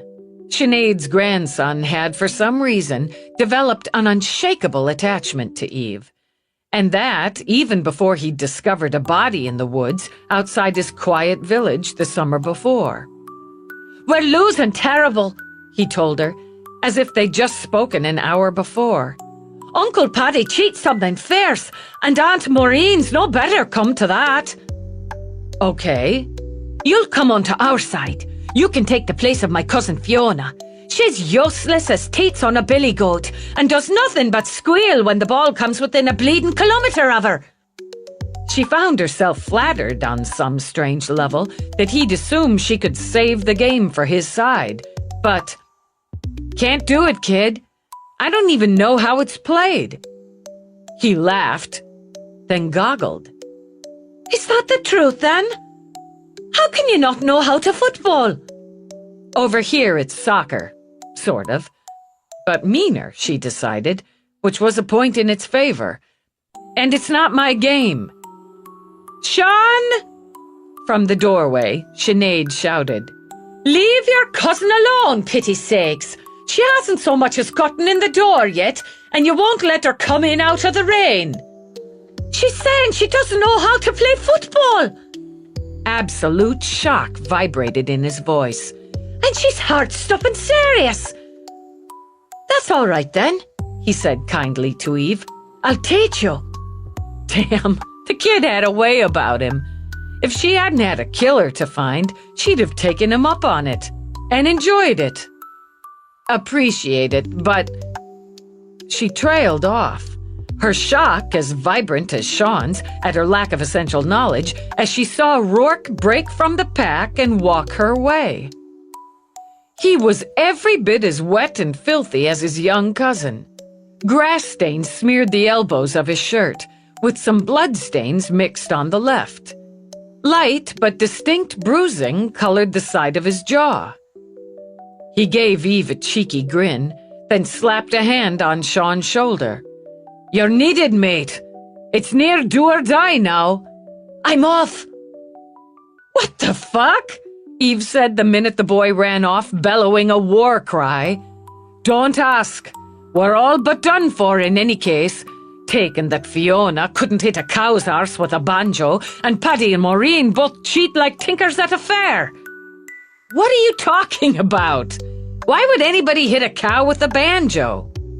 He only smiled. "The point is, Fiona couldn't, so we'll be done soon enough.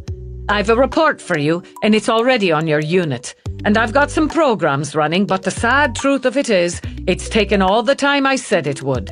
Little bits, but not enough, not yet. It's there, that's certain. The clever Miss Farnsworth slipped some sort of code by him, but we don't have it yet." "Okay. Any progress is good progress at this point. I've been working on something, and I've copied it to you. We'll get to it." They were shouting for him, she thought. The family he'd lived his life without. Go hit some cow in the ass with a banjo or whatever, and try not to bleed too much. He laughed, grabbed her, spun her, kissed her hard to the cheers of the players before she could struggle free and swipe at the wet and dirt he'd just transferred. God, she muttered as she strode to the house. Irishmen are crazy. She'd barely stepped in, shrugged out of her coat, when Sinead was there taking it from her and handing her a glass of wine. Welcome home, and to considerable bedlam. It's been a long day for you from what I'm told. Can you take a minute to sit, catch your breath? Those of us who aren't outside, or off adventuring in the city, or scattered somewhere else, are in the parlour. She could escape, Eve thought. Sinead would make excuses for her. She heard laughter from the parlour, murmuring voices, the fretful cry of an infant. They were always popping out more infants, Eve thought, and she could escape all of it and close herself in with murder.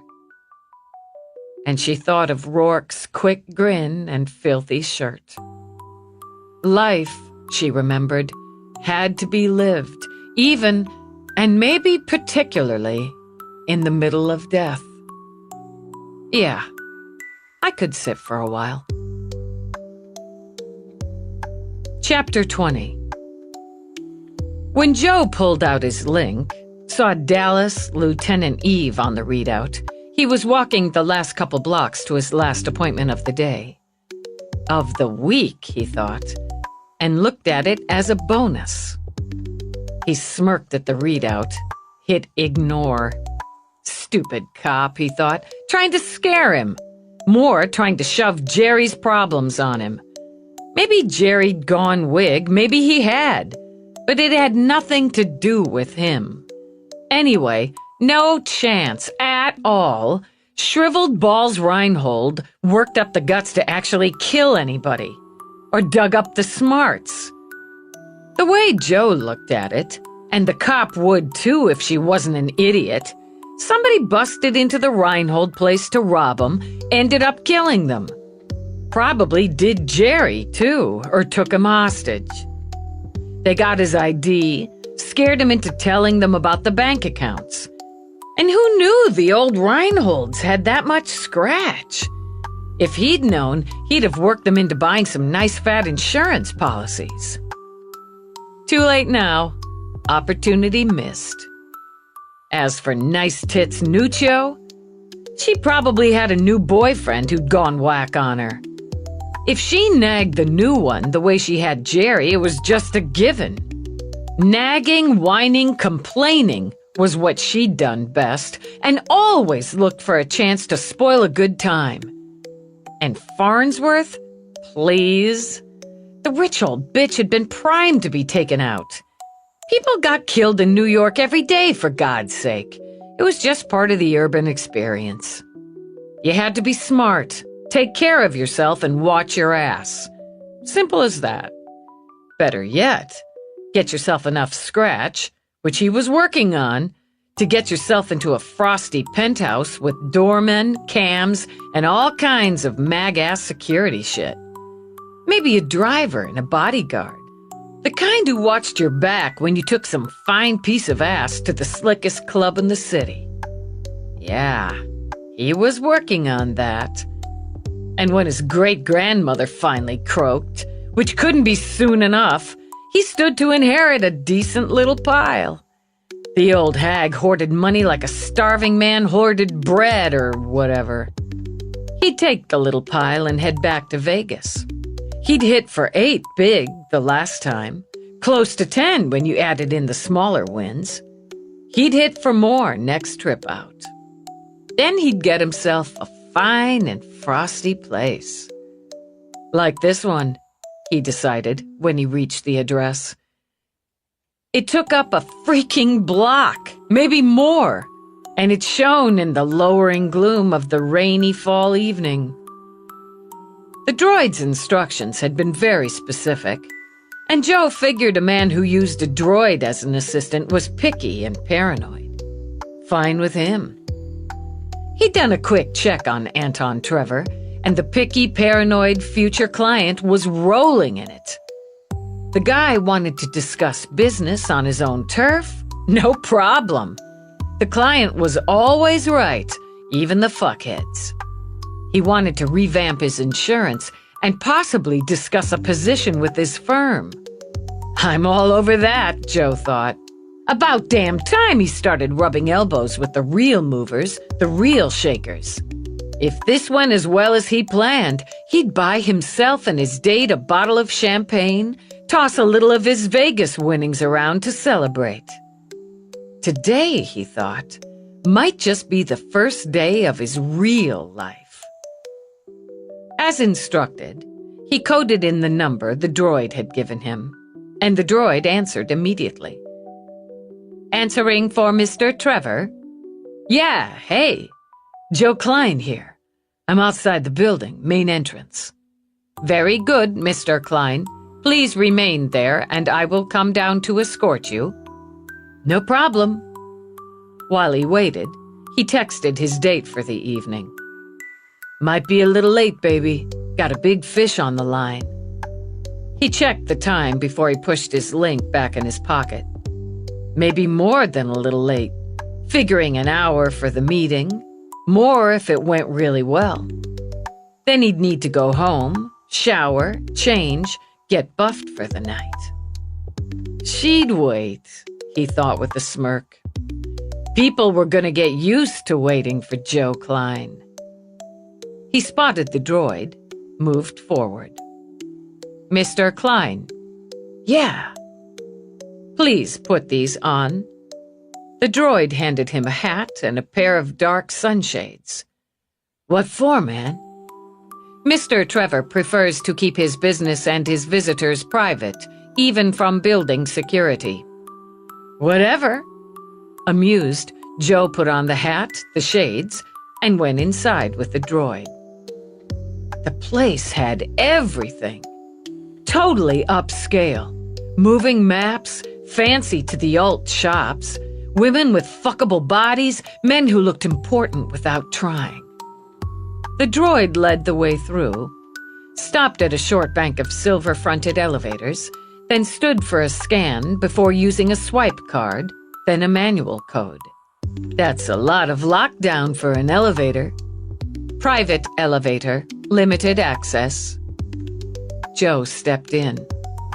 Silver walls.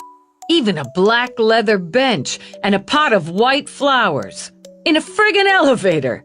Yeah, this was his life. A preview. Once again, the droid swiped, keyed in, submitted to a scan. So, what's the boss like? Joe asked, as the elevator rose without a sound. Mr. Trevor is very particular and very private. He looks forward to your arrival. Excellent. Joe patted his briefcase. I've got a lot to show him.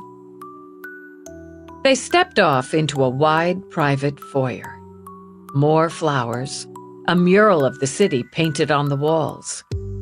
And for a third time, the droid was scanned, used the swipe, the code, then stepped back to allow Joe to enter. He saw the view first. The wall of glass with the skyline, the lights, the scope of wealth behind it. He began to smile as the door clicked shut. The lock snicked behind him. Then he frowned, noting the clear plastic covering the glossy floor of the spacious living room. What? He's just moving in? You could say that, Reinhold commented, and choking up some on the bat, swung it hard. Eve sat with the relatives, as she collectively thought of them. Mostly female here, and kids apparently considered too young to join in the war being raged outside. She liked them. How could she help it? Even if she didn't know exactly what to do with them, from the woman she couldn't quite get used to calling Granny, I mean really, how weird was that, to the fat-cheeked baby girl, assuming the pink band around her bald head meant girl, who stared at her endlessly while she sucked on one of those plug deals. Some of them did handwork, crocheting or knitting or whatever people did with balls of yarn and long needles, or had tea or wine as she did, or beer. Most chattered happily. Sinead did, not even missing a beat when one of the younger women passed her the infant who made mewling noises like a starving cat. "This is the newest of us," Sinead told Eve. "Keela, 7 weeks in the world." Keela wore a pink and white knit cap with a pom-pom over what was probably another bald head. She let out a distinct belch when Sinead rubbed her back. "There now, that's better now, isn't it? She's fed and dry and happy if you'd like to hold her." Rather hold a ticking homemade boomer, Eve thought, and managed before, thanks be to God, the front door burst open and the ragged and motley football crew charged, limped, all but crawled inside. "Look at the lot of you!" That came from Granny, holding court by the fire. "Dirty and wet and soiling the floor you are, outside and hose off or up to bathe, the lot of you. Not a one of you are welcome in here until you do. You as well," she added, pointing a sharp finger at Rourke. "Granny!" Sean sent up a protest.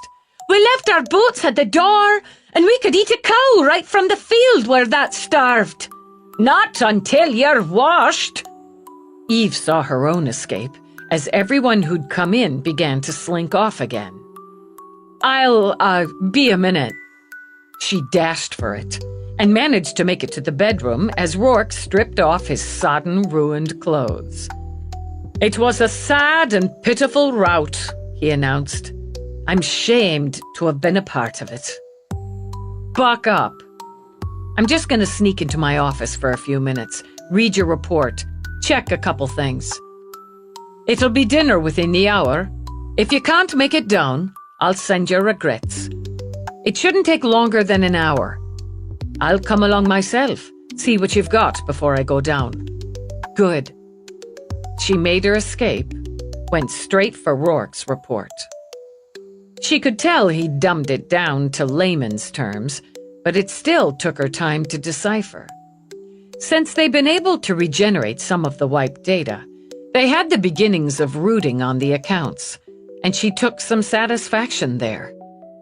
If they had some, they'd get more.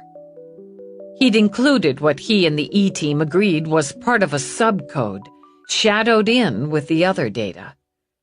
It looked like every other computer code she'd ever studied, which meant it looked incomprehensible.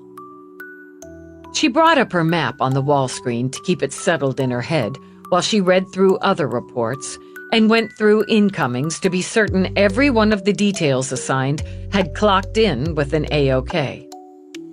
"Protection details, where we have them, are 5 by 5, she said when she heard Rourke come in. "I've read your report, but I don't speak geek, so some of it's lost on me. You can walk me through it, and I'll walk you through the map I've got going on." She looked over. Not Rourke, damn it! Sinead, who stood pale as glass staring at Eve's murder board. "Hey, listen!" Eve shoved up fast, moved over to block Sinead's view. "You don't need to see that. I'm coming right down."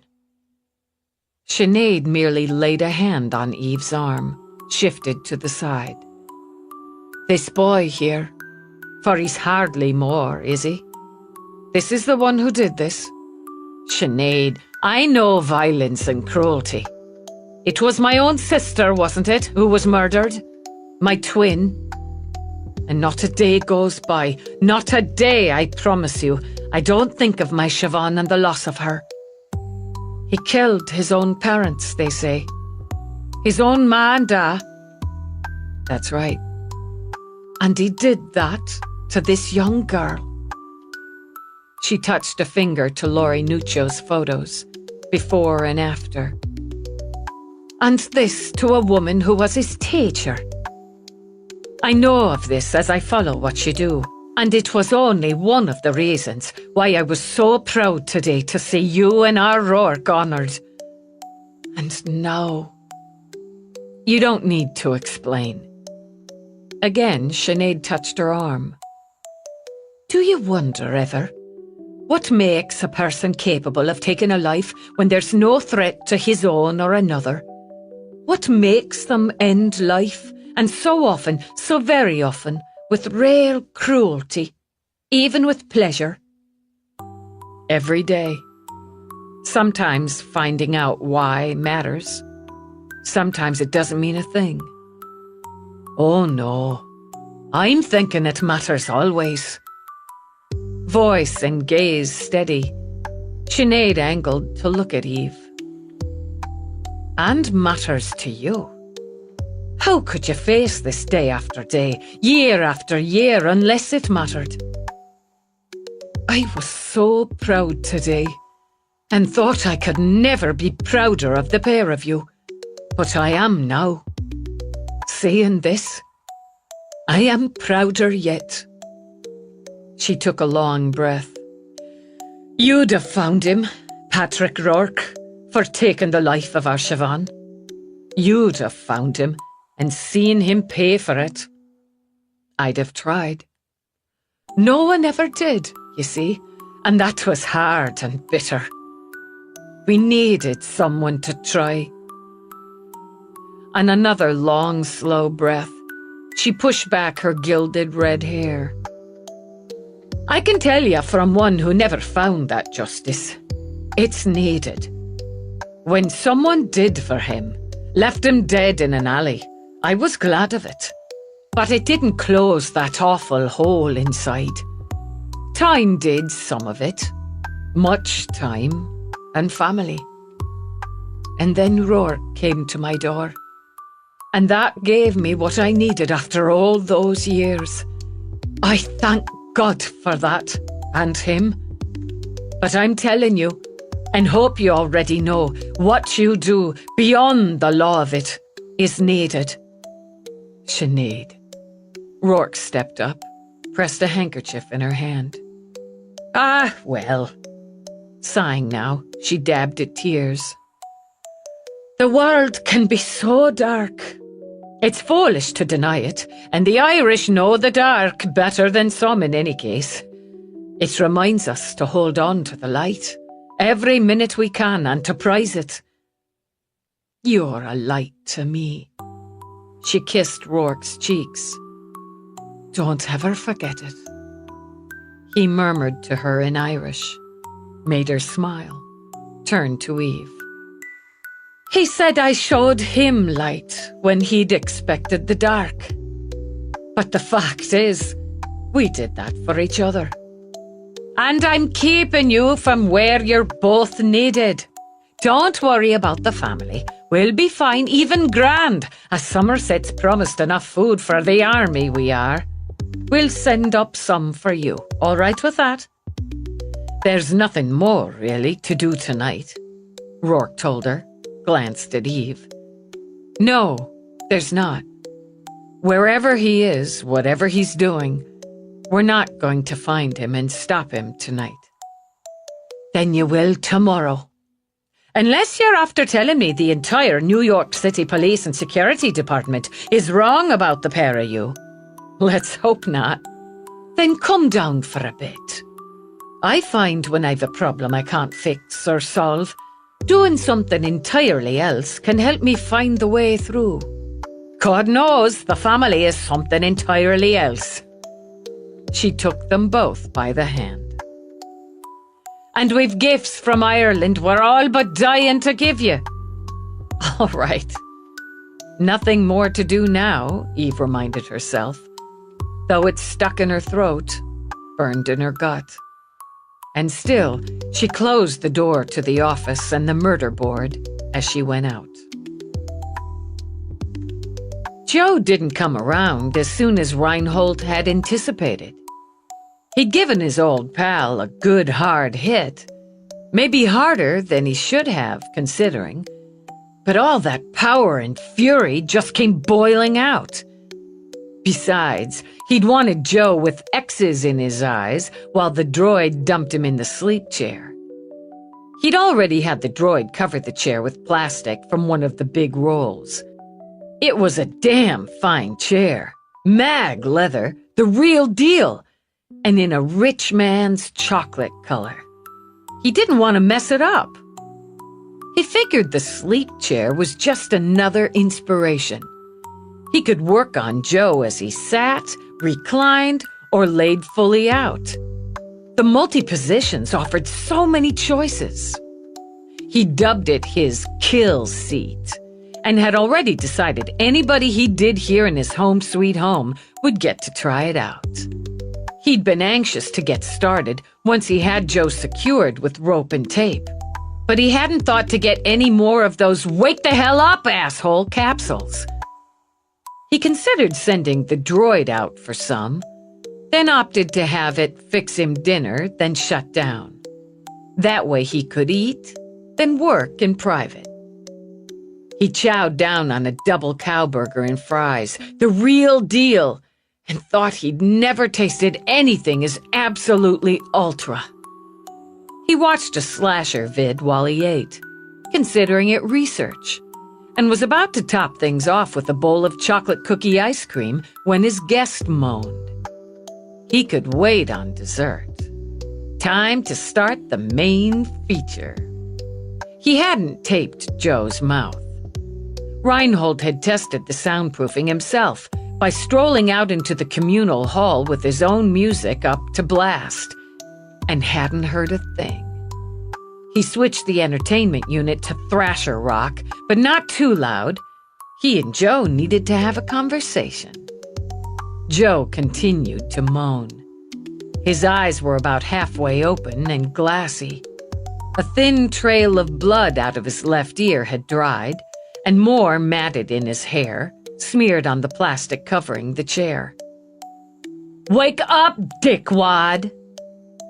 Reinhold punctuated the order with 2 hard slaps, each cracking the air and throwing Joe's head right, then left. His eyes rolled around a little, then focused on Reinhold's face. "Jerry. What's going on, Jerry? God, my head. My head hurts. Aw, want a blocker? I can't move my arms. I can't."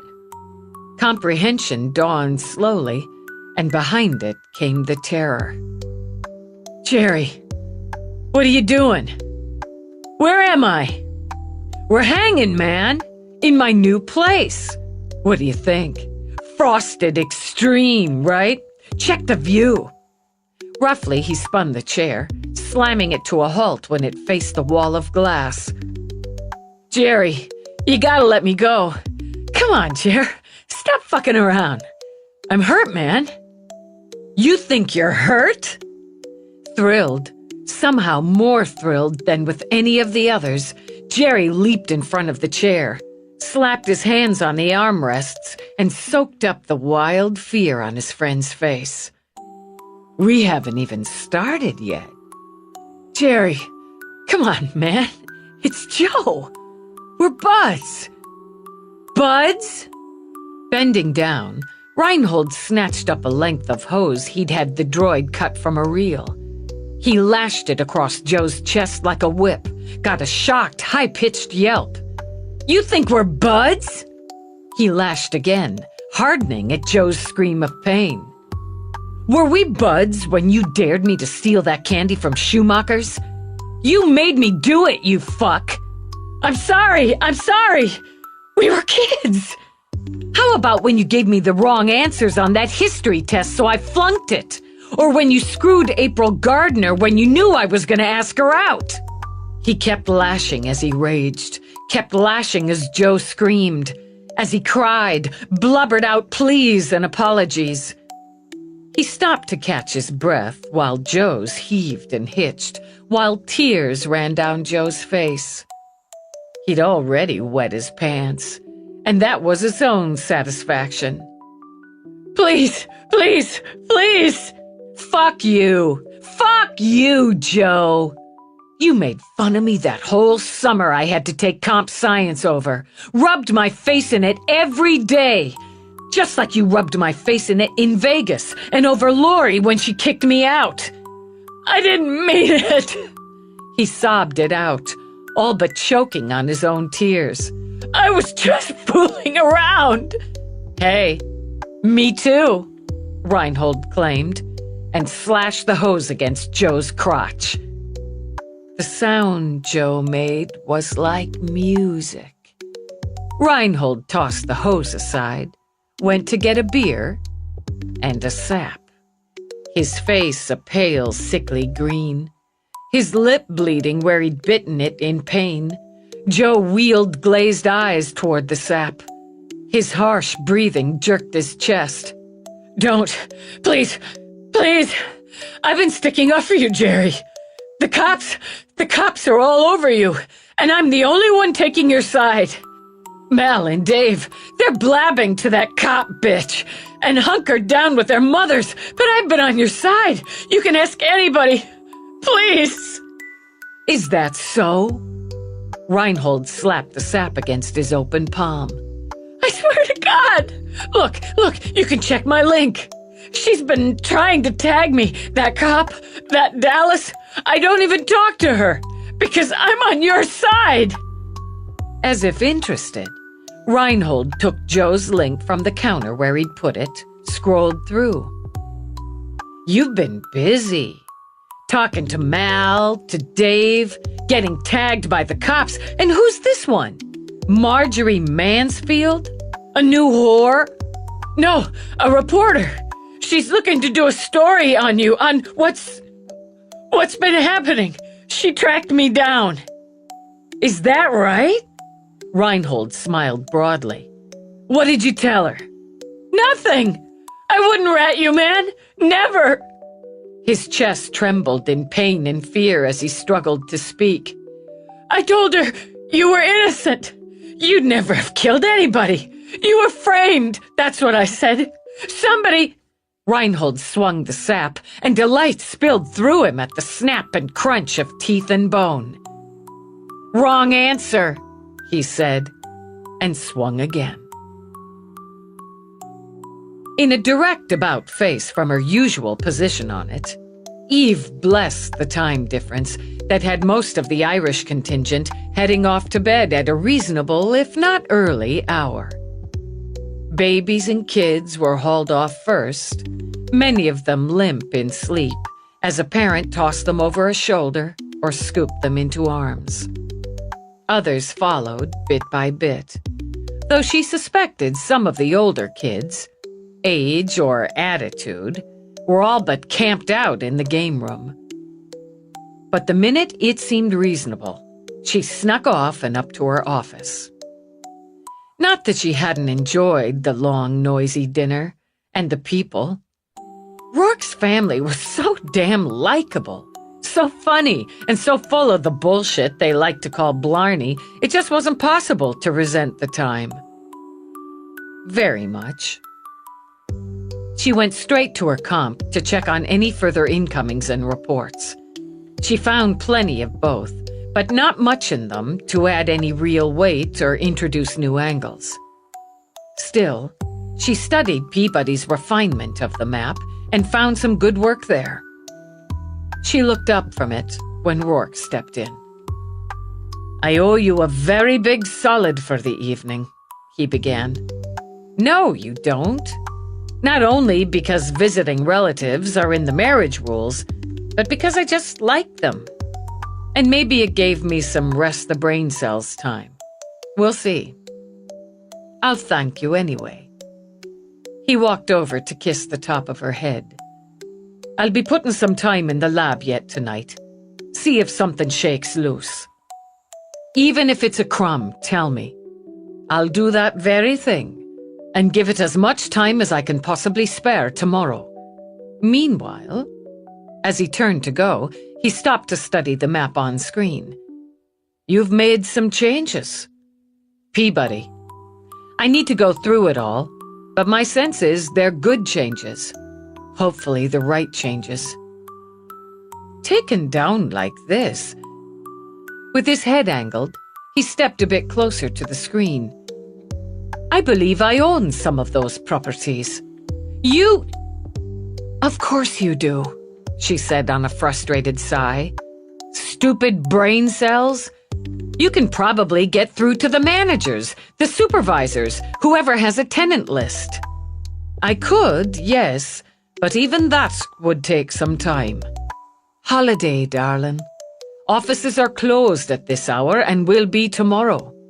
Some of those managers will be out of town, and accessing the data will take time. I can do it myself, but unless you have a name, I wouldn't know who I'm to look for. New tenant. The first kill wasn't planned. He wouldn't have started looking for a place, this kind of place, sooner than last Friday. Probably later than that, but we can work it from last Friday. New single male tenant. That cuts it down. It would. I'll start something. But first I'll need a copy of the revised map. In the lab, he added, so I can work the other program as well. I don't know how many I have in a sector that large, but it's easy enough to find out. And in a sector that large, they won't all be mine. I could, with a bit of finesse, access other tenant lists with the same criteria. She bumped against her own line, slid a toe across. Go ahead. I'll push for a warrant. Start with your own, okay? I'll push hard and get it. I'll damn well get the warrant. All right then. I'll see what I can do.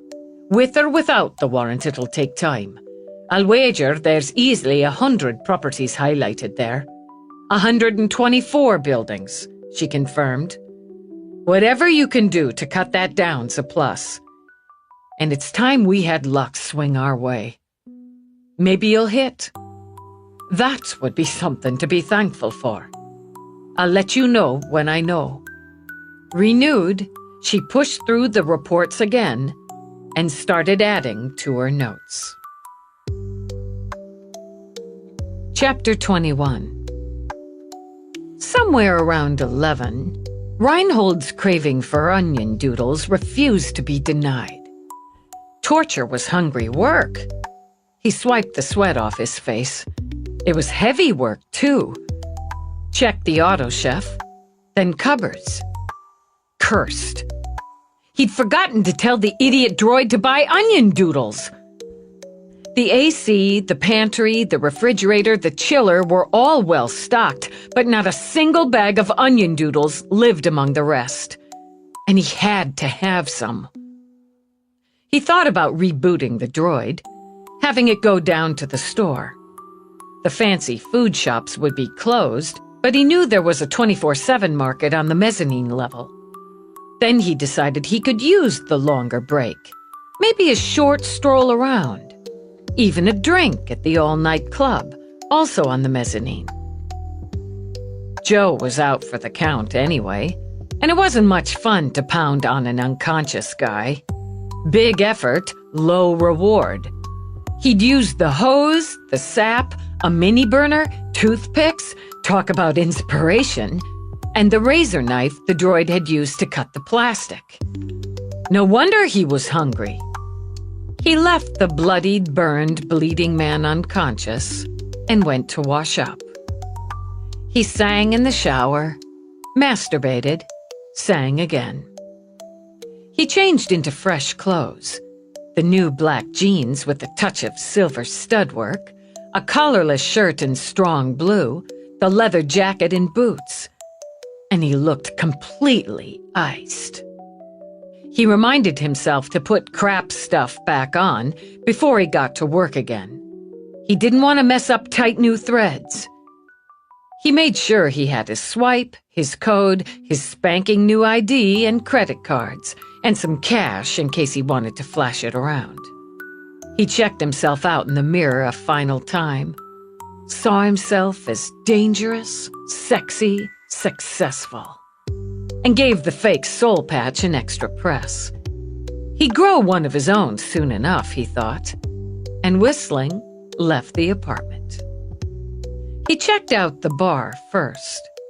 Smoky blue lights rolled over the walls, and a hollow band crashed on stage. He'd expected more of a crowd, people sexy and dangerous and successful, much like himself, but plenty of the tables and stools sat empty. Dead zone, he thought in annoyance, but since he was there, he swaggered over to the bar. He ordered a whiskey, neat, like he'd seen men do in vids. House brand, or you want a call? The broad-shouldered bartender gave him a bored look that immediately put Reinhold's back up. He tapped an imperious finger to the bar in front of him. Best you've got. You got it. He didn't take a stool, but posed against the bar. He expected people to notice him as he gave the club a cool-eyed stare. 2 couples shared a table near the stage, and the women were prime. He imagined strolling over, giving them both a come-with-me jerk of the head. They would, too, he thought. They'd leave those limp dicks without a thought, and scamper after him like good bitches. Do whatever he told them to do. Let him do whatever he wanted to do. And maybe he'd kill them after, just to see how it felt to do some strange. The bartender set the glass of whiskey in front of him. You want to run a tab or pay as you go? I pay as I go. With a nod, the bartender slid a small black folder across the bar. Where's the action around here? Reinhold demanded. Not much tonight. Holiday. A lot of people are out of town, or heading that way. Friday you'll see some action, and the band's live. Maybe I'll be back.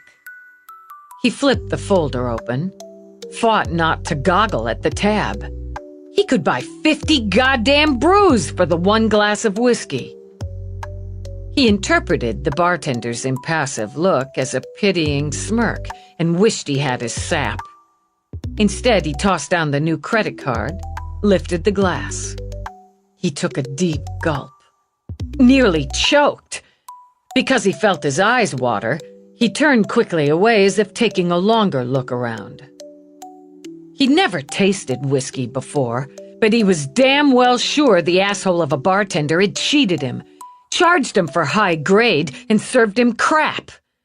Oh, he'd pay for that, Reinhold promised himself. He'd make a point of seeing the asshole paid for it.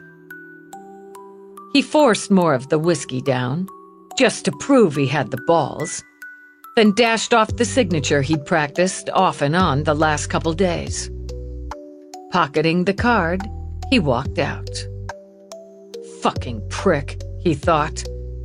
He'd meet Reaper some night very soon, and he'd see how he liked having acid poured down his throat. Desperate for anything to kill the taste of the whiskey, he pushed into the market, picked up a bag of cheese and bacon-flavored onion doodles, a favorite, a family box of spongy creams, 2 chunky chews, and a grape fizzy. He charged all of it, sucking on the fizzy as the droid clerk bagged the rest. Starving, he broke open the bag of onion doodles on his way back to the elevator. Munching and slurping, he headed back up. He'd take a real look around the next day, he thought, before his own Thanksgiving feast. Maybe see if the same bartender was working, get his name, do a little research on a future target. He found Joe still unconscious, so out even slaps didn't bring him around. No fun playing with the sleeping asshole, Reinhold decided. He took his snacks up to the bedroom. He'd watch some vids, catch some sleep, and get a good start on Joe in the morning. He had plenty left to try out on his old pal before turkey time. Rourke gave it until 1:30, coordinating with Feeney, McNabb, and Callender until after midnight. Like them, he'd meant to leave the work on auto and walk away, but he'd been too caught up. He'd seen progress, real progress, when they'd untangled the initial routing, found the shadow beneath it. But then there'd been a shadow under that. He had considerable respect for the late Miss Farnsworth, and had she lived, would have hired her in a finger snap in any number of positions. He'd managed to crack the initial code and felt pure satisfaction, until he'd understood she'd switched codes for the next section. Smart, he had to admit, making certain her killer didn't, likely couldn't, catch on to the pattern. And all this while she'd certainly been in terror, likely in pain. The trouble was she was so bloody good it was taking him a great deal of time. Putting back the wiped material, bite by bitter bite, and then going under it all for the message he now knew she'd left wound in it. Tomorrow, he promised himself, and gulped down a half bottle of water. By Jesus, he'd have the rest tomorrow. He set up the auto, scrubbed at his face, then went off to fetch his wife. He had little doubt she'd crashed by this time. And he wasn't wrong. She'd laid her head on her desk, with the cat curled around the point of her elbow. He saw by the subtle jerks of her body she dreamed. Fearing a nightmare, he walked to her, spoke gently as he eased her back, then up. "It's all right now. I've got you." "I said I would," she muttered. "Then you will," he said, shifting her into his arms. "What?"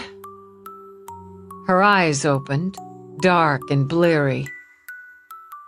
"Oh, hell. I fell out. You're entitled.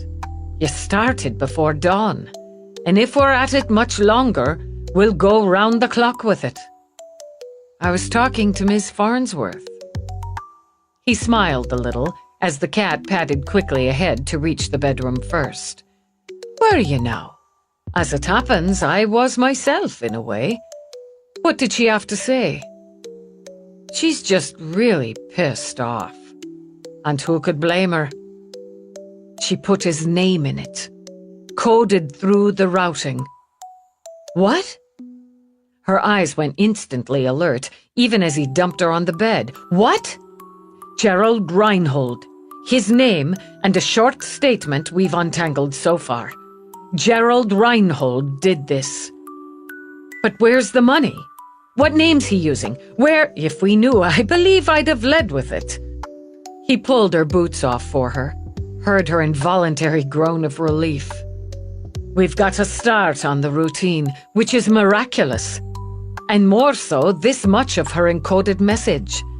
She didn't make it easy. Over and above the whole lot being wiped, and well wiped at that. I'm supposing she knew he wasn't a complete idiot when it comes to comp science and had to be careful about it. "It's good progress, Eve," he assured her. "Better than any of us who know the business expected at this point." "Okay. All right." She coded in his name, pointed a finger at him. "It adds weight. Though we won't need any. Weight never hurts." She switched gears. "What about tenants? Moving through them. A lot of buildings, Lieutenant, and not all the data is current because of that goddamn stinking stupid holiday." Her biting tone nearly made him smile. "True enough. But I was able to order a rush on my own places, and all the new tenants and/or applications from new tenants will be current tomorrow, holiday or no." "Thanks. I've thrown a spanner into some holidays, but it shouldn't take long, and then they can get back to their stuffing. A lot of uniforms are cursing my name. The ones on the 24/7 tip line for sure. But it only takes one person to see him to call it in. And we'll see to all of it tomorrow." They'd both undressed as they spoke, and now crawled into bed. "I don't want to go to the morgue tomorrow, Rourke. You're doing everything you can to prevent that." "Yeah." She curled against him in the dark and hoped it would be enough. When her link woke her just after 5 a.m., she groped for it. "Block video," she ordered, even as Rourke ordered lights on to 20%. Dallas. "Lieutenant, man, I'm really sorry for the early tag." Mal. Instantly awake, she shoved up to sit. "What is it?" "It's just... we can't find Joe. It's probably nothing, but I'm a little freaked and Ma said you should know." "Okay." She flipped through the notes in her head. "He had a date last night, right?" "Yeah, that's the thing. He was a no-show. And Pris tracked me down at like midnight, bitching me out because she figured Joe ditched her to hang with me or Dave. But I hadn't seen him or talked to him. Dave either. And she said how he'd texted her he might be a little late. He was working on some deal, but he never showed and didn't answer her texts and tags. Me and Dave, we even went over there, to Joe's place. He doesn't answer the door." "Okay, Mel." She didn't need a gut check to assess a bad feeling. It shoved straight through her. "Give me the name and contact of the woman he was supposed to go out with." Sure. He reeled it off. "The thing is, well, it wouldn't be a stretch to say he may be hooked up with somebody else. Maybe got lucky and he's at her place, wherever. And maybe he's not answering his texts and tags because he doesn't want any shit, you know? But it's scary. It's good you let me know. Any idea if he hooked up otherwise with who?" "Not so much. I tried some girls I know he's hooked with, but hit zero there. But he's not above taking a spin with Strange if he had the chance, so got it. Let me see what I can do. I'll get back to you."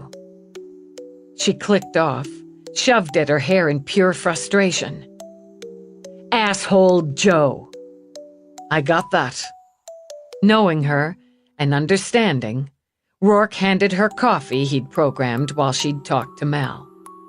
Maybe he is with some Strange, but that's not what it feels like. Going to be late, working on a deal. Money and status and sex, those are his pulls. And Reinhold knows his pulls. Lure him with a business opportunity, maybe? "I need to go check out Joe's place." "I know it. I'll go with you. I can use you better right here. If I find him, or if I don't, either way, whatever you pull out of those computers is gonna help the most." He'd have argued if he hadn't agreed with her. "I'll concede to that, if you agree not to go alone." And she'd have argued if she hadn't seen the solid sense in the deal. No time for bullshit, she reminded herself. "I'll take a couple uniforms along. And I'm gonna wake up our APA, have Rio get me a warrant. I need to be able to go in. If he's not there, I'll be back inside an hour. If he's there and humping some Strange, less. If he's there and dead, I'll be longer.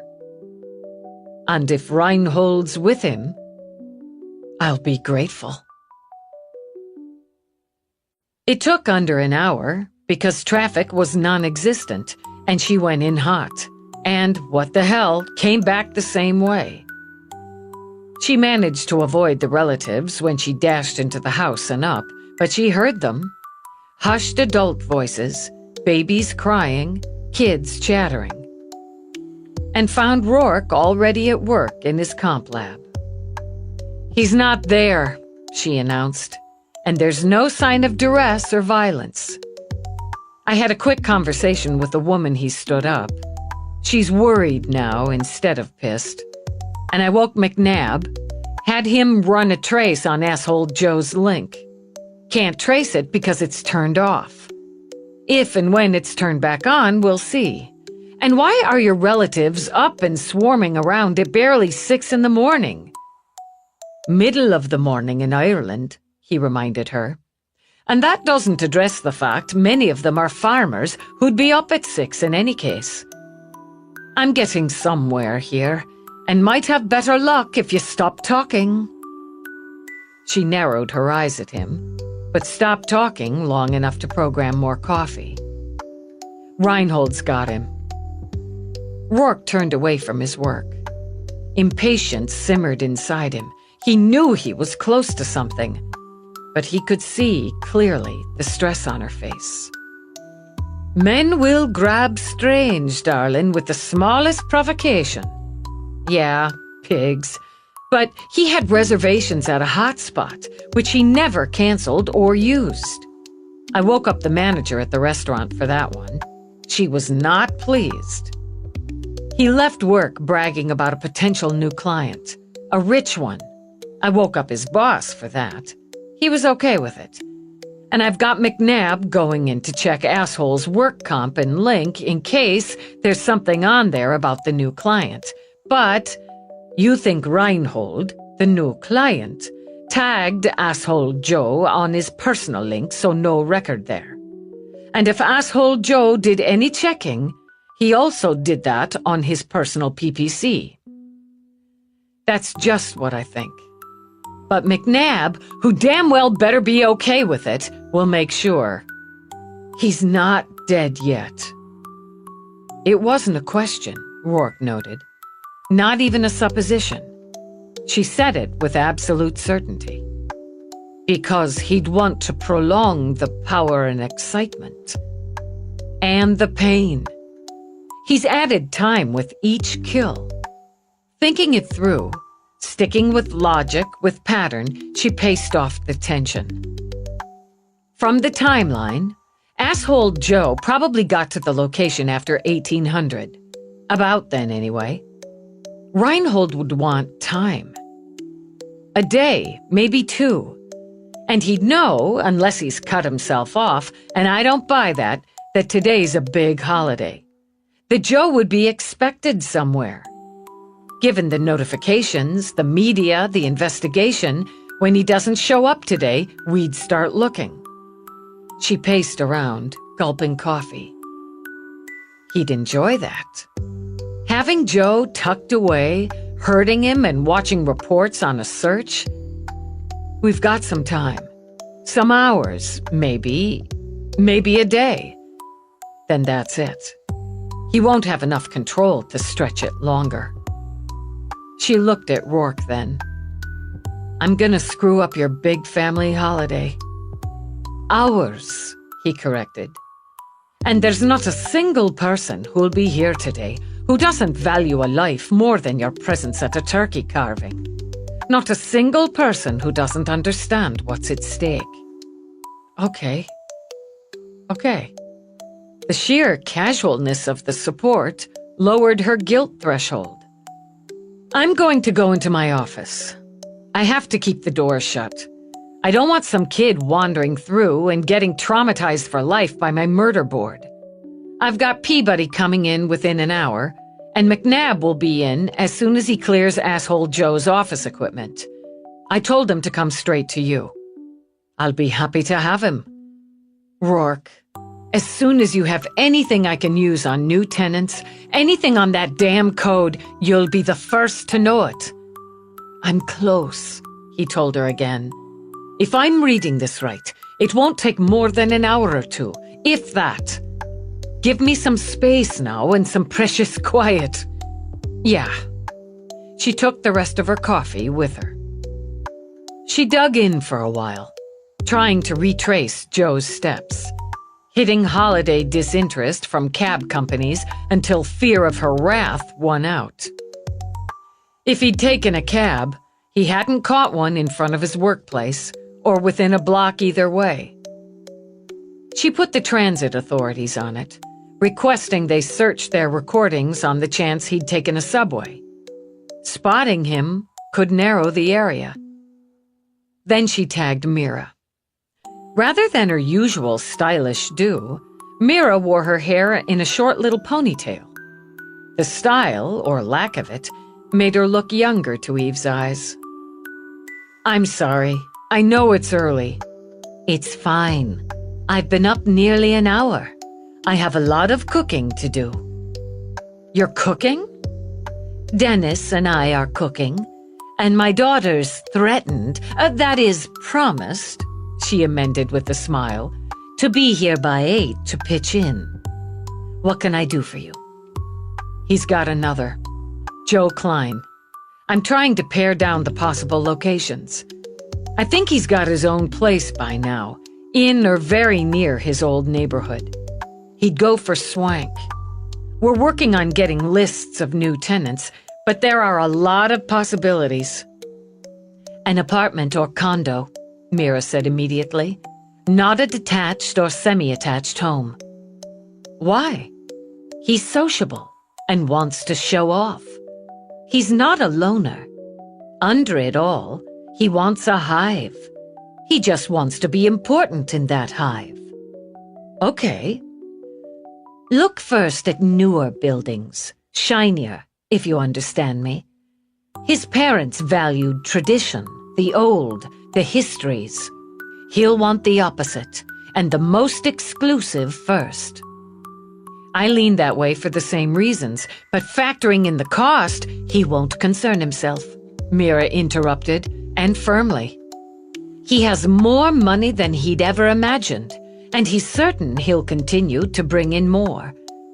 A place near clubs, arcades, bars, good shops, or that provides them. Status. He's always wanted it, but lacked the ambition or the ethics to attain it. He believes he's found it now. Okay, yeah, I see that. It helps. Appreciate it. I hope you find him, Eve. I'm going to say Happy Thanksgiving because I believe you will. Thanks. Same to you. She jumped on the map, shadowed out the detached and semis, any building more than a decade old unless it had been completely rehabbed in modern style. That's better, she murmured, studying the results. She started to cross-reference with the tenant lists Rourke trickled to her. Cursed when her desk link signaled. Dallas, she snapped just as Peabody hustled in. Lieutenant Dallas, this is Officer Stansky out of Fraud and Financial Crimes. What do you want, Stansky? She demanded, and seeing Peabody's puppy dog plea, jabbed a thumb toward the kitchen and the auto chef. We got an auto alert, came in about midnight, and it just got passed through. Not a lot of people working due to the holidays and all. Move it along, Stansky, for God's sake. Well, sure. What I'm saying is, we just got the notification, and it don't make much sense altogether. It's on an Anton Trevor with this code we don't get, not one of the standards, and it says to notify you ASAP, so I'm notifying you ASAP. I'm homicide, Stansky, not fraud. I got that, LT, sure. Stansky's round face transmitted utter earnestness, just as her voice transmitted Queen's. But it says you, Lieutenant Eve Dallas, homicide clear on it. You want us to go ahead and shut down this Anton Trevor's card? Go through the process, or what? I don't... Hold on. Something tingled at the base of her neck as she did a quick run. Computer, search and display ID for Anton Trevor, New York, New York, age between 23 and 28. That should cover it. Acknowledged. Working. Results displayed on screen 1. Holy shit. Holy fucking shit! LT? Stansky said doubtfully. Don't shut it down. Where was the card used? Got that right here for you. Place called Bar on M, and another few minutes later, Handy Mart. Both in the New York West, Condo Center. That's it. I've got the address. It was one of her buildings. It was one of Rourke's buildings. You hold, Stansky. Don't notify, don't shut down, don't do a damn thing until you hear back from me. No problem here. Send me everything you've got and hold, she said, and clicking off, jumped up just as Rourke pushed open her office doors. I've got him, they said together. Both frowned. What? Then Rourke held up a hand. Go. She, Farnsworth, must have tagged a fraud alert onto his new ID. It flagged for me when he used it. She saw the media reports, knew I was primary. He's going by Anton Trevor, Rourke finished. I pieced that name from the code she embedded in the transfers. He's the newest tenant in New York West, she finished in turn. And there we are. We've got him, Eve announced as Peabody came out with coffee and a bagel. Peabody said, "What?" "Reinhold's using the AKA Anton Trevor. Notify McNabb. I want to move fast, but we're gonna do this smooth. Get him, Baxter, Trueheart." "Baxter left for his sisters in Toledo last night," Peabody interrupted. "Shit. Make it Carmichael and Sanchez." She paused a beat, in case one of them was having breakfast in goddamn Toledo. "We'll do a link briefing," she continued. "I want 6 uniforms, seasoned, Peabody." "Rourke, I need you to notify building security," he said. "I know this drill very well. I'll take care of what you need, and to start," he ordered the computer to display new data. "That's his level, and the blueprint of his apartment. I have all the building specs, so you'll have the points of egress." Makes it easy. And rolling her shoulders, moved to operations strategy. "Okay, private elevator. We'll shut that down. 2 other exits. We'll close them off. He'll be armed and God knows with what, so we go in protective gear. I want eyes and ears in there ASAP, and I don't want him looking over that terrace and seeing a bunch of cops moving in on the street." "Let me see the big picture," she asked Rourke, "so I can put this op together."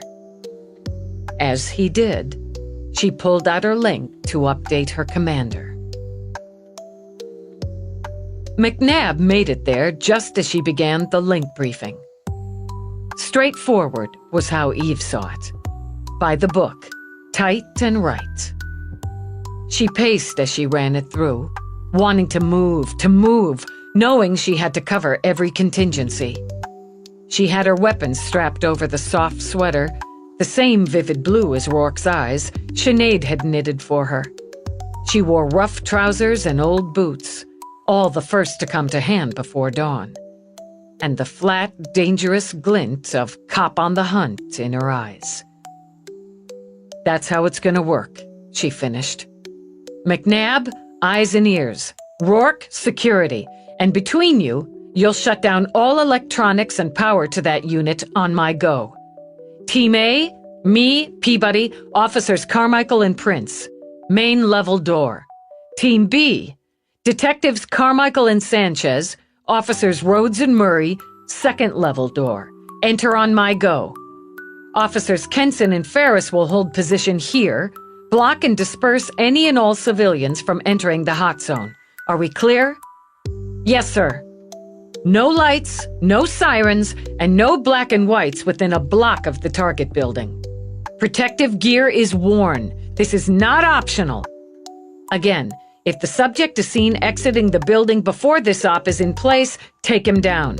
If he's seen inside the building, track, but do not engage." "We're moving," she added. "Go in soft, wait for my orders. All weapons, medium stun." She turned, snagged the coat Rourke had brought in, then her stride forward hitched when she noticed Sinead standing in the doorway someone had neglected to secure. She had a baby on her hip, a hand on a gleefully fascinated Sean's shoulder. We have to go out. Sorry, we're in a hurry." She left it at that, double-timed it out and down the stairs. Rourke paused just for a moment. "We'll be back before too long, and I'll let you know." Then he was gone too, rushing out with the rest. "Nan!" Sean sent Sinead a look of awe and joy. "They're after the bad guy!" "They are, yes." "Well then, let's go down, have a little tea." Reinhold slept the sleep of the satisfied and woke to Joe's harsh, sobbing screams. "Jesus!" Reinhold rolled, stretched, yawned. "What a pussy!" He hit the bedroom AC for hot chocolate, extra whipped cream, and stood at his window wall looking out at New York, at the city he knew feared him, while he drank. When Joe didn't show up at his mother's by about noon, Reinhold calculated, to hang out with his stepfather, his brother, and his brother's ugly wife and uglier kids, his fat cousin Stu, who'd have his piss-faced grandmother in tow, they in the city would fear him more. All around the Thanksgiving tables, he'd be the talk.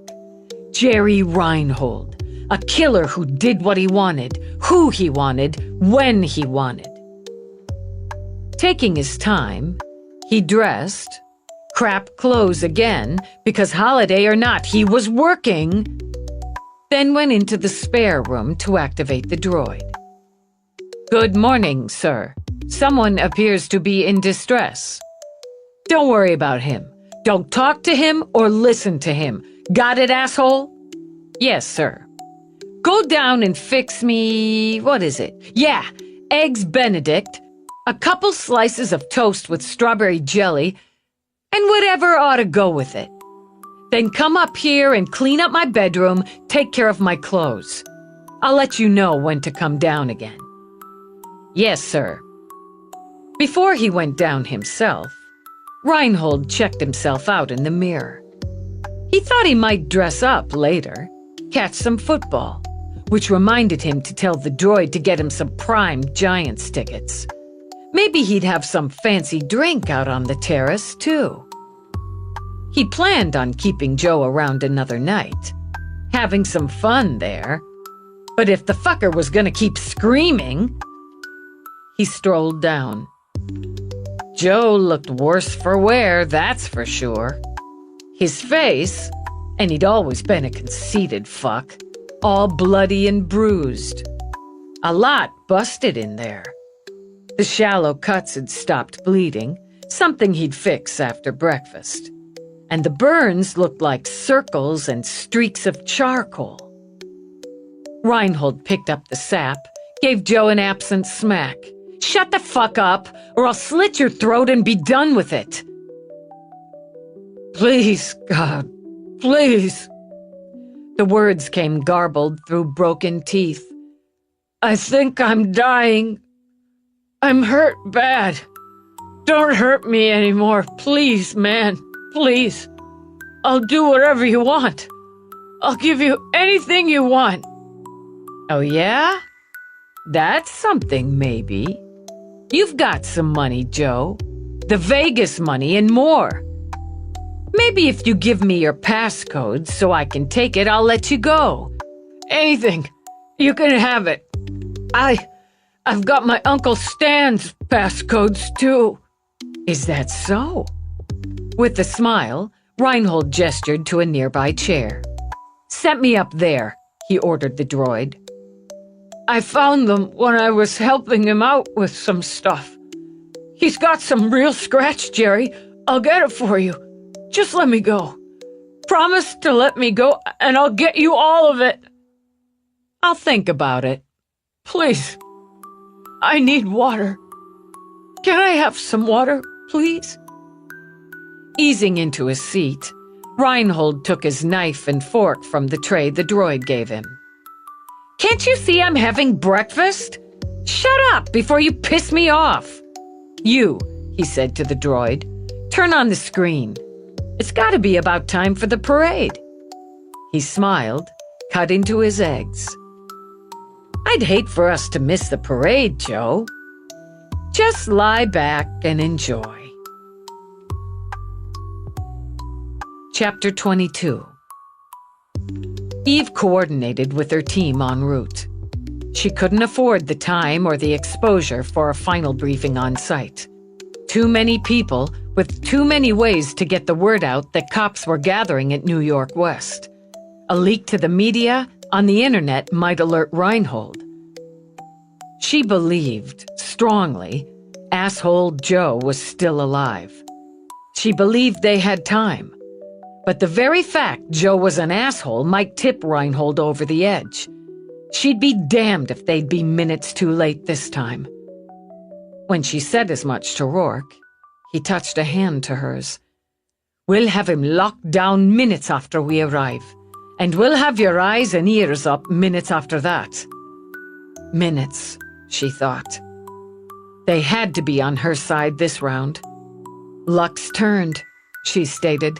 Luck's turned our way. You've got to see it that way. We hit on him, both of us, almost at the same time. It all fell together. It fell together because you haven't let up on it for 3 days and nights. That and Miss Farnsworth. She pulled off a hell of a thing. I admit, I wish I could have met her. You wish you could have hired her, Eve added, and he laughed. You know me very well. Sanchez is on site, Dallas, Peabody told her from the back. Detective Carmichael's less than a minute out. Uniforms are checking in. Talking to your security head now, Rourke, McNabb announced. They've cleared the parking space you directed. Have eyes trained on the hallways on Reinhold's 2 floors. Good enough. And here we are. It's really pretty. Peabody craned her head to take in the tower. Shiny, and all that glass just sparkles. Head in the game, Peabody, Eve ordered, and jumped out the minute Rourke pulled to the curb. Record on. All records on. All teams move into position. I want all elevators but his blocked from his floor the minute Team B reaches his second level. Sir. A tall, curvy brunette clipped over to Rourke. We're in place, awaiting any further instructions. Lieutenant, this is Head of Building Security, Veronica Benston. Lieutenant. Benston nodded at Eve. There's been no activity outside of the target area. 2 units on the subject's main level and 1 on his secondary level are not occupied today, as the tenants are out of town. In-residence tenants, as you instructed, have not been notified, as yet, of any police activity. Give me the rundown as we go. We're moving. We've kept this elevator clear for you. Benston led the way, explained any and all occupants and activities on the target level. You're back up, Benston, and thanks for the assist and the speed of it. Eve stepped out on Reinhold's level. She sent Team B a thumbs up, moved on as they rode to the next level. Shut down his private elevator. Block all access and egress to this level. Rourke, I want him blind. I want his alarms and backups shut down. Benston, would you mind? It's done, sir. She tapped her earbud. Blind him, she ordered. Kill alarms, both levels of target unit. At hallway door, Eve said into her own comm, assessing. Since Benston offered it, she used security's master, then drawing her weapon, went through the door. Get me eyes and ears, McNabb. All over that deal. He squatted, went to work on a portable. Good filters, he said absently. Excellent shielding. This would take longer without the specs. He shot Rourke a grin. Saves me work. You got 2 human heat sources, LT, and 1 robotic charge, all main level. Nothing human or E on second level. Eve crouched, studied the screen. Right in the main living area. Seconds later, she heard sobbing, pleading. Got your ears, McNabb murmured. Please, God, please. I think I'm dying. Team B in position, Sanchez said in Eve's ear. Hold there. Subject and victim are both on main living area. Single droid also on main level. I've got my Uncle Stan's passcodes, too. Eve held up a fist, signaling wait. Watched as the heat source she identified as Reinhold moved a little farther away from Joe. He's sitting down. Got the droid by him. Put some space between him and the Vic. Open it, she asked Rourke. Nice and quiet. Move in, Team B. Slow, quiet. Just lie back and enjoy. Eve held up 3 fingers. On 3, she murmured. She went through the door, fast and low, with Peabody fast and high beside her. Reinhold squealed. There was no other word to describe it, Eve thought in disgust. He squealed like a little girl, threw his tray of food in the air, and ran for the stairs. Stop! Freeze! Hands in the air! Instead, as Team B charged down, he veered away, grabbed a vase, threw it. It missed by a mile, shattered on the floor. Eve considered stunning him as he ran, basically in circles, throwing whatever came to hand while Joe screamed. God, she wanted to stun him. And because she did, she tackled him instead. He went down in a skid, kicking, flailing, adding screams to Joe's until Eve pressed her weapon to his cheek. Oh, give me a reason, you fuck! Get off me! Get away from me! Kill her! He ordered the droid, who just stood looking as distressed as a droid was capable of looking. Eve dragged Reinhold's arms behind his back, cuffed him. Gerald Reinhold, you're under arrest for murder, multiple counts, for kidnapping, for identity fraud, breaking and entering, and all sorts of additional charges. You have the right to remain silent, she began, and with Peabody's help, managed to get him to his feet. He kept letting his legs buckle, so by the time she'd finished reading him the revised Miranda, she'd had enough. Officer Carmichael, take this asshole into custody. Put him in top-level holding at Central until I say different. You've got it, Lieutenant. And somebody call the medics and a bus for that poor bastard. Already done. Detective Carmichael tapped her comm. On their way. Harnessing her weapon, Eve walked over to Joe, shook her head. You're a real goddamn mess, Joe. But you'll live. He hurt me. He hurt me. Yeah, he did. Eve watched as Rourke and another uniform worked on cutting through rope and tape. I'm sorry about that. Maybe the next time you start to smirk at a cop, you'll remember. Water. He sobbed, twisted some pity out of her. Please. He wouldn't even give me water. Here you go. Peabody held a cup to his lips. Slow now. We've got you now, Joe. We've got you now. I'm sorry. I'm sorry. I didn't listen. It's okay. It'll be okay. Maybe it would, Eve thought, but he'd paid a hell of a price for being an asshole. She didn't rush it. Let Reinhold stew and sweat a while. With her team, she went through every inch of the apartment, past the electronics, including the droid to McNabb, and Feeney, who'd showed up as the MTs wheeled Joe out, a little steamed they hadn't waited for him.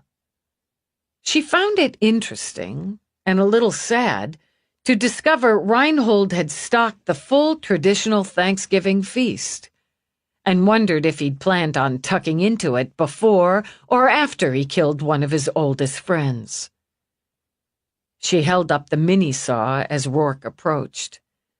A new tool for him. I'd say he'd have tested it out on fingers, maybe hands, feet.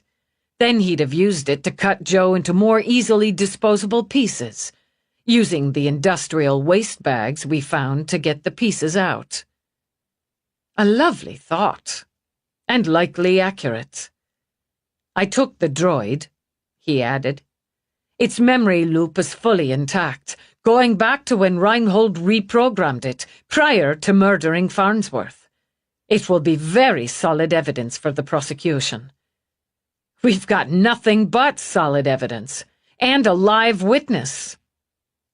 So you'll be visiting the hospital at some point, and not the morgue. Happy Thanksgiving. For most of us. I also spoke with the realtor who arranged the rental. Easy enough now to track it. Idly, Rourke glanced around the main level, and even under the circumstances found satisfaction in the flow of the layout, the use of materials. Reinhold snapped the place up just yesterday and made arrangements to purchase the furniture already in place. Trendy and expensive. It suited him, and it saved him time and trouble. So you were right on his style, but he lucked, again, into finding a place where he didn't have to shop for his furnishings. Eve's lips turned up in a sharp, grim smile. Luck changes. And I'm about to finish his run for good. I'm sending the electronics with McNabb. And Feeney, since his ass is burned, I didn't call him in, away from his wife, family, and day off. Anyway, they'll just log and secure, then they're sprung. Sanchez and Carmichael are going to work with crime scene to seal and secure, then they're sprung too. Peabody's stuck with me. I have to deal with Reinhold today. Now. If it goes smooth enough, I'll be home for dinner. He corrected. I'm with you. You're my family first. I'll let them know. And if we're not going to be back at a reasonable time, they'll start without us. Fine. If it took too long, she thought, she'd push him out. But she needed to get started. Peabody, let's go have a nice little chat with Jerry. Can't wait. She worked on strategy as Rourke drove to Central. She had Reinhold's number now. With Mira's profile, her own observations, interviews with friends, co-workers, supervisors, she knew what he was, and believed she knew how he thought. You're good cop, Peabody. Aw, damn it! He's gonna respond to bad cop, me. Make excuses, try to hold a line, be a big shot as long as he can hold on to his guts there. And he's gonna respond to good cop, see someone who's willing to give him leeway on the excuses. He's not smart enough to understand the dynamics, the rhythm, or how that push-pull undermines. Rourke flicked a glance at Peabody's sulky face in the rear view. It's a classic for a reason, he reminded her. And you always know when to slip in with the softer touch. It's masterful. As Peabody perked up, Eve slid a glance toward Rourke. Talk about masterful. In the garage, she reached for the box of props she'd brought from the crime scene. Rourke nudged her aside, hefted it himself. I'm gonna know pretty quick how this is gonna go, she told him. If I think it's gonna drag out, go into hours, I'm going to signal you or step out and tell you. Let's make a deal. I do love a deal. If it's gonna bog down, you go home, do the turkey thing. Then you can come back. I'll even get word to you when I think I'm close to wrapping it up. Your aunt shouldn't have to feel she's in charge when she's supposed to be a guest, Eve added. That was a good one. He shifted the box as they rode the elevator up. All right, then. That's a deal. Satisfied with that, Eve got off the elevator. Peabody takes the box. He'll look at me as in charge. He's gonna be afraid of me, and I'll make sure of it. He's a coward, and fear's gonna break him. He'll try to push me at first, then he'll appeal to you, she told Peabody. You're close to his age. You're not the primary authority figure, and you'll be sympathetic, to a point. Call him by his first name. That's connection from you, lack of respect from me. I get it. He's an interviewee. Then I'll be an observation, Rourke said. Good luck, both of you. That's just what we've got now. Eve led the way. As she'd instructed on the way in, he'd been put in interview, but not in restraints. Restraints indicated he was something to fear. The uniforms who'd pulled him out of holding and brought him up hadn't spoken a word, asked no questions, answered none.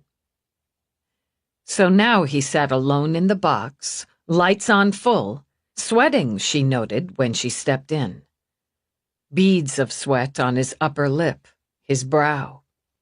Dallas, Lieutenant Eve, and Peabody Detective Delia entering interview with Reinhold Gerald. She read off a series of case files as she took a seat. Reinhold Gerald, you have been informed of your rights on record. Do you understand your rights and obligations in these matters? I don't want to talk to you. That's one of your rights. Do you understand that right and the rights and obligations as given to you in the revised Miranda? He turned his head away, stared at the side wall like a petulant child.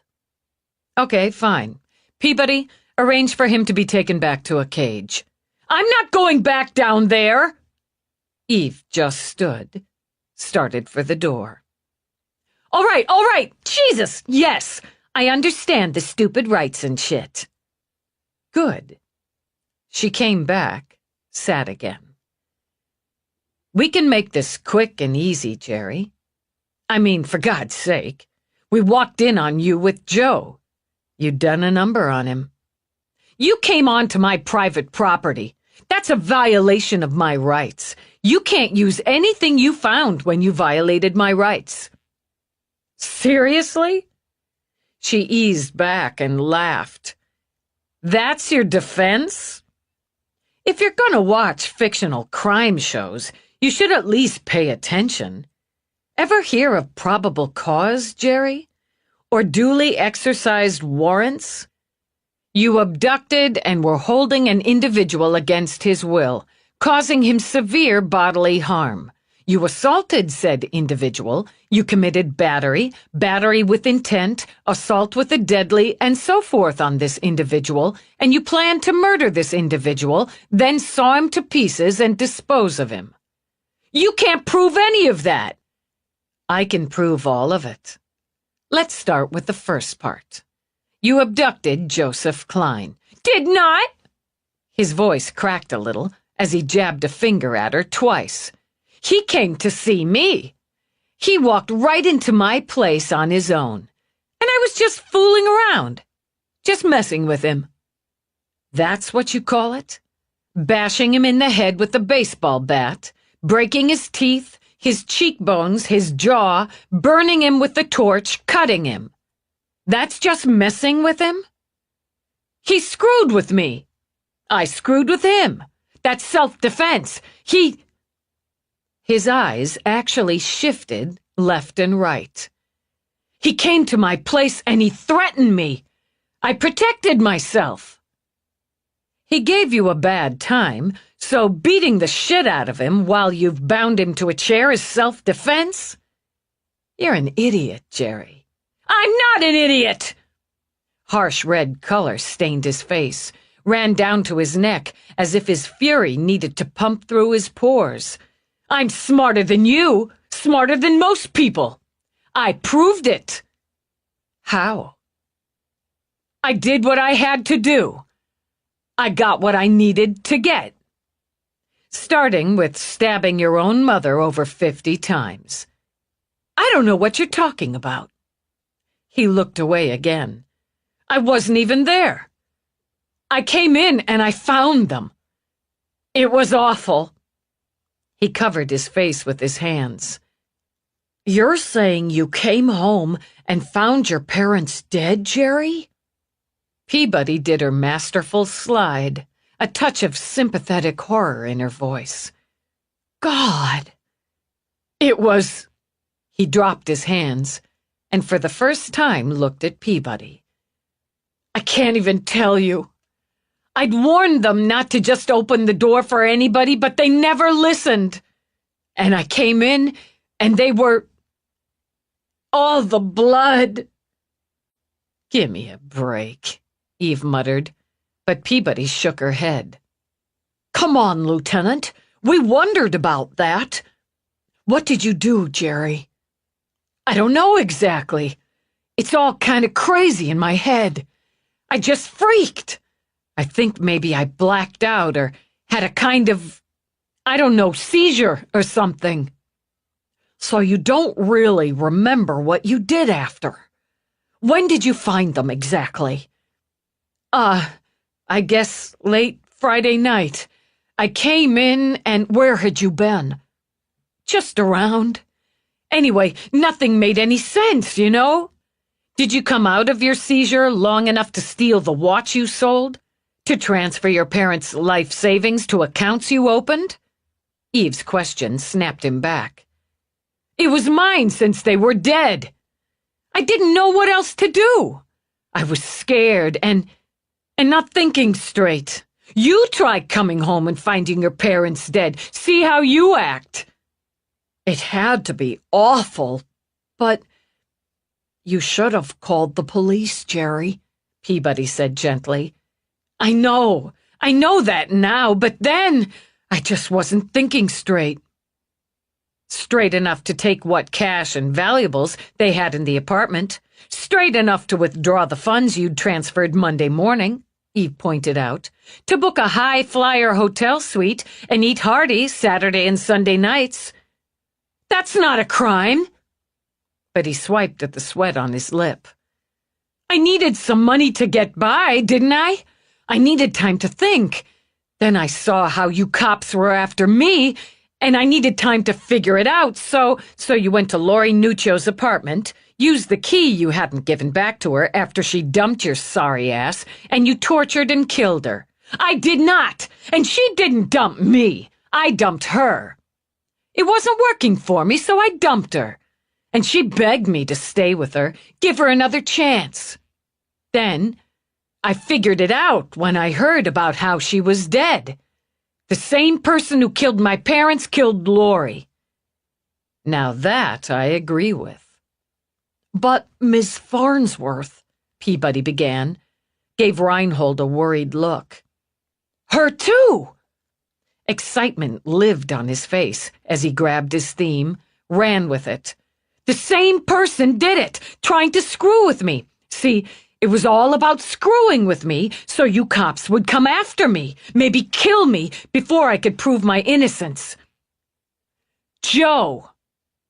Eve all but saw the metaphoric light bulb flash on over his head. I knew it had to be Joe who did it. He's crazy, anybody'll tell you, and he was really jealous of me.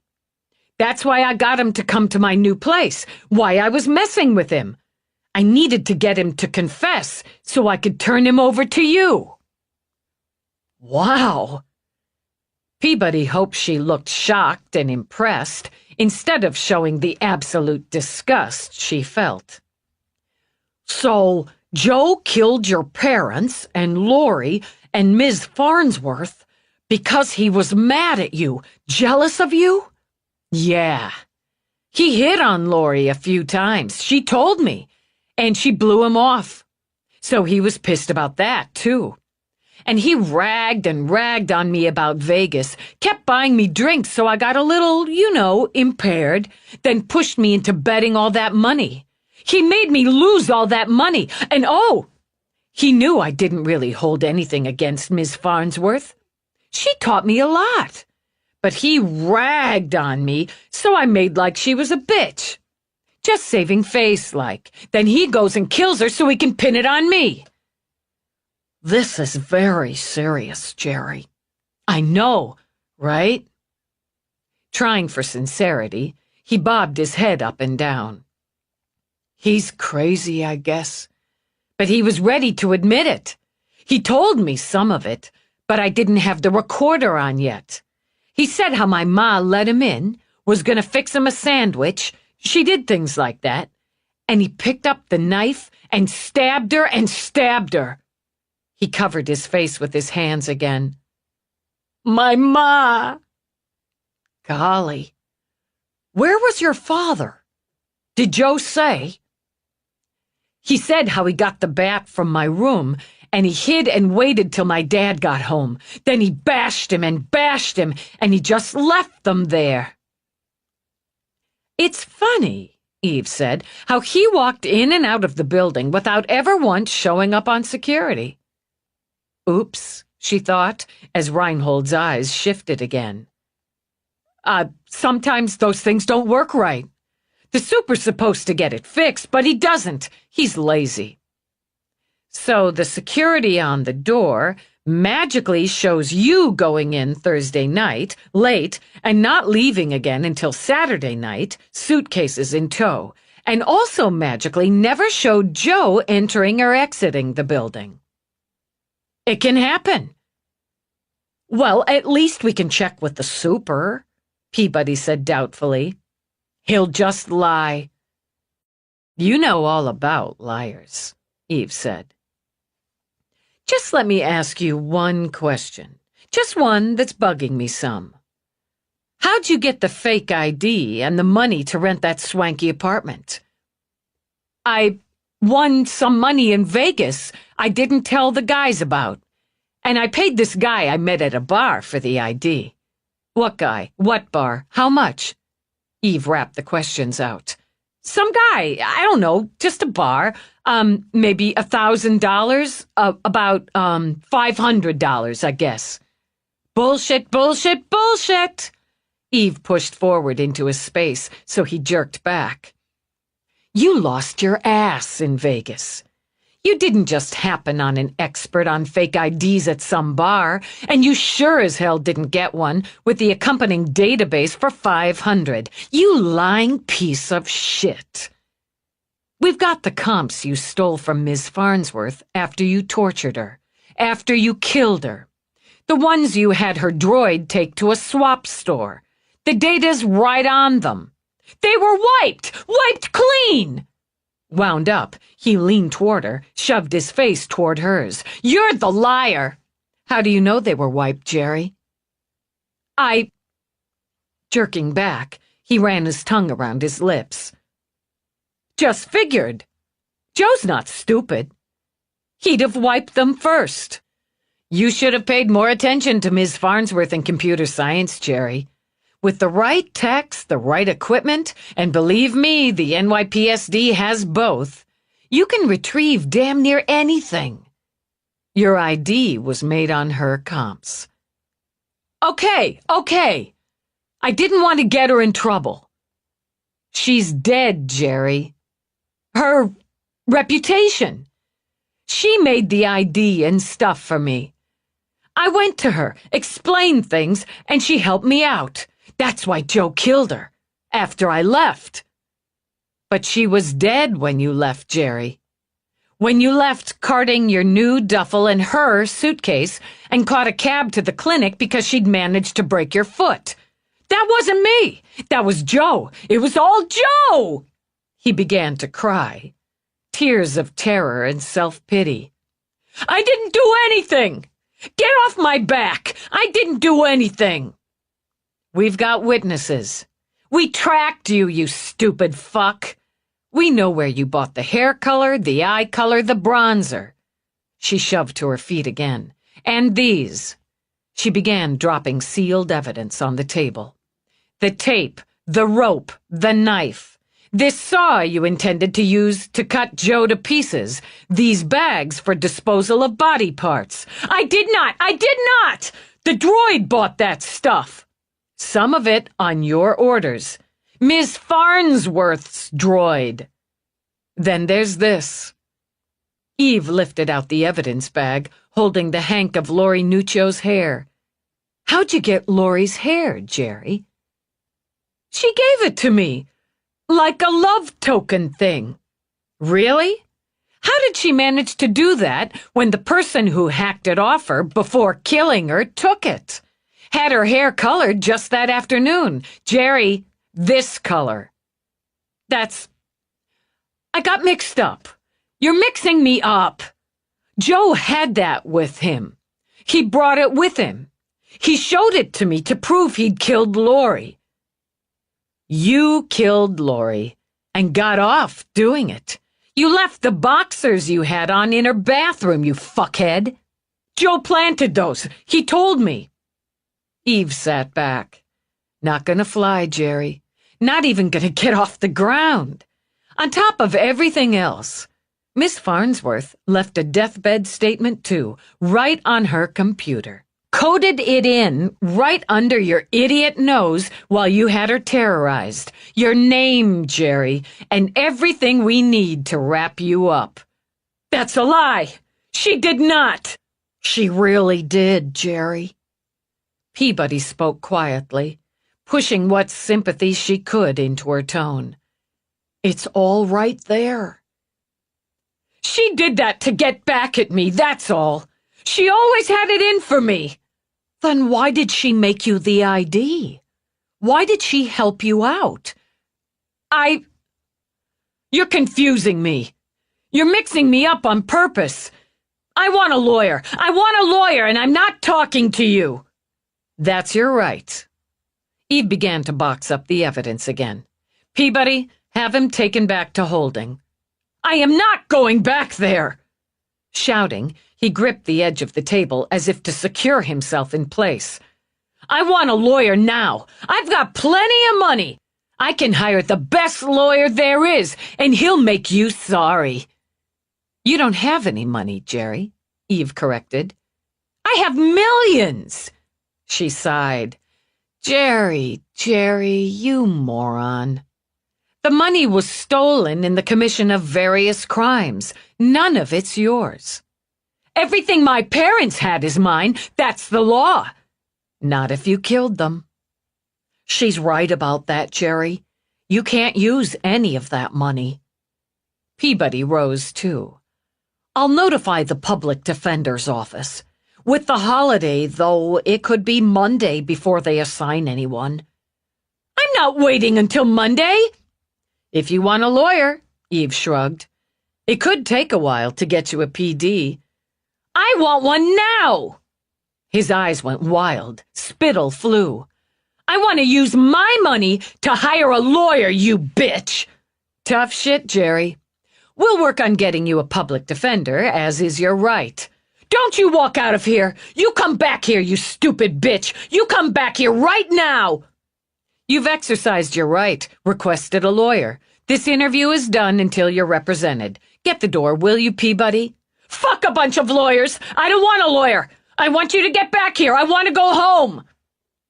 Calm as a lake on the outside, Eve turned back to him. You're waiving your right to representation at this time? Fuck you, yes. I'm telling you, Joe killed all of them, and you're trying to pin it on me. You're just pissed because I was smarter than you. Oh, yeah. I can promise if you were smarter than me, I'd be pissed. Eve set down the box, sat again. Here's another little, what did Rourke called it? Spanner in the works. Joe's alibied for the time of your mother's death, the time of your father's death, your ex's death, and Ms. Farnsworth's death. Do you think we don't check these things, Jerry? He's lying. You're lying. I want another cop. That's not one of your rights. You killed them, Jerry. Every one of them. You liked it. You found what you were missing in life, didn't you? And you got rich doing it. You got everything you ever wanted, everything you deserved. All those assholes screwing with you, you got them back for it. And you were good at it. You fucking excelled. You're damn right. It came to you when you were sticking that knife in your mother, didn't it? Eve kept her eyes trained on his, kept her tone quiet and smooth. Praise and threaten, she thought. Juggle both the praise, the threats, and toss in the facts. She's bugging the shit out of you. Get a job, get out, get off your ass. Nagging, bitch, you'd had enough. Who wouldn't? So you picked up the knife right there in the kitchen where she was making you a sandwich, and you carved her up, and you knew right then you'd found your calling. She wouldn't get off my back. They were going to kick me out. Just kick me out. What was I supposed to do? Get a job, Eve thought. So you killed them. Your mother with the knife. And you waited until your father came home from work and you beat him to death with your old baseball bat. It was self-defense. I had to protect myself, didn't I? They made me crazy. It's their fault. I did what I had to do to protect myself." "What you had to do," Eve said with a nod. "Then you took their money, their valuables. You stayed in the apartment with their bodies from Friday night until Saturday night." "I couldn't stay there forever, could I?" "Right, of course. But you needed some time to do the whole transfer with the accounts. Find all the money they had. Open your own accounts. Wire the money out and over using their passcodes." "My money," he reminded her. "My parents, my inheritance. They owed me." "It was pretty smart," Peabody said, and worked some admiration into her tone. "I mean, the way you transferred the money, then withdrew it so fast on Monday, spent some time in that nice hotel figuring out your next move. People underestimate me. That's their problem." "I figured it out, and I did everything right. You had my name and face all over the screen, but you couldn't find me. I've got skills." "And you used those skills on Lori Monday night." "That bitch didn't respect me. Another nag. She humiliated me, so I humiliated her right back. She deserved it." "Stripped her, cut her hair," Eve said, "tore up her new stuff. You got off when you strangled her, didn't you, Jerry? They're powerful, those skills of yours. You found your power." "Best I ever had, and I did it myself." "She deserved what she got." "It was self-defense," he repeated, jabbing a finger on the table. "All of it. I had to look out for myself. It's my right." "How was Ms. Farnsworth self-defense?" Eve wondered.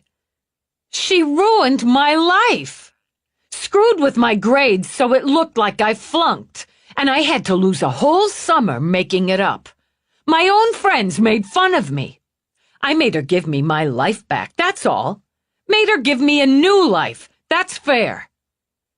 "You assaulted her, bound her with rope and tape, forced her to generate your new data and identification, credit cards, to transfer her funds, her property into accounts for you." "She owed me. They all owed me. They all thought I was nothing. I made them nothing. It's fair," he repeated. "I've got a right to look out for myself." Eve glanced at Peabody. "Let me just make sure we get all this straight, Jerry," Peabody said. "You killed your mother, your father, Lori Nuccio and Miss Edie Farnsworth. You abducted, assaulted, tortured, and planned to kill Joe Klein because they owed you, having played parts in ruining your life. So taking their lives was fair. Taking their property and money was fair." "That's right. That's exactly right." Pleased with the summation, he gave Peabody a sharp nod. "They all screwed with me, so I screwed with them bigger. Did you see my apartment? That's who I am now. And I know damn well it's gonna turn out you're wrong about the money. It's mine. It's in my name, my accounts. Possession's more than half of something. I heard that somewhere.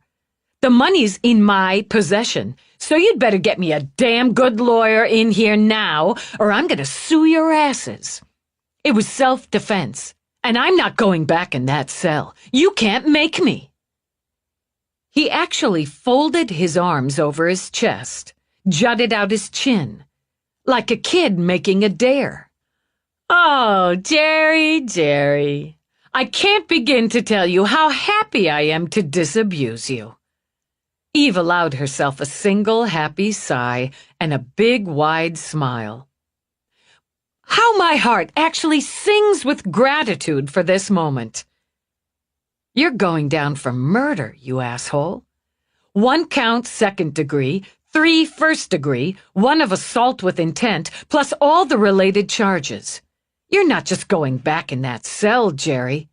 You're gonna live the rest of your small, stupid, miserable life in a cage. "I will not! I'm not going to jail!" She let him spring up, let him run for the door, and just shot her foot out to trip him. And yeah, there was a little heart singing when he did a sliding faceplant. No, you're not going to jail, she agreed, stirring herself to slap restraints on him as he cried big self-pitying tears and sobbed for his money. It's called prison, and I'm betting it's going to be a nasty, bust-your-ass prison off-planet where they eat weaseling little cowards like you for lunch. I'll take him down to booking, Peabody said, as she helped Eve haul Reinhold to his feet. Nah, we're passing him off to a couple unlucky uniforms. We're gonna go have ourselves a nice turkey dinner. Yay! Together, they dragged the limp, sobbing Reinhold out of the box and into the rest of his life. Epilogue. There was some paperwork to deal with, some contacts to make. Procedure was procedure, but Eve figured they pulled up at the house at a reasonable time. She hadn't screwed up Thanksgiving. Champagne, Rourke decreed. For both of you. Exceptional teamwork and interview. Champagne? Peabody did a seat dance before climbing out. Oh boy, oh boy! It's a good day, Eve decided, and she could wait for the next to talk to asshole Joe in the hospital. She stepped into the house, into a wall of voices, music, into the sense of applewood burning, candles flickering, flowers and food, into, she supposed, family. They'd spread around the living room and had broken out musical instruments. Some of them danced, including, she saw with considerable shock, the huge Crack, the sex club owner, with his tattoos and feathers. The Irish white skin of the little girl he had on his hip glowed against his ebony. Mavis's little Bella clung to McNabb's hands and stomped her feet in a mimic of the step dancing going on. They called it a ceilidh, she remembered from her visit to the family farm in Clare, and she supposed they'd brought a little Irish to an American holiday. It fit just fine. Before she could evade, or even think to, one of them, cousin, whizzed by, snatching her, swinging her into the whirl of it. She managed a, but he just plucked her off her feet, spun her in circles. She laughed, then staggered a bit when he dropped her back down, and the music ended with riotous applause. The noise didn't end. A million questions and comments burst out and made her think of a media conference. Easy now, Sinead ordered. You're all smothering the lot of them. Ian tells us you got your man, she added, and all's well with the world. For now. Now is good and fine enough. We've been entertaining ourselves, as you see, until you're home again. Don't let that stop you. She took the glass of champagne Rourke handed her. That was quick. It was already out and open. Nadine walked over, gave Eve a hard, completely unexpected hug. I love them, she murmured in Eve's ear. I love them all and want to marry them. How much have you had to drink? Just the right amount. God, they're so much fun. You're a lucky woman, Dallas. I'm feeling pretty lucky. I'm having the best time. Easing back, Nadine plucked up her glass of champagne, lifted it in toast.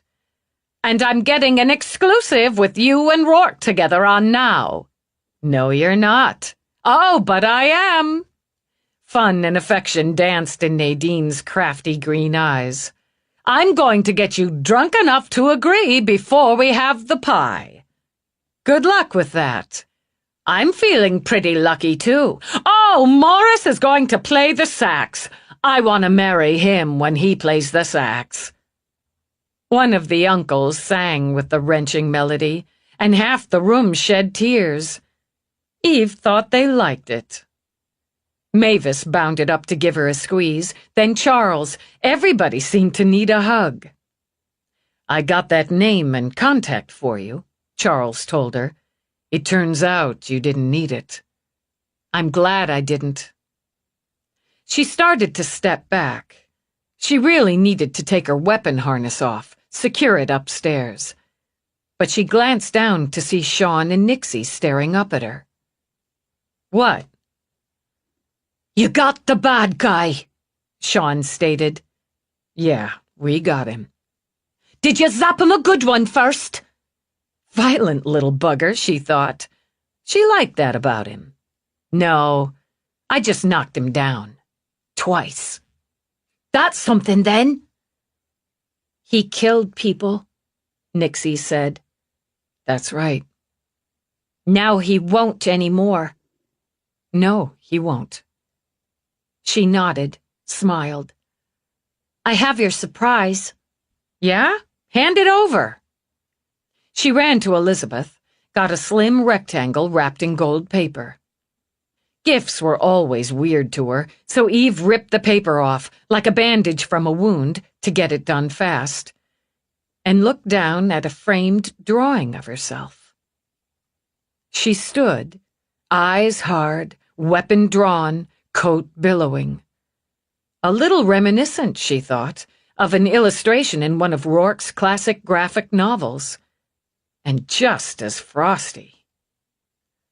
"I drew it, but Richard helped." "A little," he confirmed. "A lot," Nixie whispered. "It's great. It's really great. I look kick-ass." Nixie giggled, slid her gaze toward her adoptive parents. "It's an assignment. My therapist said for me to make a picture of the person I'm most thankful for this Thanksgiving. I thought about it a lot. Because I'm really thankful for Elizabeth and Richard and Kevin, but I wouldn't have them to be thankful for except for you. I wrote an essay on the back. It's part of the assignment and the present." "Oh."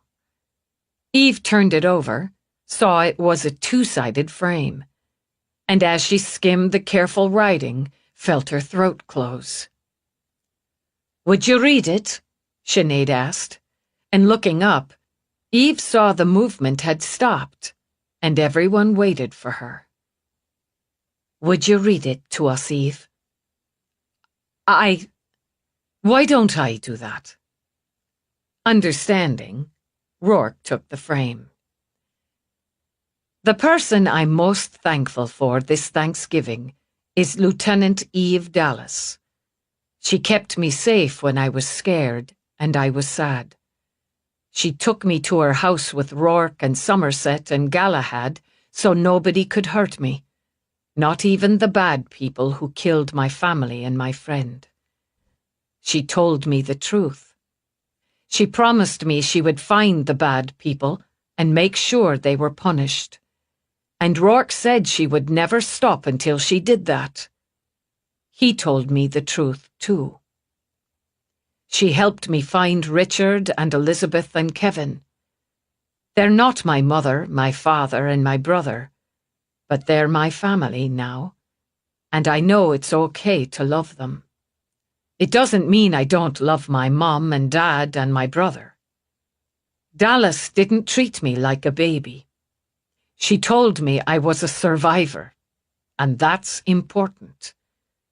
She worked hard, and she even got hurt, but she found the bad people, and she made sure they got punished. She told me the truth.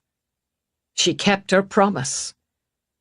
So she is the person I'm most thankful for this Thanksgiving." Nixie Simpson. "Well done, Nixie." Rourke bent over to kiss her cheek. "Well done." "It's good?" she asked Eve. "It's real good," Eve managed. I'm going to put it in my office at Central. And it'll remind me to tell the truth and keep promises." "Really?" I said so, didn't I? Nixie threw her arms around Eve's waist, then ran over to Elizabeth. She liked it. Yes, she did. Elizabeth sent Eve a watery smile, then pressed her face to Nixie's hair. That was lovely. Absolutely lovely. Sinead got to her feet. And a perfect way to lead us to our feast, I'm thinking. Let's get a move on. With this lot of us, it'll take an hour just to settle. If I may. Somerset offered Sinead his arm, gave Rourke the faintest nod before leading the horde out. I need a minute, Eve murmured. Rourke just drew her in, kissed the top of her head. She's a strong, graceful girl, he said. You helped her believe the world could be right again. She lost everything, and look at her. She has heart and, yeah, grace and goddamn spine.